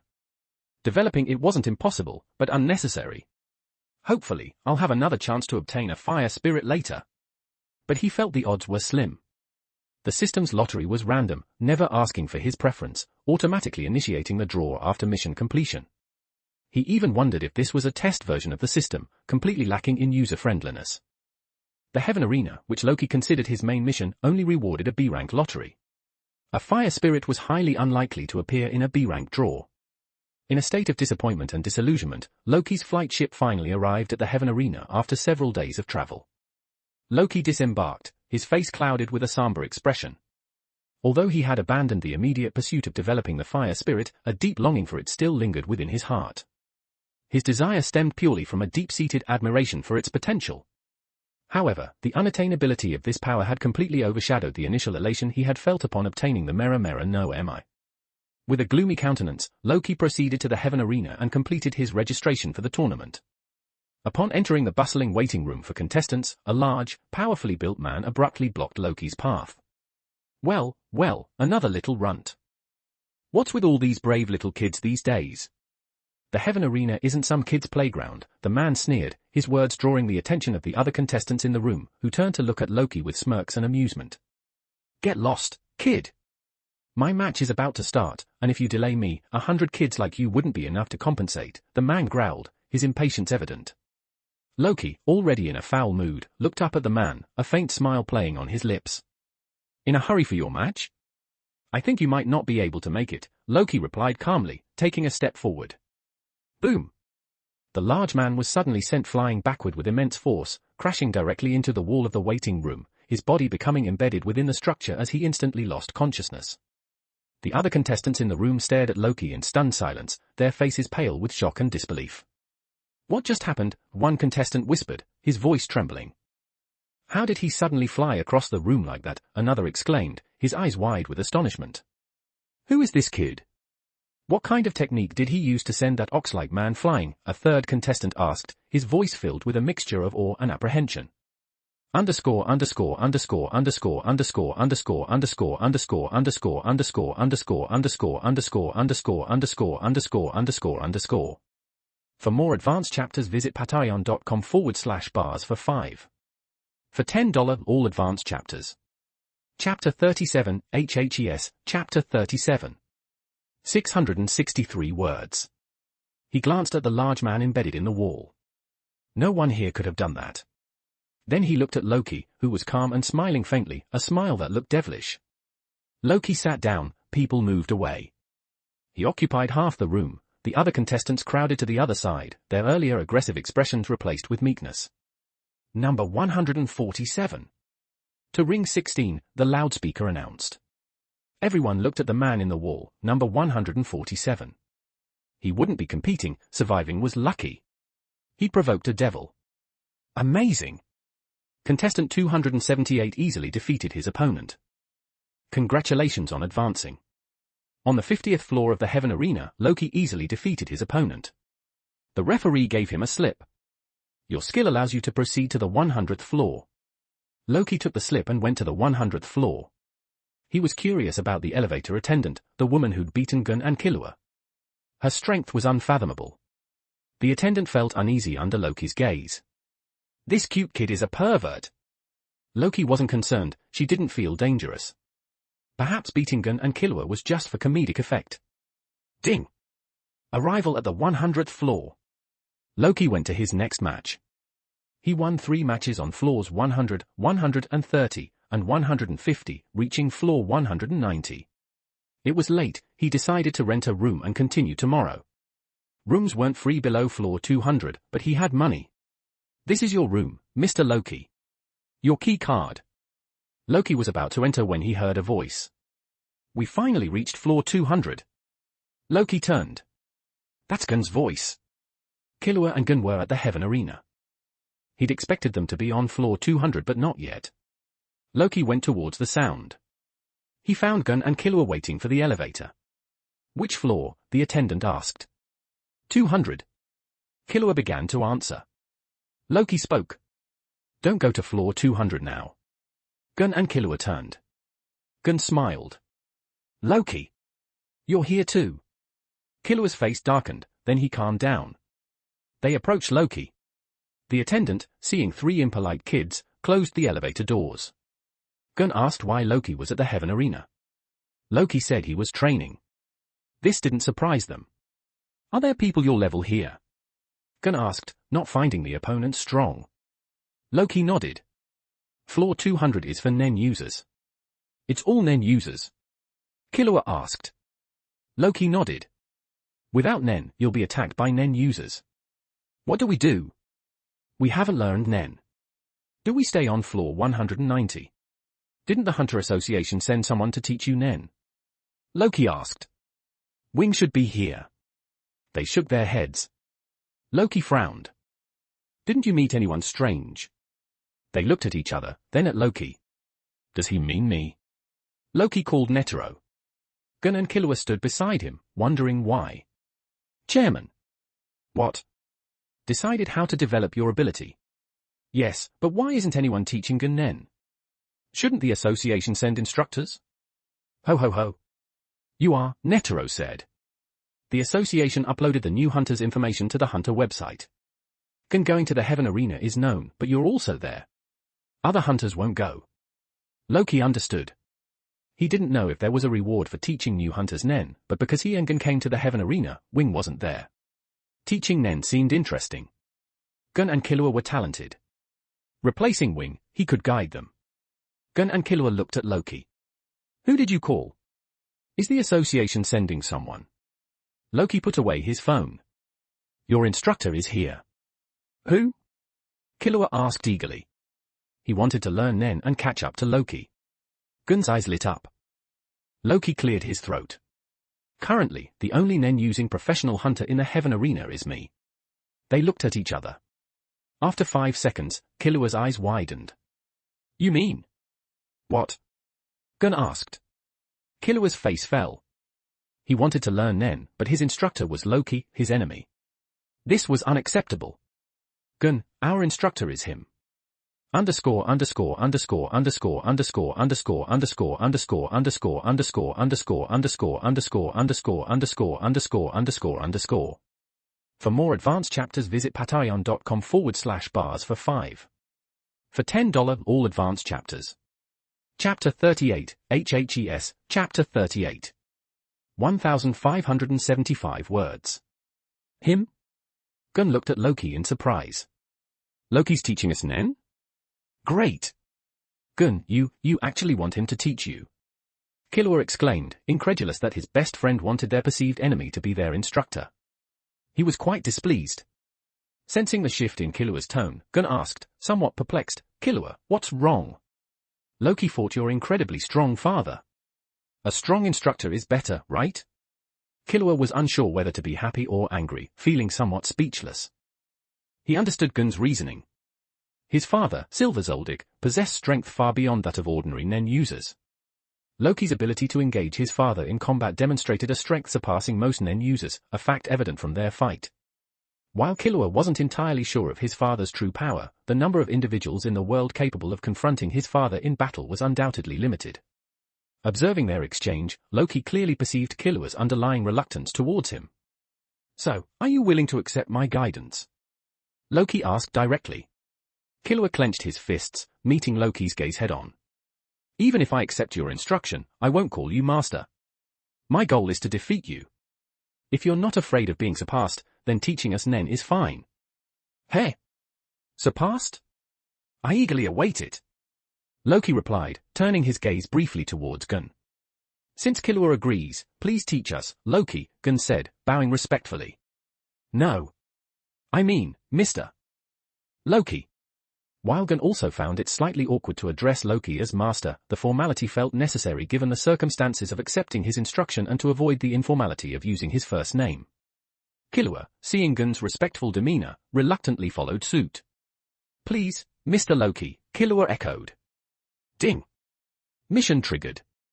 Guide Gun and Killua to complete their Nen training and master the 4 basic principles of Nen. Reward, 1 C-rank lottery draw. Loki paused momentarily upon hearing the system's notification. "All right, then, come with me," he said, leading them to the room he had just booked. Loki hadn't expected the mission to trigger so readily. It had been a spontaneous decision, yet it yielded an unexpected reward. A C-rank lottery draw might seem insignificant, but something is always better than nothing. "Mr. Loki, can we begin?" Gun and Killua asked eagerly, their anticipation palpable. Having learned about Nen from Loki, they had attempted to study it independently but to no avail. The veil of mystery surrounding this powerful force was about to be lifted, and their excitement was understandable.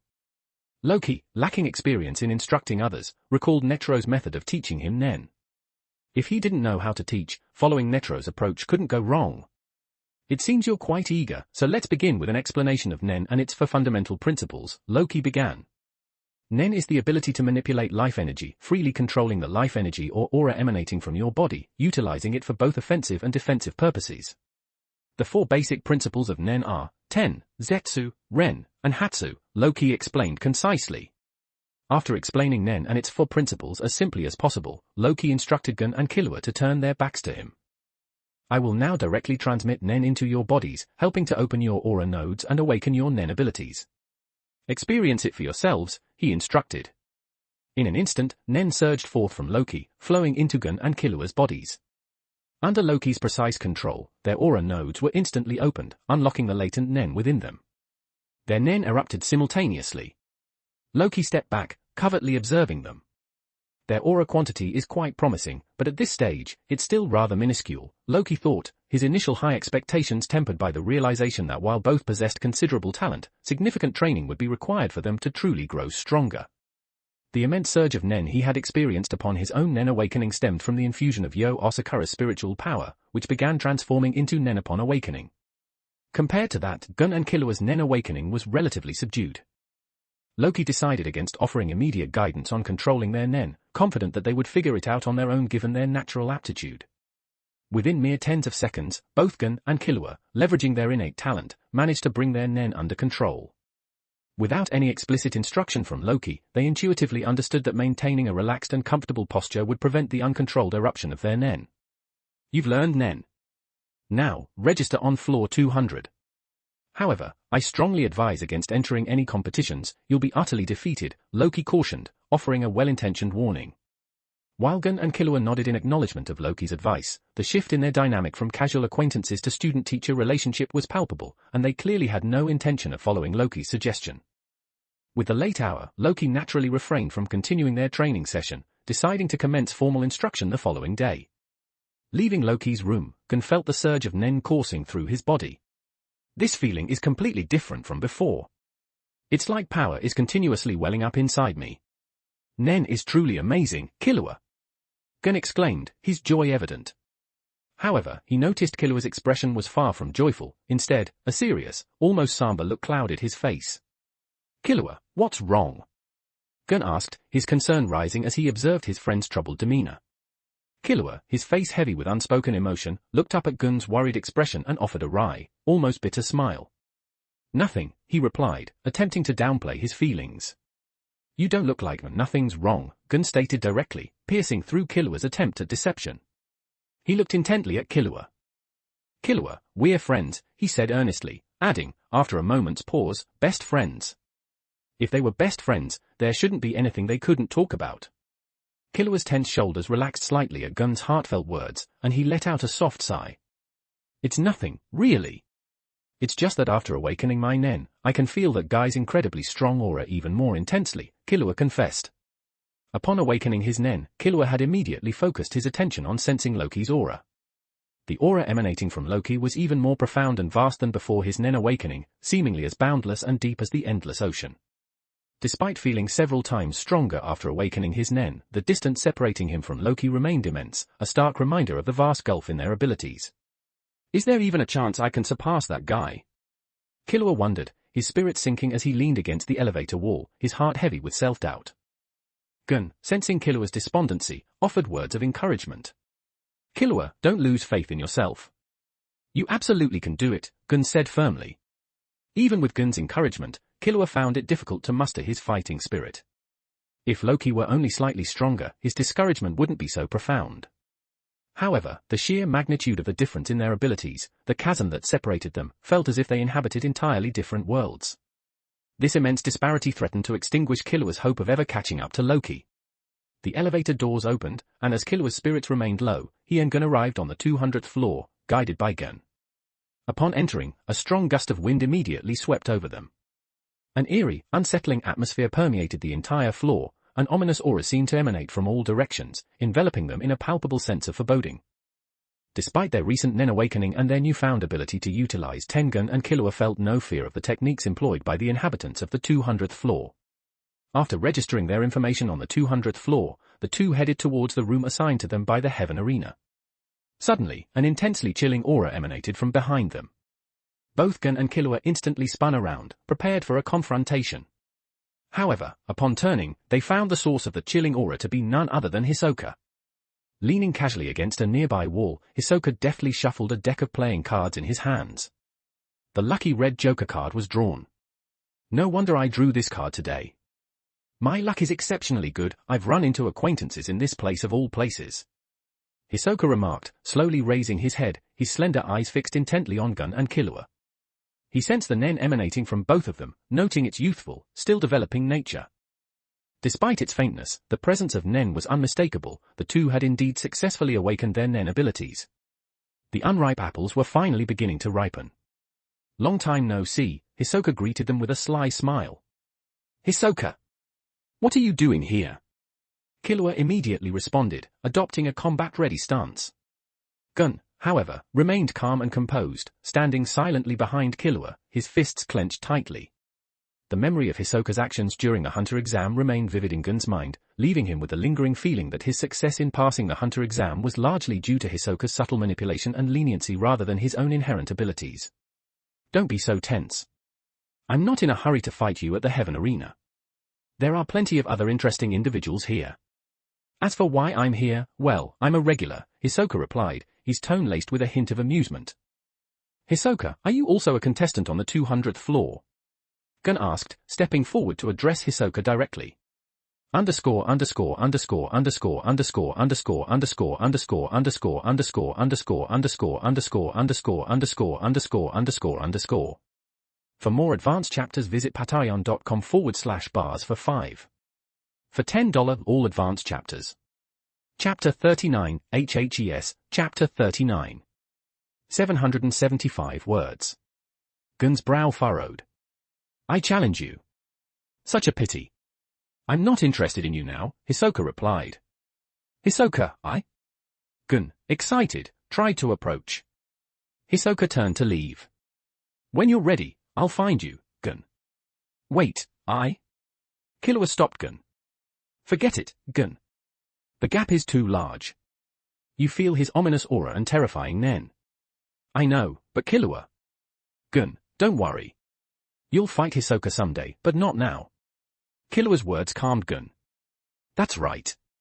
Let's rest tonight. Killua said, heading towards their room. He turned back to Gun. What's wrong? I'm registering for a match. Gun said. They'd learned Nen, but knew they were weaker than other Nen users on floor 200. Winning was unlikely, losing was almost certain. Why? Why now? Killua asked. How else do we know the gap? My goal is Hisoka, and Killua, you want to fight Loki? Gun said, raising his fist. They're Nen masters. The gap is huge. I want to know how far behind I am. Killua fell silent. After a while, he said, fine. I'll compete too. They registered. Due to floor 200's rules, they couldn't register simultaneously, otherwise, they'd fight each other. Gun registered first. The next morning, Loki won on floor 190 and went to floor 200 to register. As he exited the elevator, Hisoka approached. They stopped at the elevator entrance. Hisoka stared at Loki, his nen surging. His nen felt like a dark swamp, cold and bloody. Loki smiled, his nen erupting, clashing with Hisoka's. The ground trembled, cracks appeared. Dust fell from the ceiling. Loki's nen felt like flames, raising the temperature. The corridor became like a sauna. This isn't ordinary nen. This kid is stronger than Gun and Killua, Hisoka thought, watching Loki.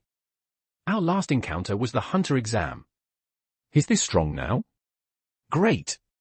I met you sooner than expected. I thought I'd have to wait, Hisoka said, retracting his nen. It was useless against Loki. Hisoka, eager to see me. Of course. You're the kid I'm most interested in. You're a professional hunter, right? You know. The hunter website had big news. Netero made someone a hunter without passing the exam. Hisoka said, arms crossed. The report didn't say who, but I guessed it was you. Loki nodded. It was me. Amazing. No one has ever gotten an exception from Netero. So. Loki's a floor 200 contestant. Interested in a fight. Hisoka licked his lips. The apple was ripe. It was harder than expected, but more interesting. Loki knew Hisoka was a battle fanatic, seeking fun, not killing. He rarely fought ordinary people, it wasn't fun. Loki smiled. Okay. I'll contact you. Okay. Here's my number. I look forward to your message. Hisoka entered the elevator, leaving a card with his number. Loki memorized the number, then burned the card with a flame. Fighting Hisoka will be interesting, but I need to prepare. Loki wasn't afraid of Hisoka's strength, but Hisoka used traps and tricks. He was cunning, unpredictable, and deceptive, typical of a transmutation type. Hisoka's combat experience was vast. Loki decided to fight other Nen users first. After registering on floor 200, Loki got a free room. In his room, Loki had a glass of water with a leaf. I've explained Nen. You awakened Nen yesterday. Let's test your Nen types. Gun and Killua frowned. Were there secrets beyond the 4 principles? Loki explained. Nen has 6 types: enhancement, transmutation, conjuration, specialization, manipulation, and emission. Each type had different characteristics. Fighting styles varied. Enhancement types usually strengthen themselves. Transmutation types change Nen's properties.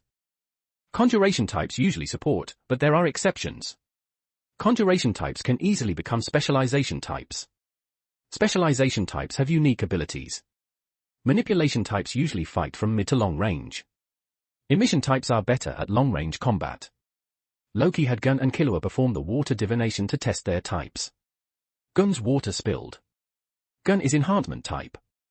Killua's water didn't change, he worried he lacked talent. But after tasting the water, Loki said, "You're transmutation type." Loki planned their training. They'd just awakened Nen, they needed to strengthen their Nen. Daily 10, Ren, and Zetsu training. Before starting, Gun looked at the glass. What type are you, Loki? Killua was also interested. Loki smiled. Guess. Emission. Gun guessed. No, enhancement, Killua said. I'm specialization type.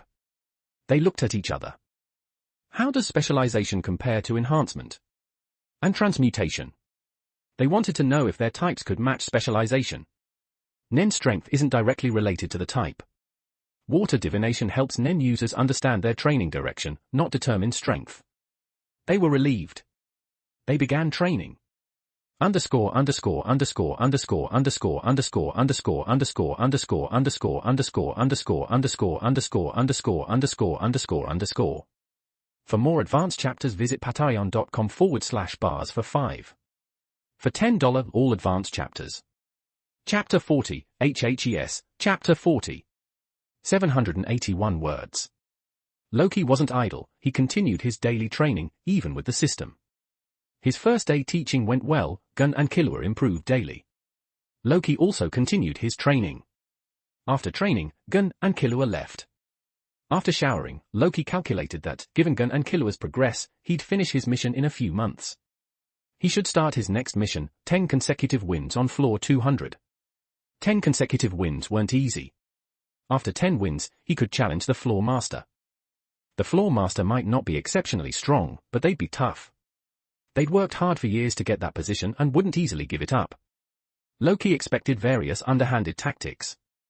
Loki was drinking coffee when his room phone rang. "Hello. Mr. Loki, this is the Heaven Arena. Your match is tomorrow afternoon. Please be prepared, absence is considered a forfeit." "I understand," Loki replied. He hadn't expected the match to be scheduled so soon.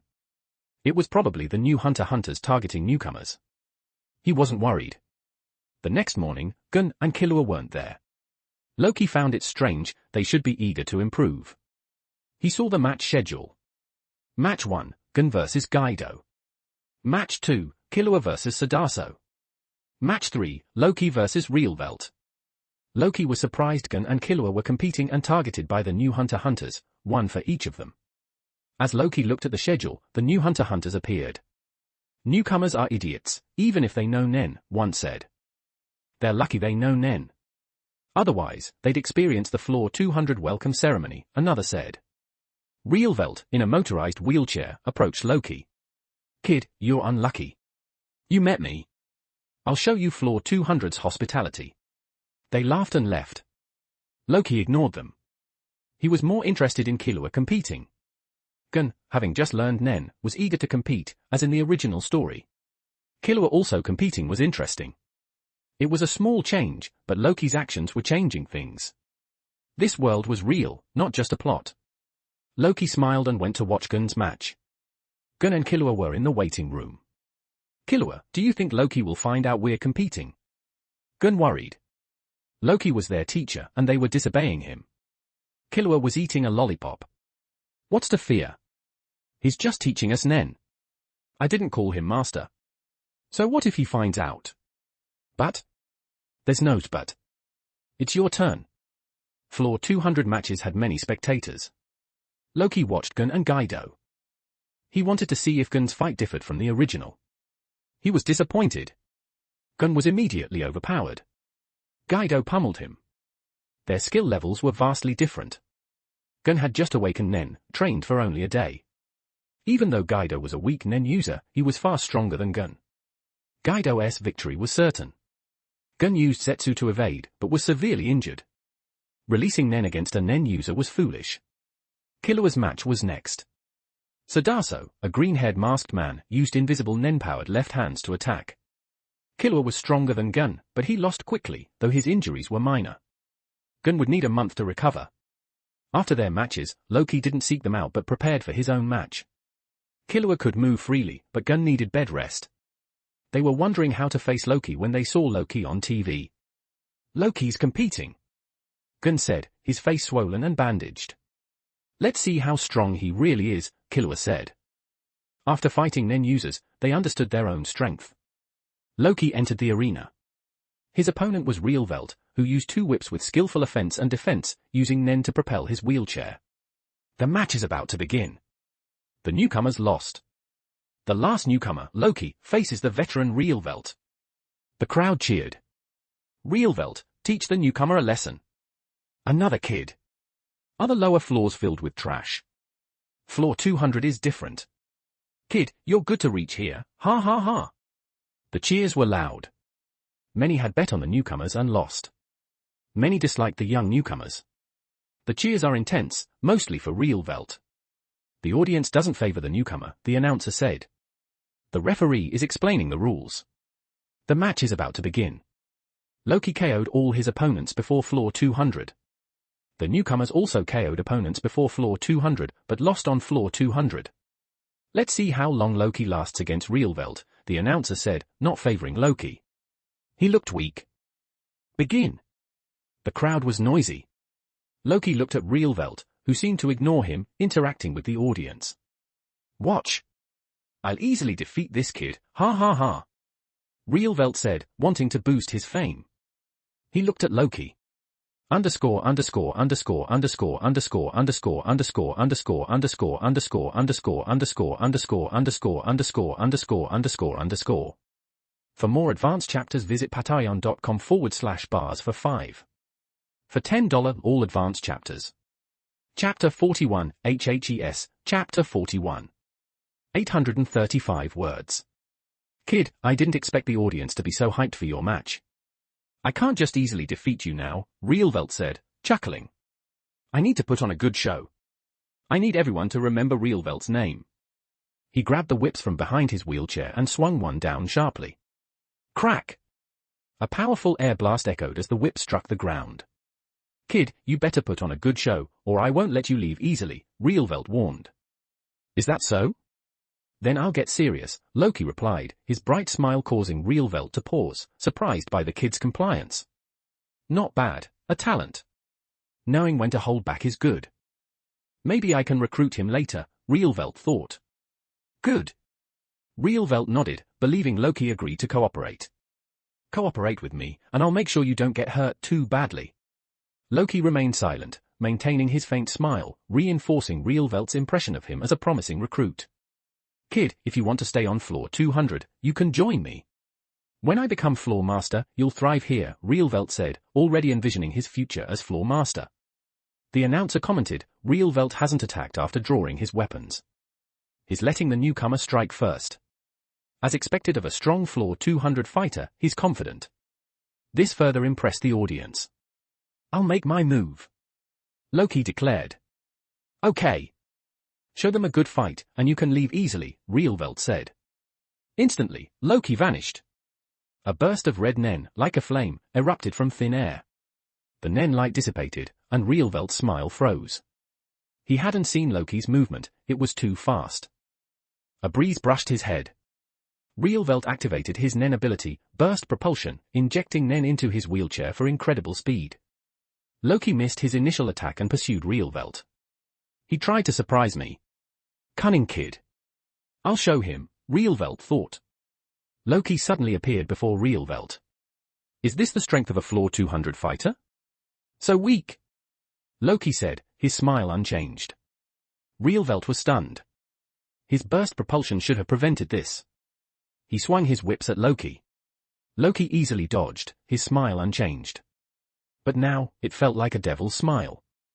A terrifying aura erupted from Loki, enveloping Realvelt. He felt crushed, suffocating. This aura, a kid can't have this aura. So insignificant, Loki said, smiling, walking towards Realvelt. His white cloak billowed, concealing his attack. Realvelt paused his attack, noticing Loki's cloak. He must have a weapon hidden under there. The cloak is to conceal it. Cunning kid. Realvelt used burst propulsion to retreat, drawing his whips. You're despicable. Your speed is fast, but you can't get close. He swung his whips, creating air blasts and a whirlwind of red. Devil's Duet. Loki frowned, looking at Realvelt like an idiot. Wow. Realvelt's powerful technique, the Devil's Duet. It's offense and defense. Anyone who enters is attacked and can't get close. He forces opponents to the edge of the ring, the announcer said. Now, what will Loki do? The audience was excited. Go, Realvelt. Show this kid floor 200's power. Is the kid scared? He can't move. Loki smiled, watching Realvelt's wild swings. He was pathetic, weak, and using a foolish attack. Was he an idiot? Killua and Gun, watching in the infirmary, frowned. The footage didn't show Nen, but Realvelt seemed as strong as Jido and Soto. Having lost, they knew Realvelt's strength. Can Loki defeat him? Gun asked uncertainly. Killua nodded. He will. He wondered how Loki would win, easily or with difficulty. This would show the gap between them.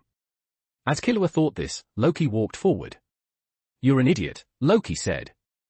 Realvelt's eyes narrowed. What? Don't try to surprise me. You can't touch me now. As punishment for your attack, you'll lose lying down. Loki said, looking at Realvelt. You're an emission type, right? Realvelt was stunned. How do you know? Simple.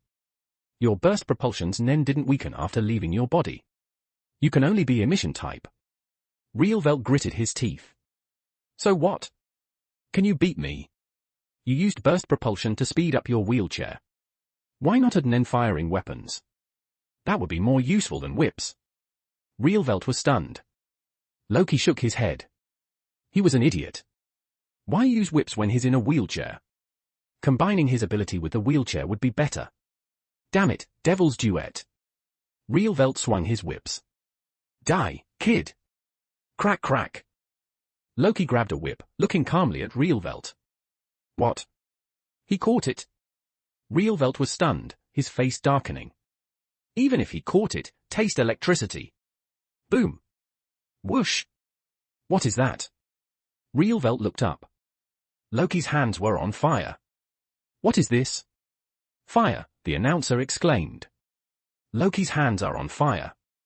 He burned Realvelt's whips. What's happening? Did Loki have a lighter hidden? The flame surged upward, forming a huge fiery figure, a monstrous shape with long arms, spear-like fingers, and broad forearms, a streamlined body like a mecha. It was all formed from flames. Underscore underscore underscore underscore underscore underscore underscore underscore underscore underscore underscore underscore underscore underscore underscore underscore underscore underscore. For more advanced chapters visit patreon.com/bars for 5. For $10 all advanced chapters. Chapter 42, HHES, Chapter 42. 1,696 words. A fiery monster, tens of meters tall, materialized for several seconds before dissipating. Loki looked up at the fading image. Though I'm not developing a fire spirit, I still wanted to see one. Using his memory as a guide, he had managed to briefly manifest a fire spirit-like form using the flames. After the flames vanished, fire circles spontaneously appeared across the arena floor, emanating from Loki's feet and spreading outward like ripples in water, their fiery glow illuminating the ground. Even the referee hastily leaped off the ring to avoid the encroaching flames. The crackling of the burning flames filled the air, creating a moment of tense silence before erupting into a frenzy of cheers from the astonished audience. Previously, the flames in Loki's hands might have been mistaken for a simple lighter or some kind of igniting device. However, the current spectacle was undeniably extraordinary, a terrifying, lifelike monster coalescing from flames before the very eyes of the spectators. Although the monstrous form had quickly dissipated, the subsequent fiery rings that appeared across the arena floor were clearly beyond the capabilities of any ordinary device or instrument. The man amidst the flames, however, stood completely unscathed, the flames dancing around him and licking at his white cloak without causing him any harm whatsoever. The audience, completely dumbfounded by this extraordinary display, could only express their astonishment through frenzied screams and shouts. The announcer, equally stunned, took a moment to compose herself before speaking in a slightly trembling voice. Unbelievable. She began, her voice filled with awe. Flames erupted from Loki, transforming into a colossal monster before dissipating, leaving countless fiery rings across the arena floor, forcing even the referee to jump clear of the ring. She pointed towards Loki. However, she continued, her voice rising in pitch, Loki remains completely unharmed amidst the flames. The man dancing in the flames. She paused, shaking her head in disbelief. Loki is truly astonishing. Loki had no intention of concealing the power of his Mera Mera no Emi. Even if others knew, so what? With his current strength, how many in this world could possibly defeat him? Fire, you, Realvelt stammered, his voice barely audible as he endured the intense heat of the flames, his eyes wide with terror and disbelief as he stared at Loki. He was struggling to form coherent words. How is it possible to transform Nen into flames? It's impossible. Realvelt sputtered, his voice laced with disbelief. Nothing is impossible. Loki declared, his tone unwavering. If something like the system exists, what else is beyond the realm of possibility, he added with a hint of amusement, his confidence unshaken. Even if you were to tell me that the Jade Emperor is a real being, I would believe you, he stated matter-of-factly. Why, you're so strong, yet you... Realvelt began, attempting to comprehend Loki's actions. Too much talk, Loki interrupted curtly, raising his hand with a dismissive gesture. Instantly, flames surged upward from the arena floor like surging waves, engulfing Realvelt from both sides in a fiery embrace. Loki, turning his back on the engulfed Realvelt, calmly walked towards the edge of the arena. The flames quickly consumed Realvelt, his agonized screams echoing through the arena. Loki took several steps forward before the flames abruptly vanished, leaving behind a scorched and cracked arena floor, the intense heat causing the ground to warp and splinter. Realvelt, still seated in his wheelchair, was horribly burned, his body reduced to a charred and unrecognizable mess. Loki had clearly held back, there had been no intention to kill such a foolish opponent. Yet, in his final moments, Realvelt had inexplicably failed to utilize his Nen for defense, resulting in his horrifically burned state. The referee, attempting to assess Realvelt's condition, leaped onto the ring, only to have the soles of his shoes begin to melt from the intense heat, forcing him to hastily retreat. "I declare Loki the winner," the referee announced, his voice barely audible above the thunderous cheers of the crowd, his gaze shifting between the melted soles of his shoes and the horrifically injured Realvelt, who was likely permanently disabled even if he somehow survived his injuries. The roar of the cheering crowd was deafening. Loki calmly walked towards the exit. At the passageway, Hisoka leaned against the wall, seemingly waiting for him. "Something?" Loki asked, his tone neutral. "Why use your ability against such a weakling?" Hisoka questioned, his curiosity piqued. "It's fine. It was my first time using this ability in combat, so I wanted to test its power," Loki explained, his response both simple and direct. "I see. Congratulations on your victory," Hisoka exclaimed, his gaze unwavering as he studied Loki. Hisoka understood, Loki wasn't afraid of revealing his ability because it was so difficult to counter. Unlike other Nen abilities, Loki's ability to transform his Nen into flames was remarkably simple, direct, and brutally effective. However, this very simplicity made it incredibly difficult to defend against. The sheer power of the flames, even without considering Loki's yet unleashed Nen potential, left Hisoka feeling completely outmatched and unable to conceive of a viable counter-strategy. Furthermore, the monstrous fiery figure Loki had briefly manifested earlier only fueled Hisoka's speculation that it was likely a Nen beast. Unbeknownst to Loki, his seemingly casual actions had created a significant misinterpretation in Hisoka's mind. Meanwhile, in the infirmary, Gun and Killua, having witnessed Loki's display of power, were completely dumbfounded. "Fire! Loki can control fire!" Gun exclaimed, his voice filled with astonishment. "No. It's Loki's Nen ability. His Nen seems to transform into flames." Killua corrected, his mind racing as he recalled Loki's earlier explanation of transmutation-type Nen abilities, which allows for alteration of the properties and forms of one's Nen. Transforming Nen into actual flames was undoubtedly a transmutation-type ability. Loki's ability to transform his Nen into flames left Killua both astonished and deeply contemplative. As he stared at the image of the raging flames on the screen, a new idea began to form in his mind. After the match concluded, Loki visited Gun and Killua in the infirmary, observing Gun, who was almost completely bandaged like a mummy, and Killua, whose face was swollen and bruised. "So, do you understand the difference now?" Loki asked, his tone devoid of any hint of reproach or blame. His calm demeanor, however, only served to heighten Gun and Killua's feelings of disappointment and self-reproach. "Sorry, Loki. I disobeyed your instructions and competed anyway," Gun apologized earnestly. Loki shook his head in response. "There's no need to apologize, Gun. It was your decision, and I wouldn't interfere. However, from now on, you should prioritize rest and recovery for a while. Don't even think about Nen training for the time being." "Yes. This time, I definitely won't be reckless. I'll resume training only after I've fully recovered," Gun assured him, determined to learn from his mistakes. "Good," Loki acknowledged. Training while injured would be counterproductive, potentially slowing down the recovery process and ultimately wasting more time than it would gain. Having addressed Gun's apology, Loki turned his attention to Killua. Knowing Killua's somewhat proud and independent nature, Loki decided against offering any further reprimand or advice. "Come find me after you've recovered," he stated simply before turning to leave. It was at this moment that Killua, who had been sitting beside Gun's bed, stood up and addressed Loki. "That," he began, hesitating slightly. Loki paused, turning back to face Killua. "Is there something you need?" he asked patiently. "That, your ability, it's a transmutation-type ability, right?" Killua asked, his curiosity piqued. "Ability? Are you referring to this?" Loki inquired, raising his hand and conjuring a small, flickering flame at his fingertip. Killua nodded in confirmation upon witnessing the dancing flame. "Yes. Indeed, it's a transmutation-type ability. What is it you want to know?" Loki responded, lowering his arm and extinguishing the flame. After a brief moment of contemplation, Loki began to explain. "If you're referring to developing a similar ability to mine," he began, his tone thoughtful. Under normal circumstances, developing such a Nen ability would likely require more than 10 years of dedicated effort. 10 years, both Gun and Killua exclaimed in unison, their voices filled with a mixture of surprise and disbelief. Even with 10 years of dedicated effort, success is not guaranteed. Besides sheer hard work and innate talent, a certain degree of luck is also a crucial factor in achieving such a feat, Loki explained calmly, his expression unreadable. Gunn and Killua stared at Loki, their eyes wide with wonder, as they listened to his explanation. Then, Loki, how did you? Gunn began to inquire, his curiosity overwhelming him. I'm rather unique in this regard.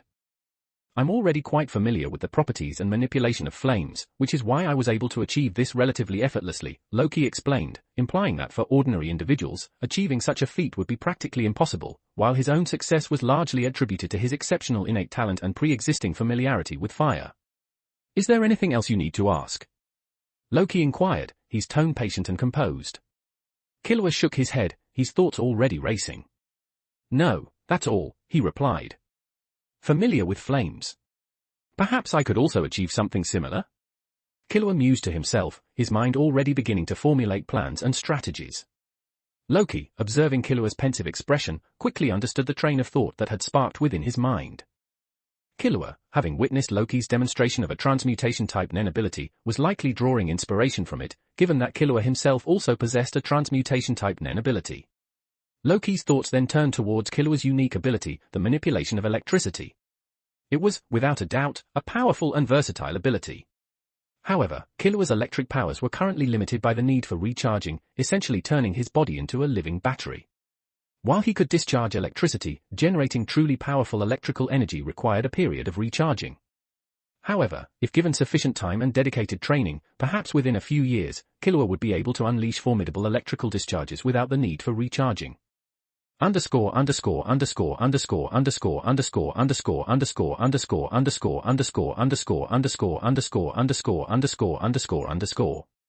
For more advanced chapters visit patreon.com/bars for 5. For $10 all advanced chapters. Chapter 43, HHES, Chapter 43. 871 words. Leaving the infirmary, Loki went straight to the competition registration window. I'd like to register for a match, he stated. The registration clerk looked at him. Mr. Loki, shouldn't you rest for a while? No need. Schedule me a match as soon as possible, Loki replied firmly. While registering, he glanced at Gunn and Killua, who were secretly watching him from a corner. These were the other two members of the new Hunter x Hunter trio, Gaido and Sadaso. After watching Loki's match against Realveld, they were afraid to provoke him. Seeing Loki's gaze, they quickly left. Loki coldly snorted as their auras disappeared. One reason he'd used the Mera Mera no Mi against Realveld was to deter such nuisances. Getting 10 wins against weak opponents would complete the mission, but Loki felt it wouldn't trigger a double reward. He remembered getting his Hunter license from Netro after the Hunter exam. The system had given a double reward. This suggested hidden missions that, if completed, would double the rewards. Therefore, defeating stronger opponents increased the likelihood of a double reward. He also considered the Gun and Killua mission. If Gun and Killua learned more or became stronger than in the original story, would it trigger a double reward? It was worth a try. Amazing! Loki KO'd Hill with one punch. In the crowded arena, Loki stood on the ring, retracting his fist. He yawned, looking at the defeated opponent. The referee raised Loki's hand. Loki wins. This was his second match this month. His opponent was stronger than Realveld, but Loki realized he hadn't grasped his own strength. He was a top-tier Nen user in this world. His opponent was strong, but Loki didn't even need to use his abilities, he just focused Nen into his fist and KO'd him with his speed. Before fighting Silver and Zeno, Loki didn't feel strong. But after defeating 3 Nen users in the Heaven Arena, he realized defeating them was like crushing ants. There was no challenge. He'd quickly get 10 wins. There were no worthy opponents. He wondered if the Floor Master would be stronger. Back in his room, Gun and Killua were waiting. Gun was fully recovered after a month. Killua hadn't trained, he waited for Gun. Gun smiled. Congratulations, Loki. You won again. Loki waved his hand. Nothing to congratulate. The opponent was too weak. Gun looked embarrassed. The opponent was strong, they'd watched the match. They needed more training to reach that level. Loki KO'd him with one punch. Let's continue training. You need to improve your Nen quickly. Focus on Ren, extending its duration and maintaining its form.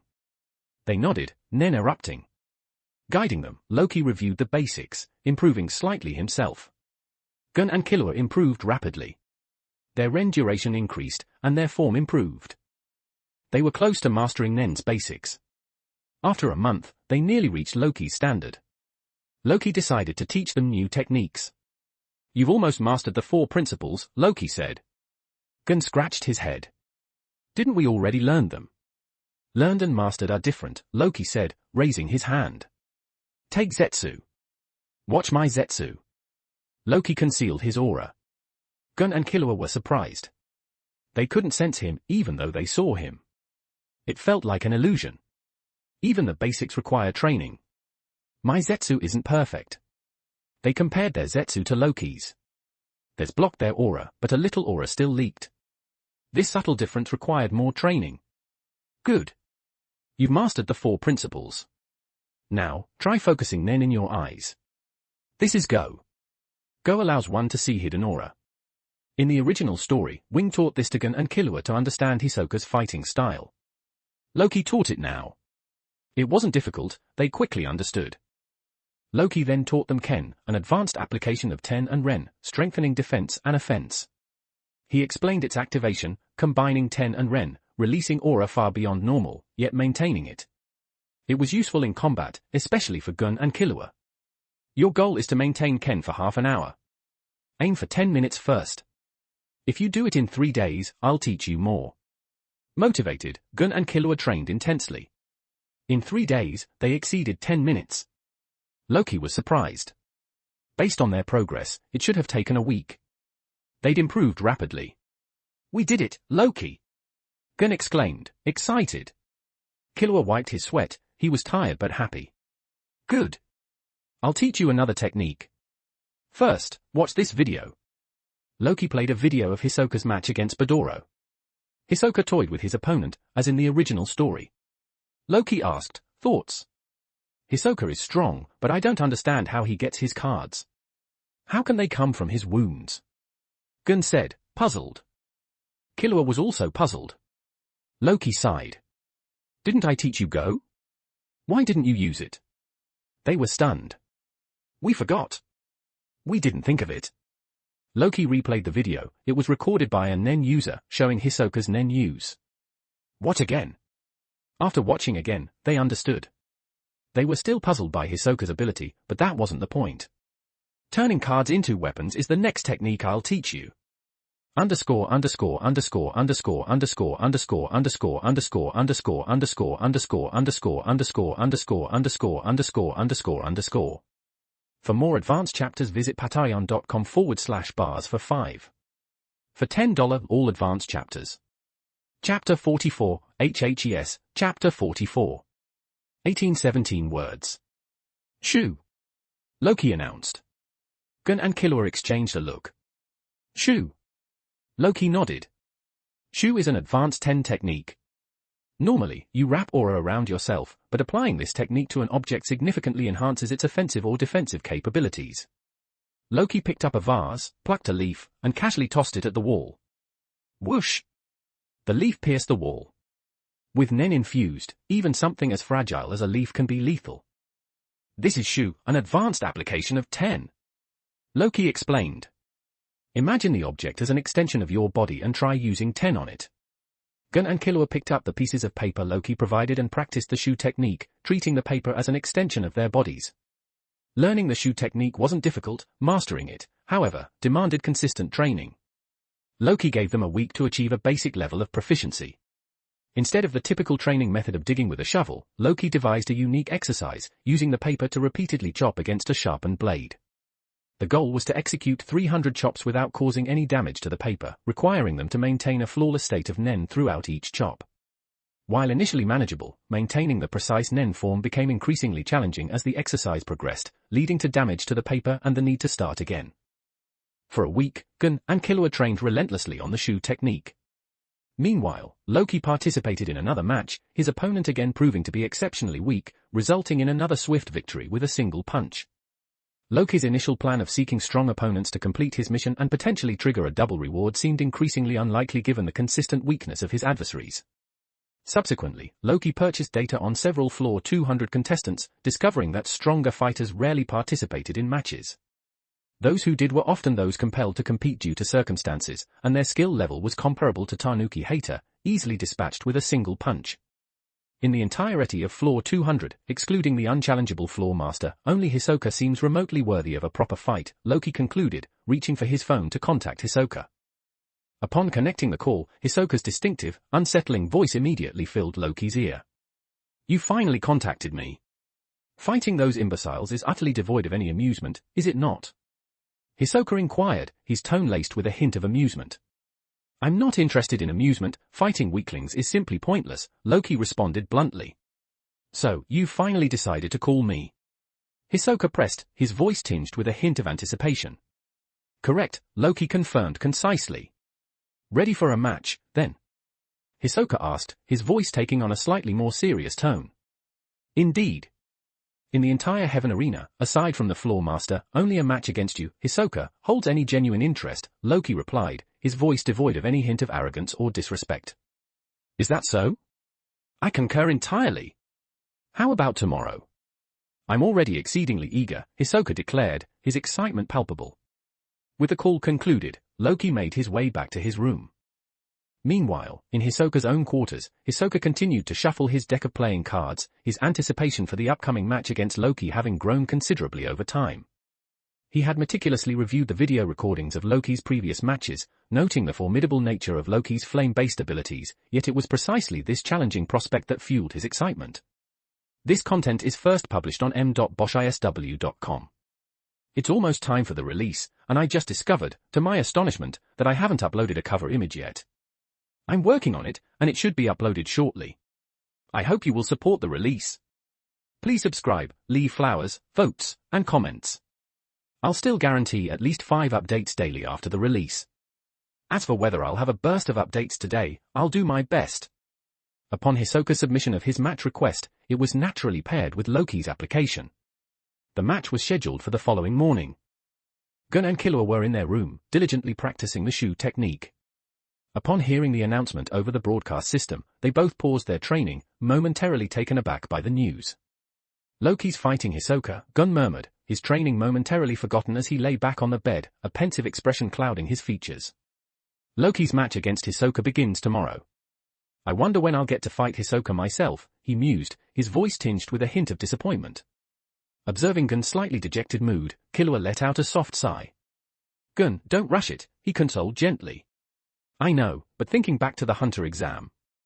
Gun began, his voice trailing off as he recalled the events of the Hunter exam. "Loki and Hisoka's match, should we go watch it tomorrow?" Killua smoothly shifted the subject, attempting to lift Gun's spirits. Gun abruptly sat upright, his eyes gleaming with renewed enthusiasm. "Of course, we should," he exclaimed. "Then let's get some rest tonight and wake up early tomorrow," Killua suggested, his tone calm and reassuring. The night passed without incident, although the rare respite from their intense training proved insufficient to lull either Gun or Killua into a restful sleep. The night stretched on, feeling exceptionally long and filled with anticipation. Early the next morning, Gun awoke well before dawn, his excitement preventing him from falling back asleep, despite the considerable time remaining before the match was scheduled to begin. Killua found himself in a similar state, unable to shake off the nervous energy that coursed through him. The match was scheduled for 10 a.m. The time slipped away as they trained listlessly, their minds preoccupied with the upcoming event. An hour before the match, they finally reached the arena and secured excellent viewing positions.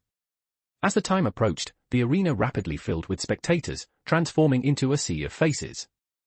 The large screen displayed information on Loki and Hisoka. Loki, after entering Floor 200, fought 3 matches in just over a month, achieving a dazzling record of 3 wins and 0 losses. He's hailed as Floor 200 Super Dark Horse, the announcer declared, her voice brimming with enthusiasm. He's also been dubbed the Fire User by the enthusiastic spectators. She continued, in each match, he swiftly and decisively defeated his opponents. However, aside from his inaugural match where he unleashed the full force of his flame-based abilities, all subsequent matches have seen him effortlessly dispatching his opponents with a single, well-placed punch. The announcer skillfully worked the crowd's emotions, transitioning seamlessly from Loki's introduction to Hisoka's. "And Loki's opponent today is the renowned magician, Hisoka," she announced, her voice rising in anticipation. Hisoka is an incredibly formidable fighter on floor 200, his battles always as spectacular and unpredictable as a magic show. In this epic clash of titans, who will emerge victorious? Let's wait and see, she concluded dramatically, building the suspense to a fever pitch. Loki and Hisoka emerged from opposite entrances, each taking measured steps towards the center of the arena, their presence commanding respect and attention. The moment both fighters appeared on the ring, the arena erupted into a thunderous roar of cheers and applause. Loki, having secured 3 consecutive victories, had already garnered a significant following among the floor 200 spectators. However, Hisoka's fan base was even larger, his captivating and magical fighting style proving to be far more alluring to the crowd. Upon Hisoka's entrance, Gun's expression became even more focused and intent, his eyes fixed on the enigmatic magician. Killua, too, furrowed his brow, his gaze unwavering as he assessed the formidable opponent. On the ring, Loki remained cloaked in his signature white cloak, concealing his entire body from view. His attire consisted of loose-fitting black pants cinched at the waist with a broad, red canvas belt, a style reminiscent of Yo Osakura's own distinctive clothing. Once both fighters had reached the center of the ring, the referee promptly announced the commencement of the match. The arena erupted into a deafening cacophony of cheers and shouts as the match officially began. However, both Loki and Hisoka appeared to effortlessly block out the noise and commotion of the crowd, their focus unwavering and intense. Hisoka's eyes gleamed with a dark, almost predatory light as he observed Loki's calm and composed demeanor, his mind racing to comprehend the remarkable transformation that had occurred since their last encounter. Hisoka found Loki's rapid development utterly astonishing. It had been a relatively short time since their previous confrontation during the Hunter exam, a match where Loki had been no match for Hisoka's superior skills and experience. Yet, now, Loki stood before him as a Nen user capable of exerting immense pressure, having even developed the terrifying power to manipulate flames. The tables had turned, it was Hisoka who now felt the weight of anticipation and pressure, not Loki. The match began, yet neither fighter made any immediate move, the spectators below remaining remarkably patient and expectant. Hisoka, breaking the silence, finally spoke. "Loki, you're a specialization type Nen user, aren't you?" he stated, his voice laced with a hint of playful challenge. "No," Loki replied instantly, his response both firm and unequivocal. Upon hearing Loki's immediate denial, Hisoka's expression shifted subtly, a hint of amusement playing on his lips. "Your gaze shifted noticeably when you lied," Hisoka observed, his voice a low chuckle. "Oh, I thought I'd gotten away with it," Loki responded, a hint of playful banter in his tone. "I'm just teasing you. You didn't change your gaze at all. It's just that I refuse to believe you're not a specialization type Nen user," Hisoka declared, his voice laced with a hint of playful intrigue. Loki's lips curled into a subtle smile at Hisoka's words. As expected of a transmutation type Nen user, Hisoka possessed a penchant for deception and manipulation. However, Loki remained unfazed by Hisoka's attempt at deception, unconcerned about Hisoka's awareness of his Nen type. Revealing that he was a specialization type Nen user would not significantly alter the outcome of their impending battle. Having successfully ascertained Loki's Nen type, Hisoka was no longer surprised by Loki's rapid advancement. Specialization type Nen users possess the inherent advantage of having the 5 basic Nen types present naturally within them, neither increasing nor decreasing in strength over time. The only factors subject to change are the overall quantity and quality of their Nen. Loki's current Nen capacity was clearly far beyond what could be achieved through short-term training alone. Recalling the immense aura of Nen he had sensed emanating from Loki during their encounter on the flight ship, Hisoka had initially assumed it belonged to Netero or some other seasoned professional hunter. However, considering Loki's subsequent absence from the Hunter exam, Hisoka now concluded that the immense Nen he had sensed on the flight ship undoubtedly belonged to Loki. Underscore underscore underscore underscore underscore underscore underscore underscore underscore underscore underscore underscore underscore underscore underscore underscore underscore underscore. For more advanced chapters visit patreon.com/bars for 5. For $10 all advanced chapters. Chapter 45, HHES, Chapter 45. 724 words. Hisoka and Loki are on the ring, but they don't seem ready to fight, the announcer said. They're talking. The announcer saw Loki smile. Loki's smiling. Are they friends? The referee approached. Begin fighting, or you'll both be penalized. No choice. I wanted more information, Hisoka said, stretching, his bones cracking. He stared at Loki. Let's begin. Okay. Loki felt something was wrong. He instinctively used Go. As Hisoka stretched, his Nen shot towards Loki, using in to make it hard to detect. But Loki's senses were sharp. He saw the hidden Nen. Loki smiled. Flames erupted from his feet, engulfing him. Hisoka's Nen entered the flames, intensifying them. Hisoka noticed the change. Too bad. You saw through it so quickly, Hisoka frowned. Instinctive sensing. Hisoka thought. Loki's strength increase wasn't scary, his quick reaction was. Only experienced Nen users use Go when something's wrong. Loki's strength and experience had increased too quickly. Strength can be trained, but experience can't. Only one possibility remained. He uses talent to compensate for experience. That's enviable. Hisoka was more surprised by Loki's danger-sensing ability than his strength. Cunning magician, that's you, Hisoka, Loki said, emerging from the flames. The audience was excited. Amazing, the announcer gasped. Loki controls flames, unharmed by them. The flames are like kittens around him. The audience was in an uproar. Hisoka sped towards Loki's right, vanishing instantly. Loki turned, his eyes on Hisoka. Hisoka stopped behind Loki after seeing Loki keep up. Loki turned. You easily kept up. Staring at the magician is good, but sometimes you need to watch other things, Hisoka said, raising his right hand and extending his index finger. Loki used Go. He saw Nen threads from Hisoka's finger to behind him. Bungee gum. It has the properties of gum and rubber. Hisoka pulled the sticky Nen. Bang bang bang. Floorboards flew towards Loki. Loki snapped his fingers. Flame ring. He drew a semicircle, flames appeared, forming a ring around his waist. Fire pillar. A pillar of fire erupted from the ring, engulfing Loki. The Nen-imbued rocks shattered against the fire pillar. Good technique, Hisoka said, watching his Nen on the rocks. It burned away instantly, the rocks shattered. He can even ignite aura. Flames that ignite Nen are hard to deal with. Hisoka's bungee gum often requires sticking Nen to the opponent. Loki's flames could ignite Nen, preventing direct contact. Fire gun. Ta-ta-ta-ta-ta. The fire pillar dissipated, rocks fell. Loki aimed at Hisoka like a gun, firing small flames. Hisoka's eyes narrowed. He developed not only abilities, but also Nen techniques. This requires more than just talent. Hisoka dodged quickly. The ground shattered from Loki's flames. Hisoka's dodging speed increased.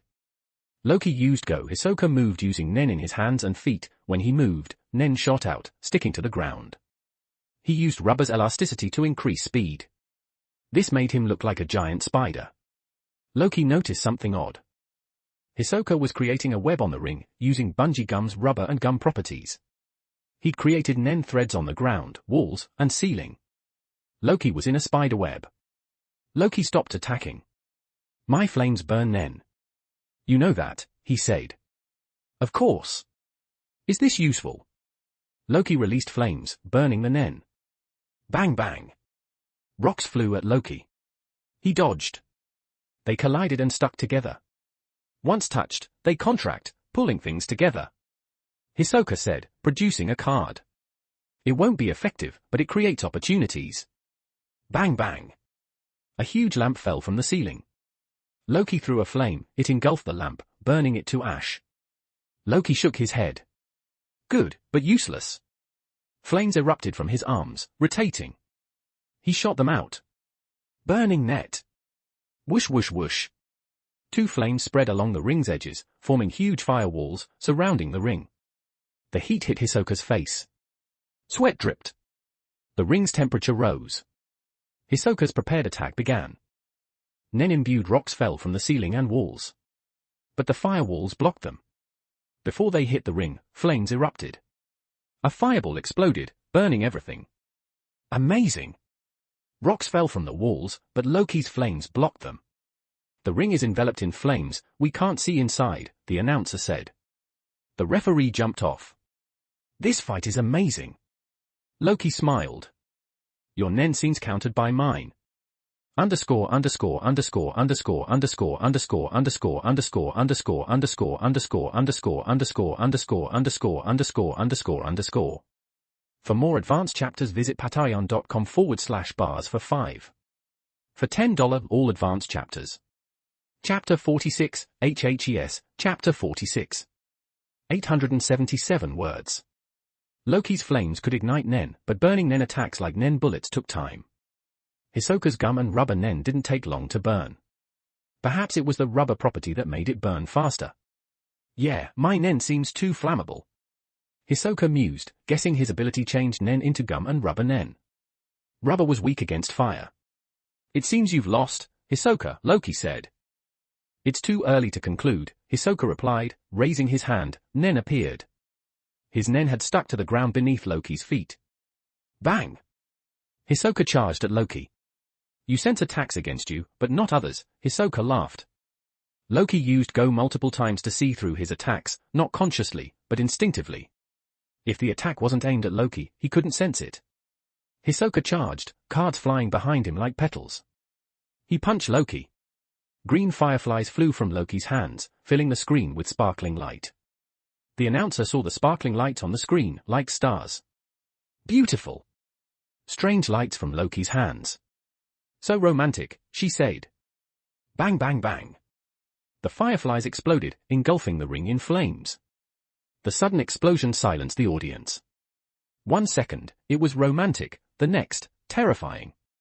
The flames raged. The contrast was huge. The fireflies exploded, there was nowhere to hide on the ring. Loki was also engulfed, but the flames didn't harm him. The explosion stopped. The flames gathered, then dissipated. Loki stood in the center of the ring, his white cloak billowing. The burning net vanished. Loki looked down, Hisoka was below, brushing off flames. Hisoka is out, the referee said. The arena was silent, then erupted in cheers. Loki wins. He defeated Hisoka. The flames were terrifying, even Hisoka had to jump off to avoid them. Hisoka extinguished the flames, looking at Loki. He spread his hands. Too bad. This fight ends for now. He looked disappointed, but his eyes gleamed. Gun and Killua were stunned.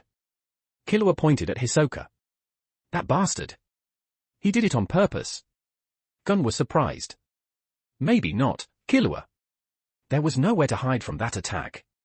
He could have stuck his Nen to the ceiling, but he jumped off, Killua said.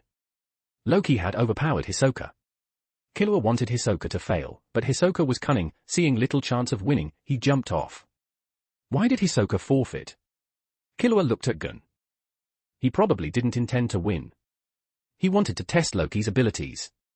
He'll fight Loki again when he finds a way to counter him. Killua calmed down. Hisoka's right. The ring favors Loki. The open space favored Loki. Hisoka didn't try to win, he wanted to test Loki's strength and find a better opportunity to fight him. The referee raised Loki's hand, declaring him the winner. Loki smiled faintly at Hisoka. Cunning magician Hisoka. The next fight would be harder. But Loki wasn't afraid, he hadn't used many abilities. He couldn't use the Mera Mera no Mi's full power on the ring, otherwise, few would survive. Loki had 4 wins, needing 6 more for 10. Besides Hisoka, there were no other notable opponents on floor 200. He registered for another match. Soon, Hisoka called. Loki answered, his tone unfriendly. What?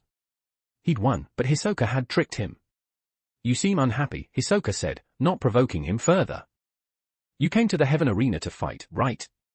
The Heaven Arena is good for killing time, but few strong opponents are here. I'll introduce you to stronger opponents. Interested, Mr. Loki?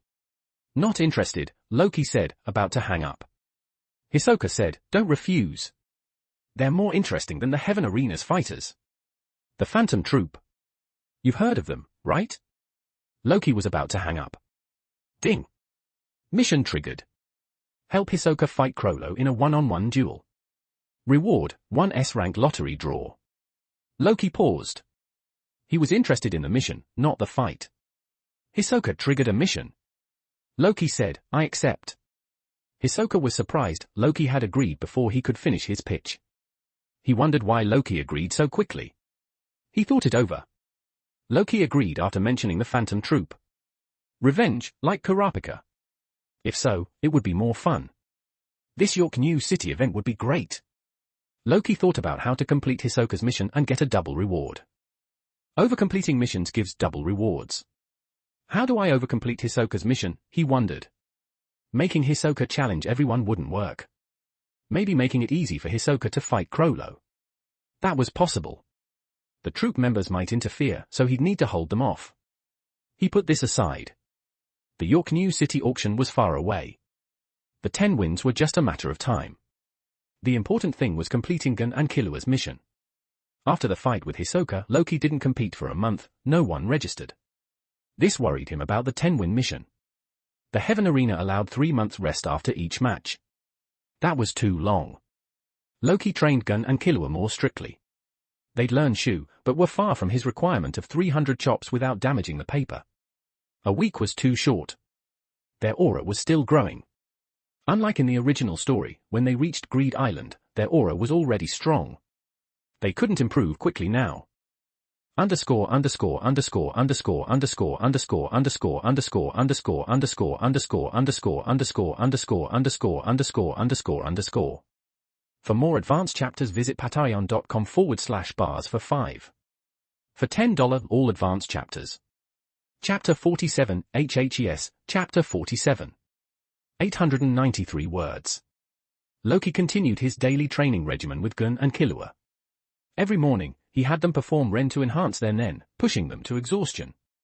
Then, while their bodies were fatigued and their Nen depleted, he had them perform rigorous physical training to push their limits and unlock their potential. To avoid collapsing, they had to constantly exceed their Nen limits. Mornings were for basic Nen training, afternoons were for Shu. After 2 weeks, Loki taught them Ken, an advanced Nen technique combining Ten, Zetsu, Ren, Hatsu, and Go. It focused Nen on one area, increasing attack and defense. Gun and Killua showed exceptional talent, not just in learning speed, but in their recovery ability. Even after exhausting days, they were fully recovered the next day. This was a key reason for their rapid progress. A month later, Loki had taught them the 4 basic principles, Go, Shu, Ken, and Ken. He planned to teach them Ryu and In, but Netero called. "Why haven't you reported Gun's progress?" Netero asked. "What?" Loki was surprised. Netero slapped his head. "I forgot to tell you. Since you're teaching Gun Nen, you're a secret examiner and need to report his progress to the Hunter Association." "I see." Gun learned the 4 basic principles, Go, Shu, Ken, and Ken. He hasn't fully mastered them, he needs more training. "That's sufficient," Netero said, asking about Loki's progress in the Heaven Arena before hanging up. Loki's mission panel appeared. Mission, guide Gun and Killua to learn Nen and its 4 basic principles. Double reward for teaching them Go, Shu, Ken, and Ken. 1 S-rank lottery draw. Choose one from Hao Osakura, Jin, Yuppie, and Port Gas D. Ace. Mission complete. And an S-rank lottery draw. Loki exclaimed, surprised. However, he was disappointed it wasn't an SS or SSS rank draw. He checked Hao Osakura's options. The Fire Spirit was there, but it was S rank. Loki sighed. Only one other item was available. Shikigami, Zenki and Goki. Zenki and Goki were Hao Osakura's Shikigami, but Anna took them. Yet, they were available in the system. Shikigami aren't familiars, they're bound through rituals. Once bound, they serve their master. Loki didn't expect anything good from an S-rank draw. Other characters' S-rank abilities and items probably wouldn't be good either. It's just an S-rank draw, but Zenki and Goki are good. They're Hao Osakura's Shikigami in his first life, they'll be useful. He didn't check other characters' options. To get the Fire Spirit, he needed an SS rank draw. He looked at the Fire Spirit. "I'll get you back." "Wait." Ding. Confirming S-rank draw, Shikigami, Zenki and Goki. Extracting. Extraction successful. The system was silent. Loki opened his inventory, only Senzu beans were there. Zenki and Goki weren't there. They are not there. They're probably like Zanpakuto, merging with my Nen ability, Loki thought. His Nen surged. 2 Nen lights flew out, landing in his room, transforming into 2 large figures. "Lord Loki." Zenki and Goki knelt, bowing. They were twice Loki's height, with 6-point star eyes and sharp teeth. They had large heads and legs, but no bodies. Zenki was red, with 2 horns and a long axe. Goki was blue, with 1 horn and broad arms, appearing stronger and heavier than Zenki. They stood silently before Loki.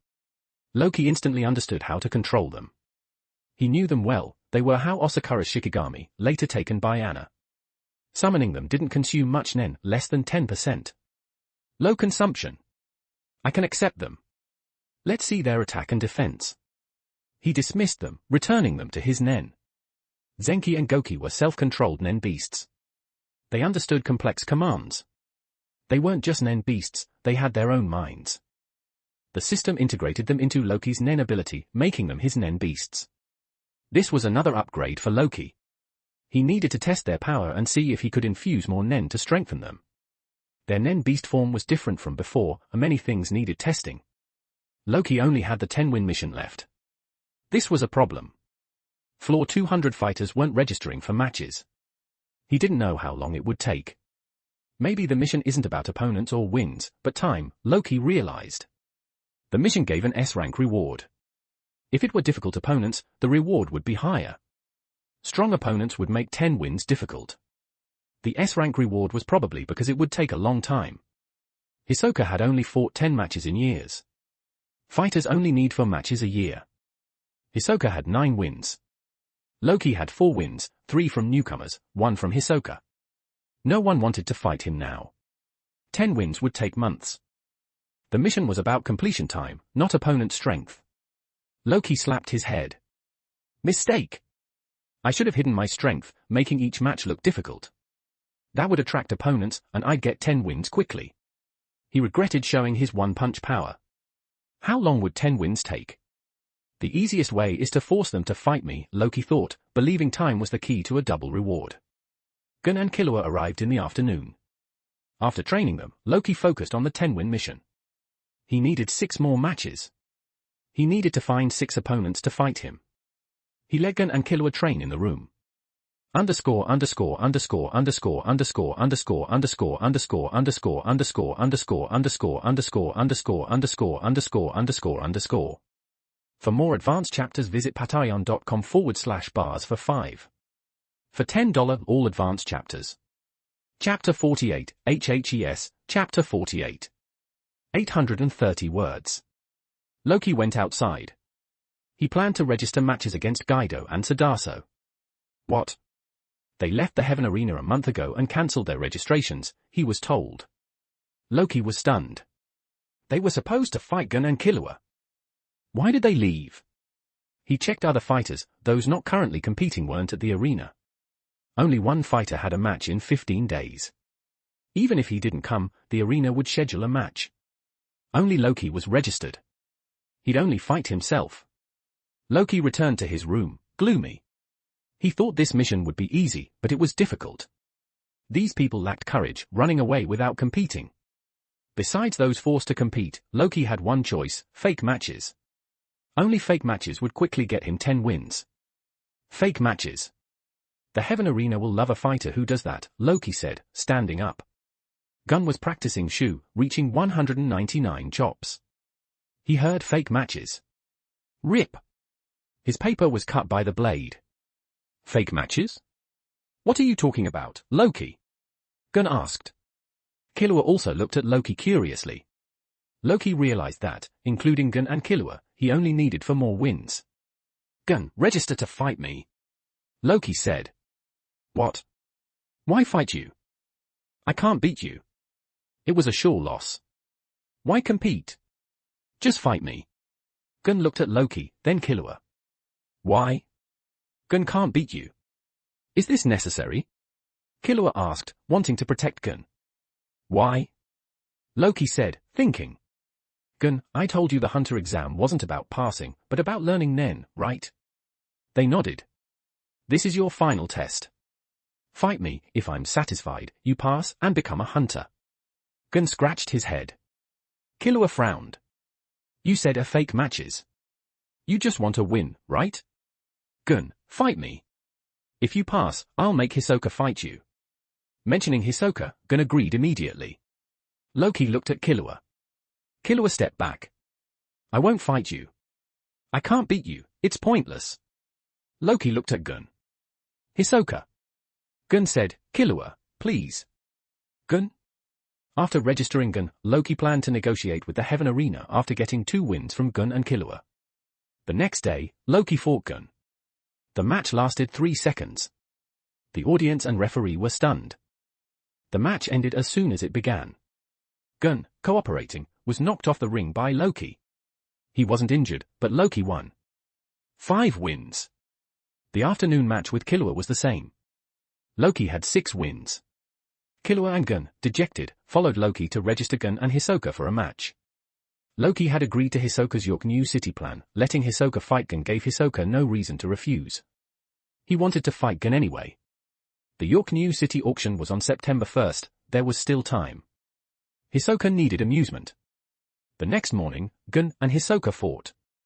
The previous 2 matches, lasting 6 seconds total, had frustrated the audience. Killua heard people say, "If this match lasts only a few seconds, I'm done watching." Me too. I didn't see the fighters yesterday. At least you saw the ring. I looked down to get a drink, and the match was over. Killua said nothing. Bang! Hisoka slid backward, leaving scratches on the ground. Gun landed a punch, smiling. Months of Ren training had incredibly increased Gun's aura, faster than in the original story. Having Loki as a goal might have sped up Gun and Killua's progress. Gun was almost as strong as when he trained with Biscuit Kruger. He also mastered Ken and Shu. Loki's training with paper and blades had strengthened their aura, like hitting rocks strengthens enhancement types. Good job, Gun, Killua said, impressed. Gun was simple-minded but had good ideas in battle. Hisoka was careless, Killua said. Hisoka was stronger, but he was careless, he knew he was stronger and didn't dodge. Loki smiled at Killua. Careless? With Hisoka's reflexes, even with a feint, Hisoka could have dodged or blocked Gun's attack. But he didn't. He let Gun hit him.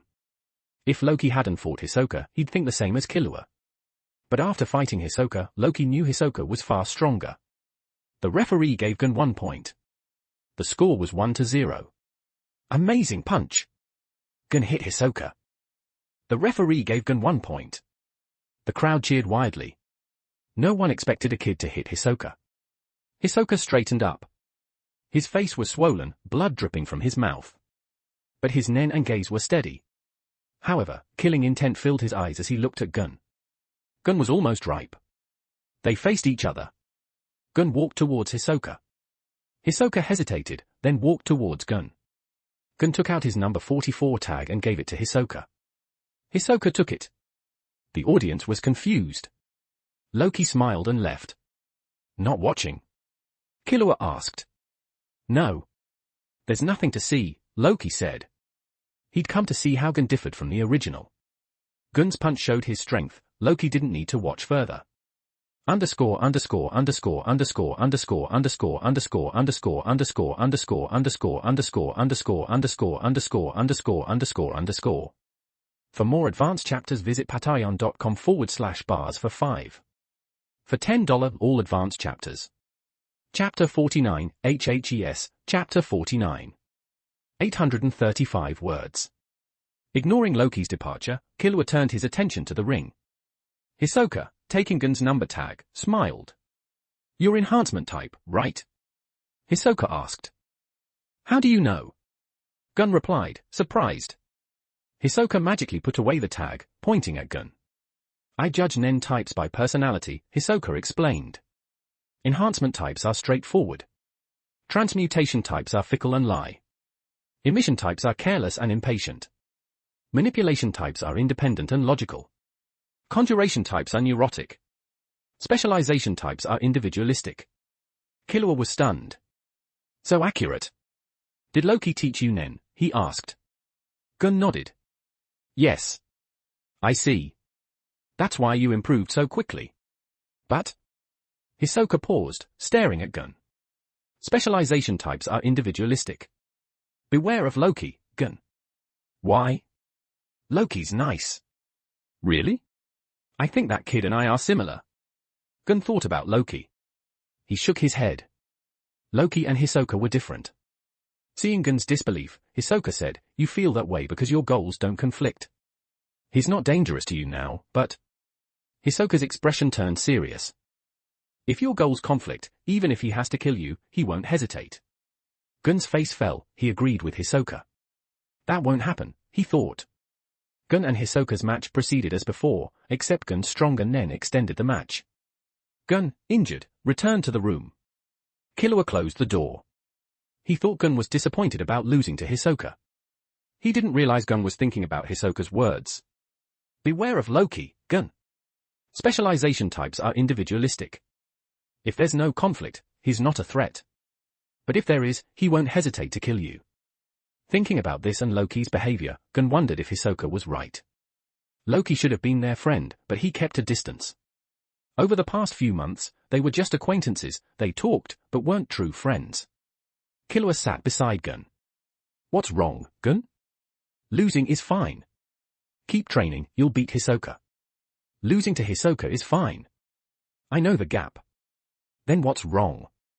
Gun thought about Hisoka's words. Killua, do you think Loki and I are friends? Killua paused. Strictly speaking, no. You think so too? While they discussed Loki, Loki found someone influential in the Heaven Arena. Mr. Loki. You're the first to get 6 wins in a few months on floor 200. That's amazing. A fat man in a suit said. Loki disliked dealing with such people. He stated his purpose. Arrange for matches for me to win. 10 wins will attract attention, 10 wins lets me challenge the floor master. Then I'll lose, making a lot of money. Interested in cooperating? Few on floor 200 cooperated with the Heaven Arena. They were elites, few would do this. Even if some wanted to, the arena wouldn't care. Luckily, the floor master cooperated with the arena. Happy cooperation, the man said. The arena acted quickly, notifying Loki that night that a match could be arranged the next day. They wanted Loki to make the match exciting. Loki readily agreed to quickly complete the 10-win mission. The next day, he got 7 wins. He played for half an hour, acting well. A week later, he had 8 wins, needing 2 more. After 10 wins, he could become floor master or challenge the floor master and move up. As Loki prepared for his 9th match, Gun and Killua found him. Loki, we're leaving the Heaven Arena. Thank you for teaching us Nen. Gun said. Oh? Where are you going? Loki asked. We haven't been home since the Hunter exam. We're going home, then meeting Kurapika and Leo Rio in York New City on September 1st, Gun said. Killua looked at Loki. Will you be in York New City on September 1st? Yes. I'll challenge you then, Killua said. Loki wasn't concerned. It was too early, they'd be worth noting during the Chimera and arc. They hadn't even finished learning Nen techniques. I look forward to it, Loki said, smiling. Killua felt Loki wasn't taking him seriously and was annoyed. Let's go, Gun. Gun waved. Goodbye, Loki. Loki was surprised, they were supposed to stay longer and fight more Nen users. But things were changing. Loki wanted to finish the 10-win mission. 10 wins, the announcer said. Loki broke the record for fastest 10 wins on floor 200. He won consecutively. No one stopped him. Amazing! Loki looked at his defeated opponent, jumped off the ring, and left.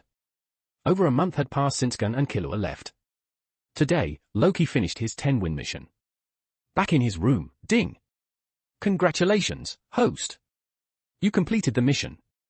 Reward, 1 SS rank lottery draw. Draw starting. Congratulations, host! You got an SS rank character, Hinata Hyuga from Naruto. Extraction complete. Hinata Hyuga? Who's that? He probably wasn't strong. But Loki was interested in the new power. The Hyuga clan was a noble family in Konoha, known for the Byakugan and Gentle Fist. They weren't exceptionally strong, but the Byakugan was useful, and the Gentle Fist was good. Loki closed his eyes, then opened them. Underscore underscore underscore underscore underscore underscore underscore underscore underscore underscore underscore underscore underscore underscore underscore underscore underscore underscore. For more advanced chapters visit patreon.com/bars for 5. For $10 all advanced chapters. Chapter 50, HHES, Chapter 50. 773 words. Blood vessels around Loki's eyes bulged. His Byakugan activated. His perception sharpened, he could see dust motes in the air. Everything seemed slower, he could see through objects. The 360-degree vision was slightly unusual. Besides the Byakugan, information about the gentle fist appeared in his mind. Unfortunately, Hinata Hyuga hadn't learned advanced techniques like Haki Rokujuyan Sho or Kaiten. He only knew basic gentle fist pressure point strikes, injecting chakra into pressure points to block chakra flow. Loki wondered if this would work in the Hunter x Hunter world. It was an SS rank draw, getting the Byakugan was unexpected. He focused on the next mission. He opened the mission panel, mission, investigate the Phantom Troop. Reward, unknown. Loki was stunned. Investigate the Phantom Troop. The reward is unknown. He never thought the Phantom Troop had secrets. This mission baffled Loki. The system meant the Phantom Troop hid secrets. Loki, knowing the plot, never considered this. A troublesome mission, Loki muttered. But his eyes gleamed at the unknown reward. Maybe completing it would give an SSS rank draw. If so, he could get the Fire Spirit. If only I could eliminate the Phantom Troop. It would be easier, Loki mused. Ding! Mission triggered, eliminate the Phantom Troop. Reward, 1 lottery draw of any rank. The sudden system notification startled Loki. He stared at the screen. It was true, any rank. Loki closed his eyes, smiling. This reward was better. Did the system know what he wanted? He hadn't expected this mission trigger method, self-triggered missions. Investigate the Phantom Troop, eliminate the Phantom Troop. Combining these is troublesome. Loki realized. Eliminating them was easy, just kill everyone. But investigating them was hard. He didn't have intelligence gathering skills. Getting information from them would be harder than killing them. The investigation reward is unknown, eliminating them gives any rank lottery draw. Welf's death showed they wouldn't reveal information. Eliminating them is difficult but simple, just kill them. The hard part is finding an opportunity to fight 1 or 2 members at a time. Investigating them was harder. He needed intelligence gathering abilities, like Pakunoda's memory reading. Intelligence gathering ability. Loki suddenly remembered someone. Reading memories was good, but another ability was just as good, Bai's ability, 180 degrees love slave. It couldn't read memories, but a kiss made someone a servant. It was strong but weak. Strong because a kiss controlled someone.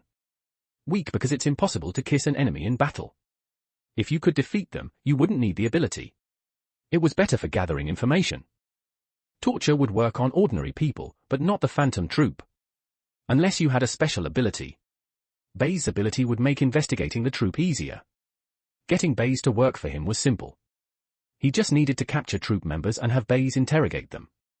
He could cooperate with Kurapika and Hisoka, their goals didn't conflict. Hisoka wanted a one-on-one fight with Krollo. Kurapika wanted revenge. Applying to be a bodyguard for the Nostrade family is a good idea, Loki thought. Gun and Killua wouldn't appear much in the York New City arc. The focus was Kurapika and the Phantom Troop. Being with Kurapika would give more opportunities to complete the mission. Tomorrow was his final match, challenging the Floor Master. After that, he could leave. The York New City auction was a week away. Loki thought about completing the mission and the unknown reward. He wondered about the chance of getting an SSS rank draw. But he forgot something, the system's reward matched the danger. The investigation gave an unknown reward, the secret must be significant. Loki was excited about the York New City arc. But today's fight with the Floor Master took his attention. The Floor Master was different from other fighters. This Floor Master had been undefeated for 5 years on floor 200. Loki entered the arena. The arena was larger than before, there were more spectators. Loki entered first. He was the fastest to get 10 wins, challenging the Floor Master. He was getting a lot of attention. No one had successfully challenged the Floor Master in 5 years. Loki's challenge was a shock to floor 200. Many who'd been there for 2 or 3 years didn't understand how he'd gotten 10 wins so quickly. Even if he was strong, it usually took years. Loki had done it in months. Everyone knew something was strange. Thump thump thump. The ring trembled, Loki's cloak also trembled slightly. The Floor Master emerged from a large passage. He was huge, like a gladiator, nearly 3 meters tall, with developed limbs. He looked terrifying. But Loki, using his Byakugan, observed. Underscore underscore underscore underscore underscore underscore underscore underscore underscore underscore underscore underscore underscore underscore underscore underscore underscore underscore. For more advanced chapters visit patreon.com/bars for 5. For $10 all advanced chapters. Chapter 51, HHES, Chapter 51. 702 words. Is that all you've got? Loki muttered, disappointed. He'd expected the Floor Master to be comparable to Hisoka, but he was only slightly stronger than Bedoro. The Floor Master! The Floor Master, the announcer exclaimed. The Floor Master, who's never been defeated in 5 years, the top ruler of Floor 200, Puma. Note, Puma is only a fictional character.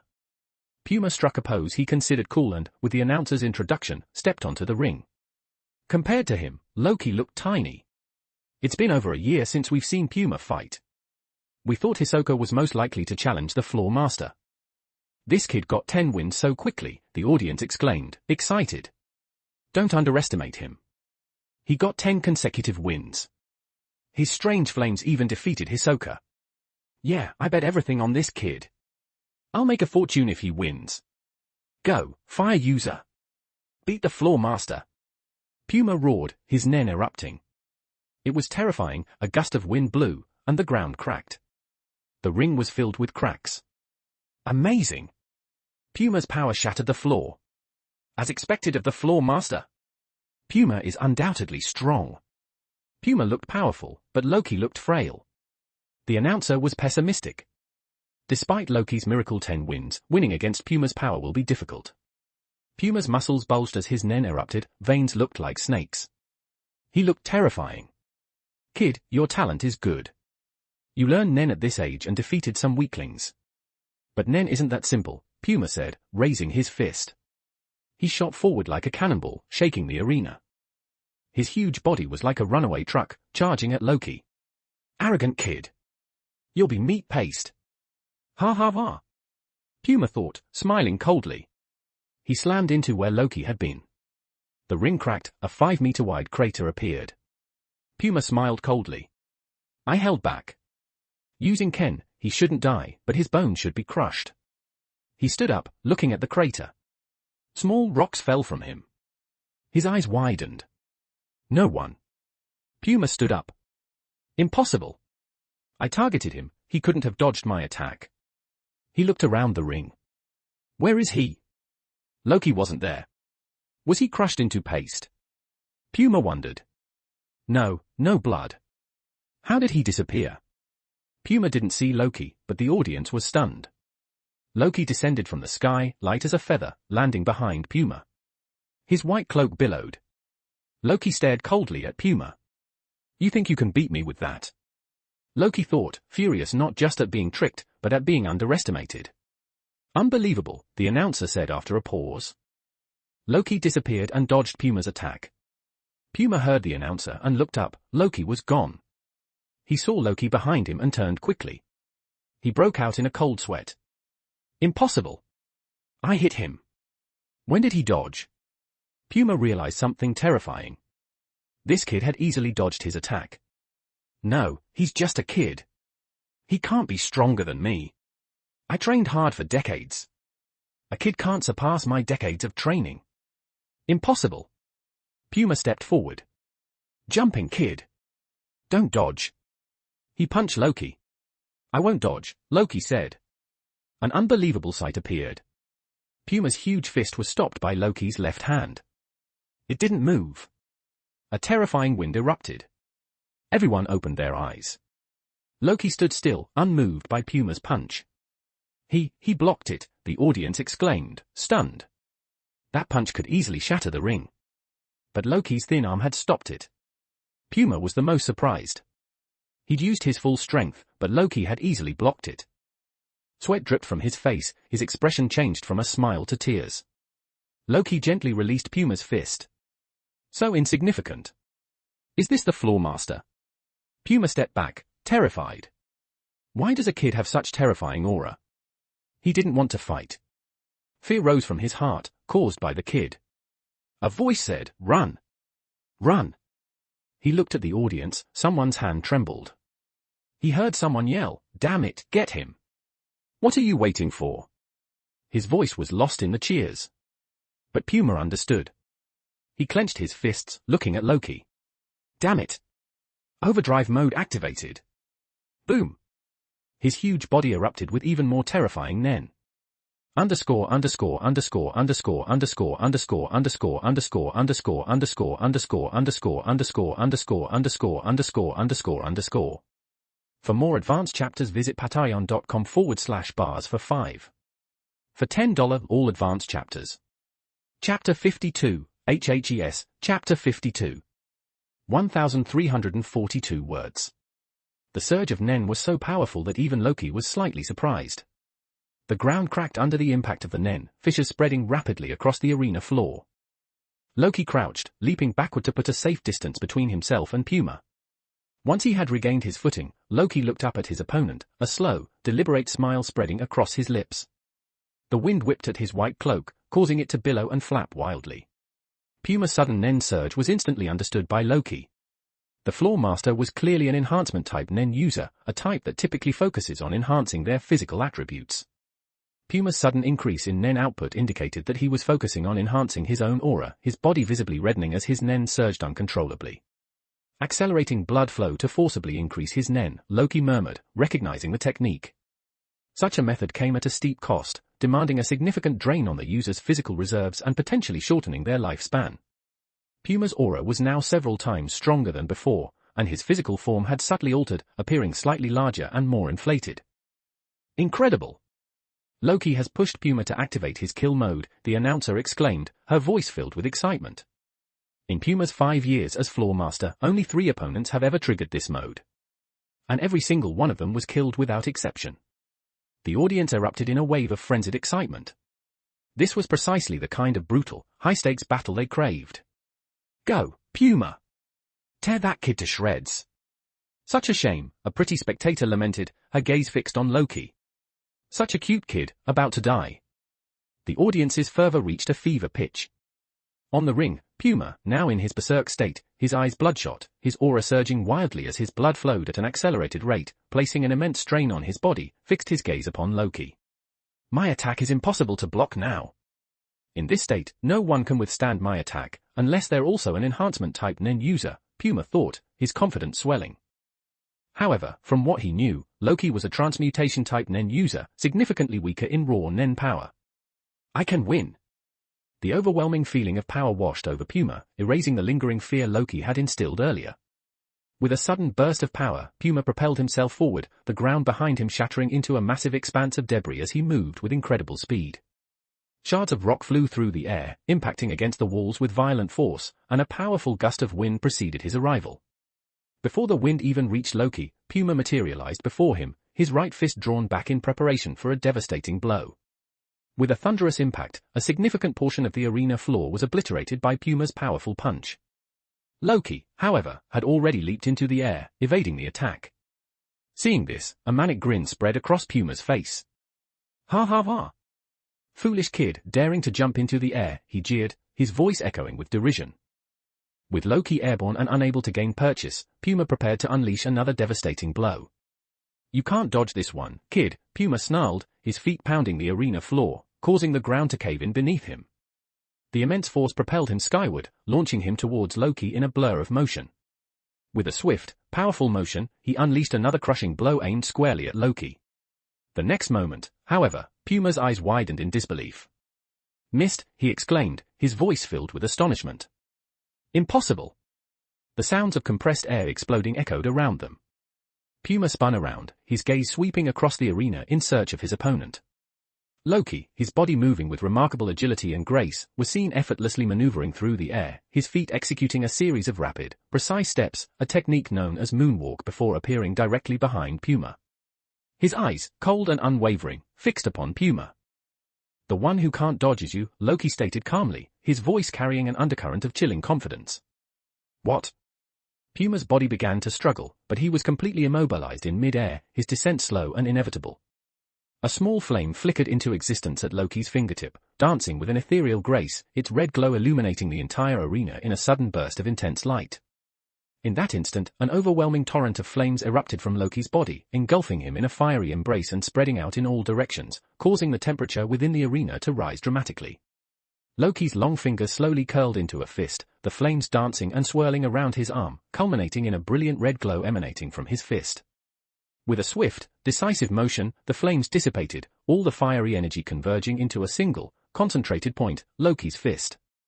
"Fire fist!" Loki declared, his voice barely audible above the roar of the flames. A terrifying wave of flames erupted from Loki's fist, surging outwards like a volcanic eruption. In an instant, Puma's body was completely engulfed by the inferno. Even in his final moments, Puma's eyes remained fixated on Loki, his expression a mixture of disbelief and terror. How could such a terrifyingly powerful being exist in this world? Puma thought, his mind struggling to comprehend the sheer power he was facing. With another thunderous explosion of flames erupting from Loki's fist, the fiery torrent not only consumed Puma's body but also tore through the walls of the spectator area above the ring, sending a shockwave of fire outward. Outside the Heaven Arena, a terrifying column of fire suddenly shot up from the Floor 200 arena into the sky, followed by a deafening explosion that echoed through the surrounding area. The crowd below the arena looked up in astonishment. High in the sky, a massive column of fire shot straight towards the heavens, its fiery tendrils reaching towards the sky. After climbing to a height of over 100 meters, the flames ceased their ascent and began to spread horizontally. Loki's figure slowly descended, his white cloak billowing around him, once again completely enveloping his body. A heavy silence descended upon the arena. The air was thick with stunned disbelief. After a long moment of stunned silence, the announcer's voice, trembling with a mixture of awe and disbelief, finally broke the silence.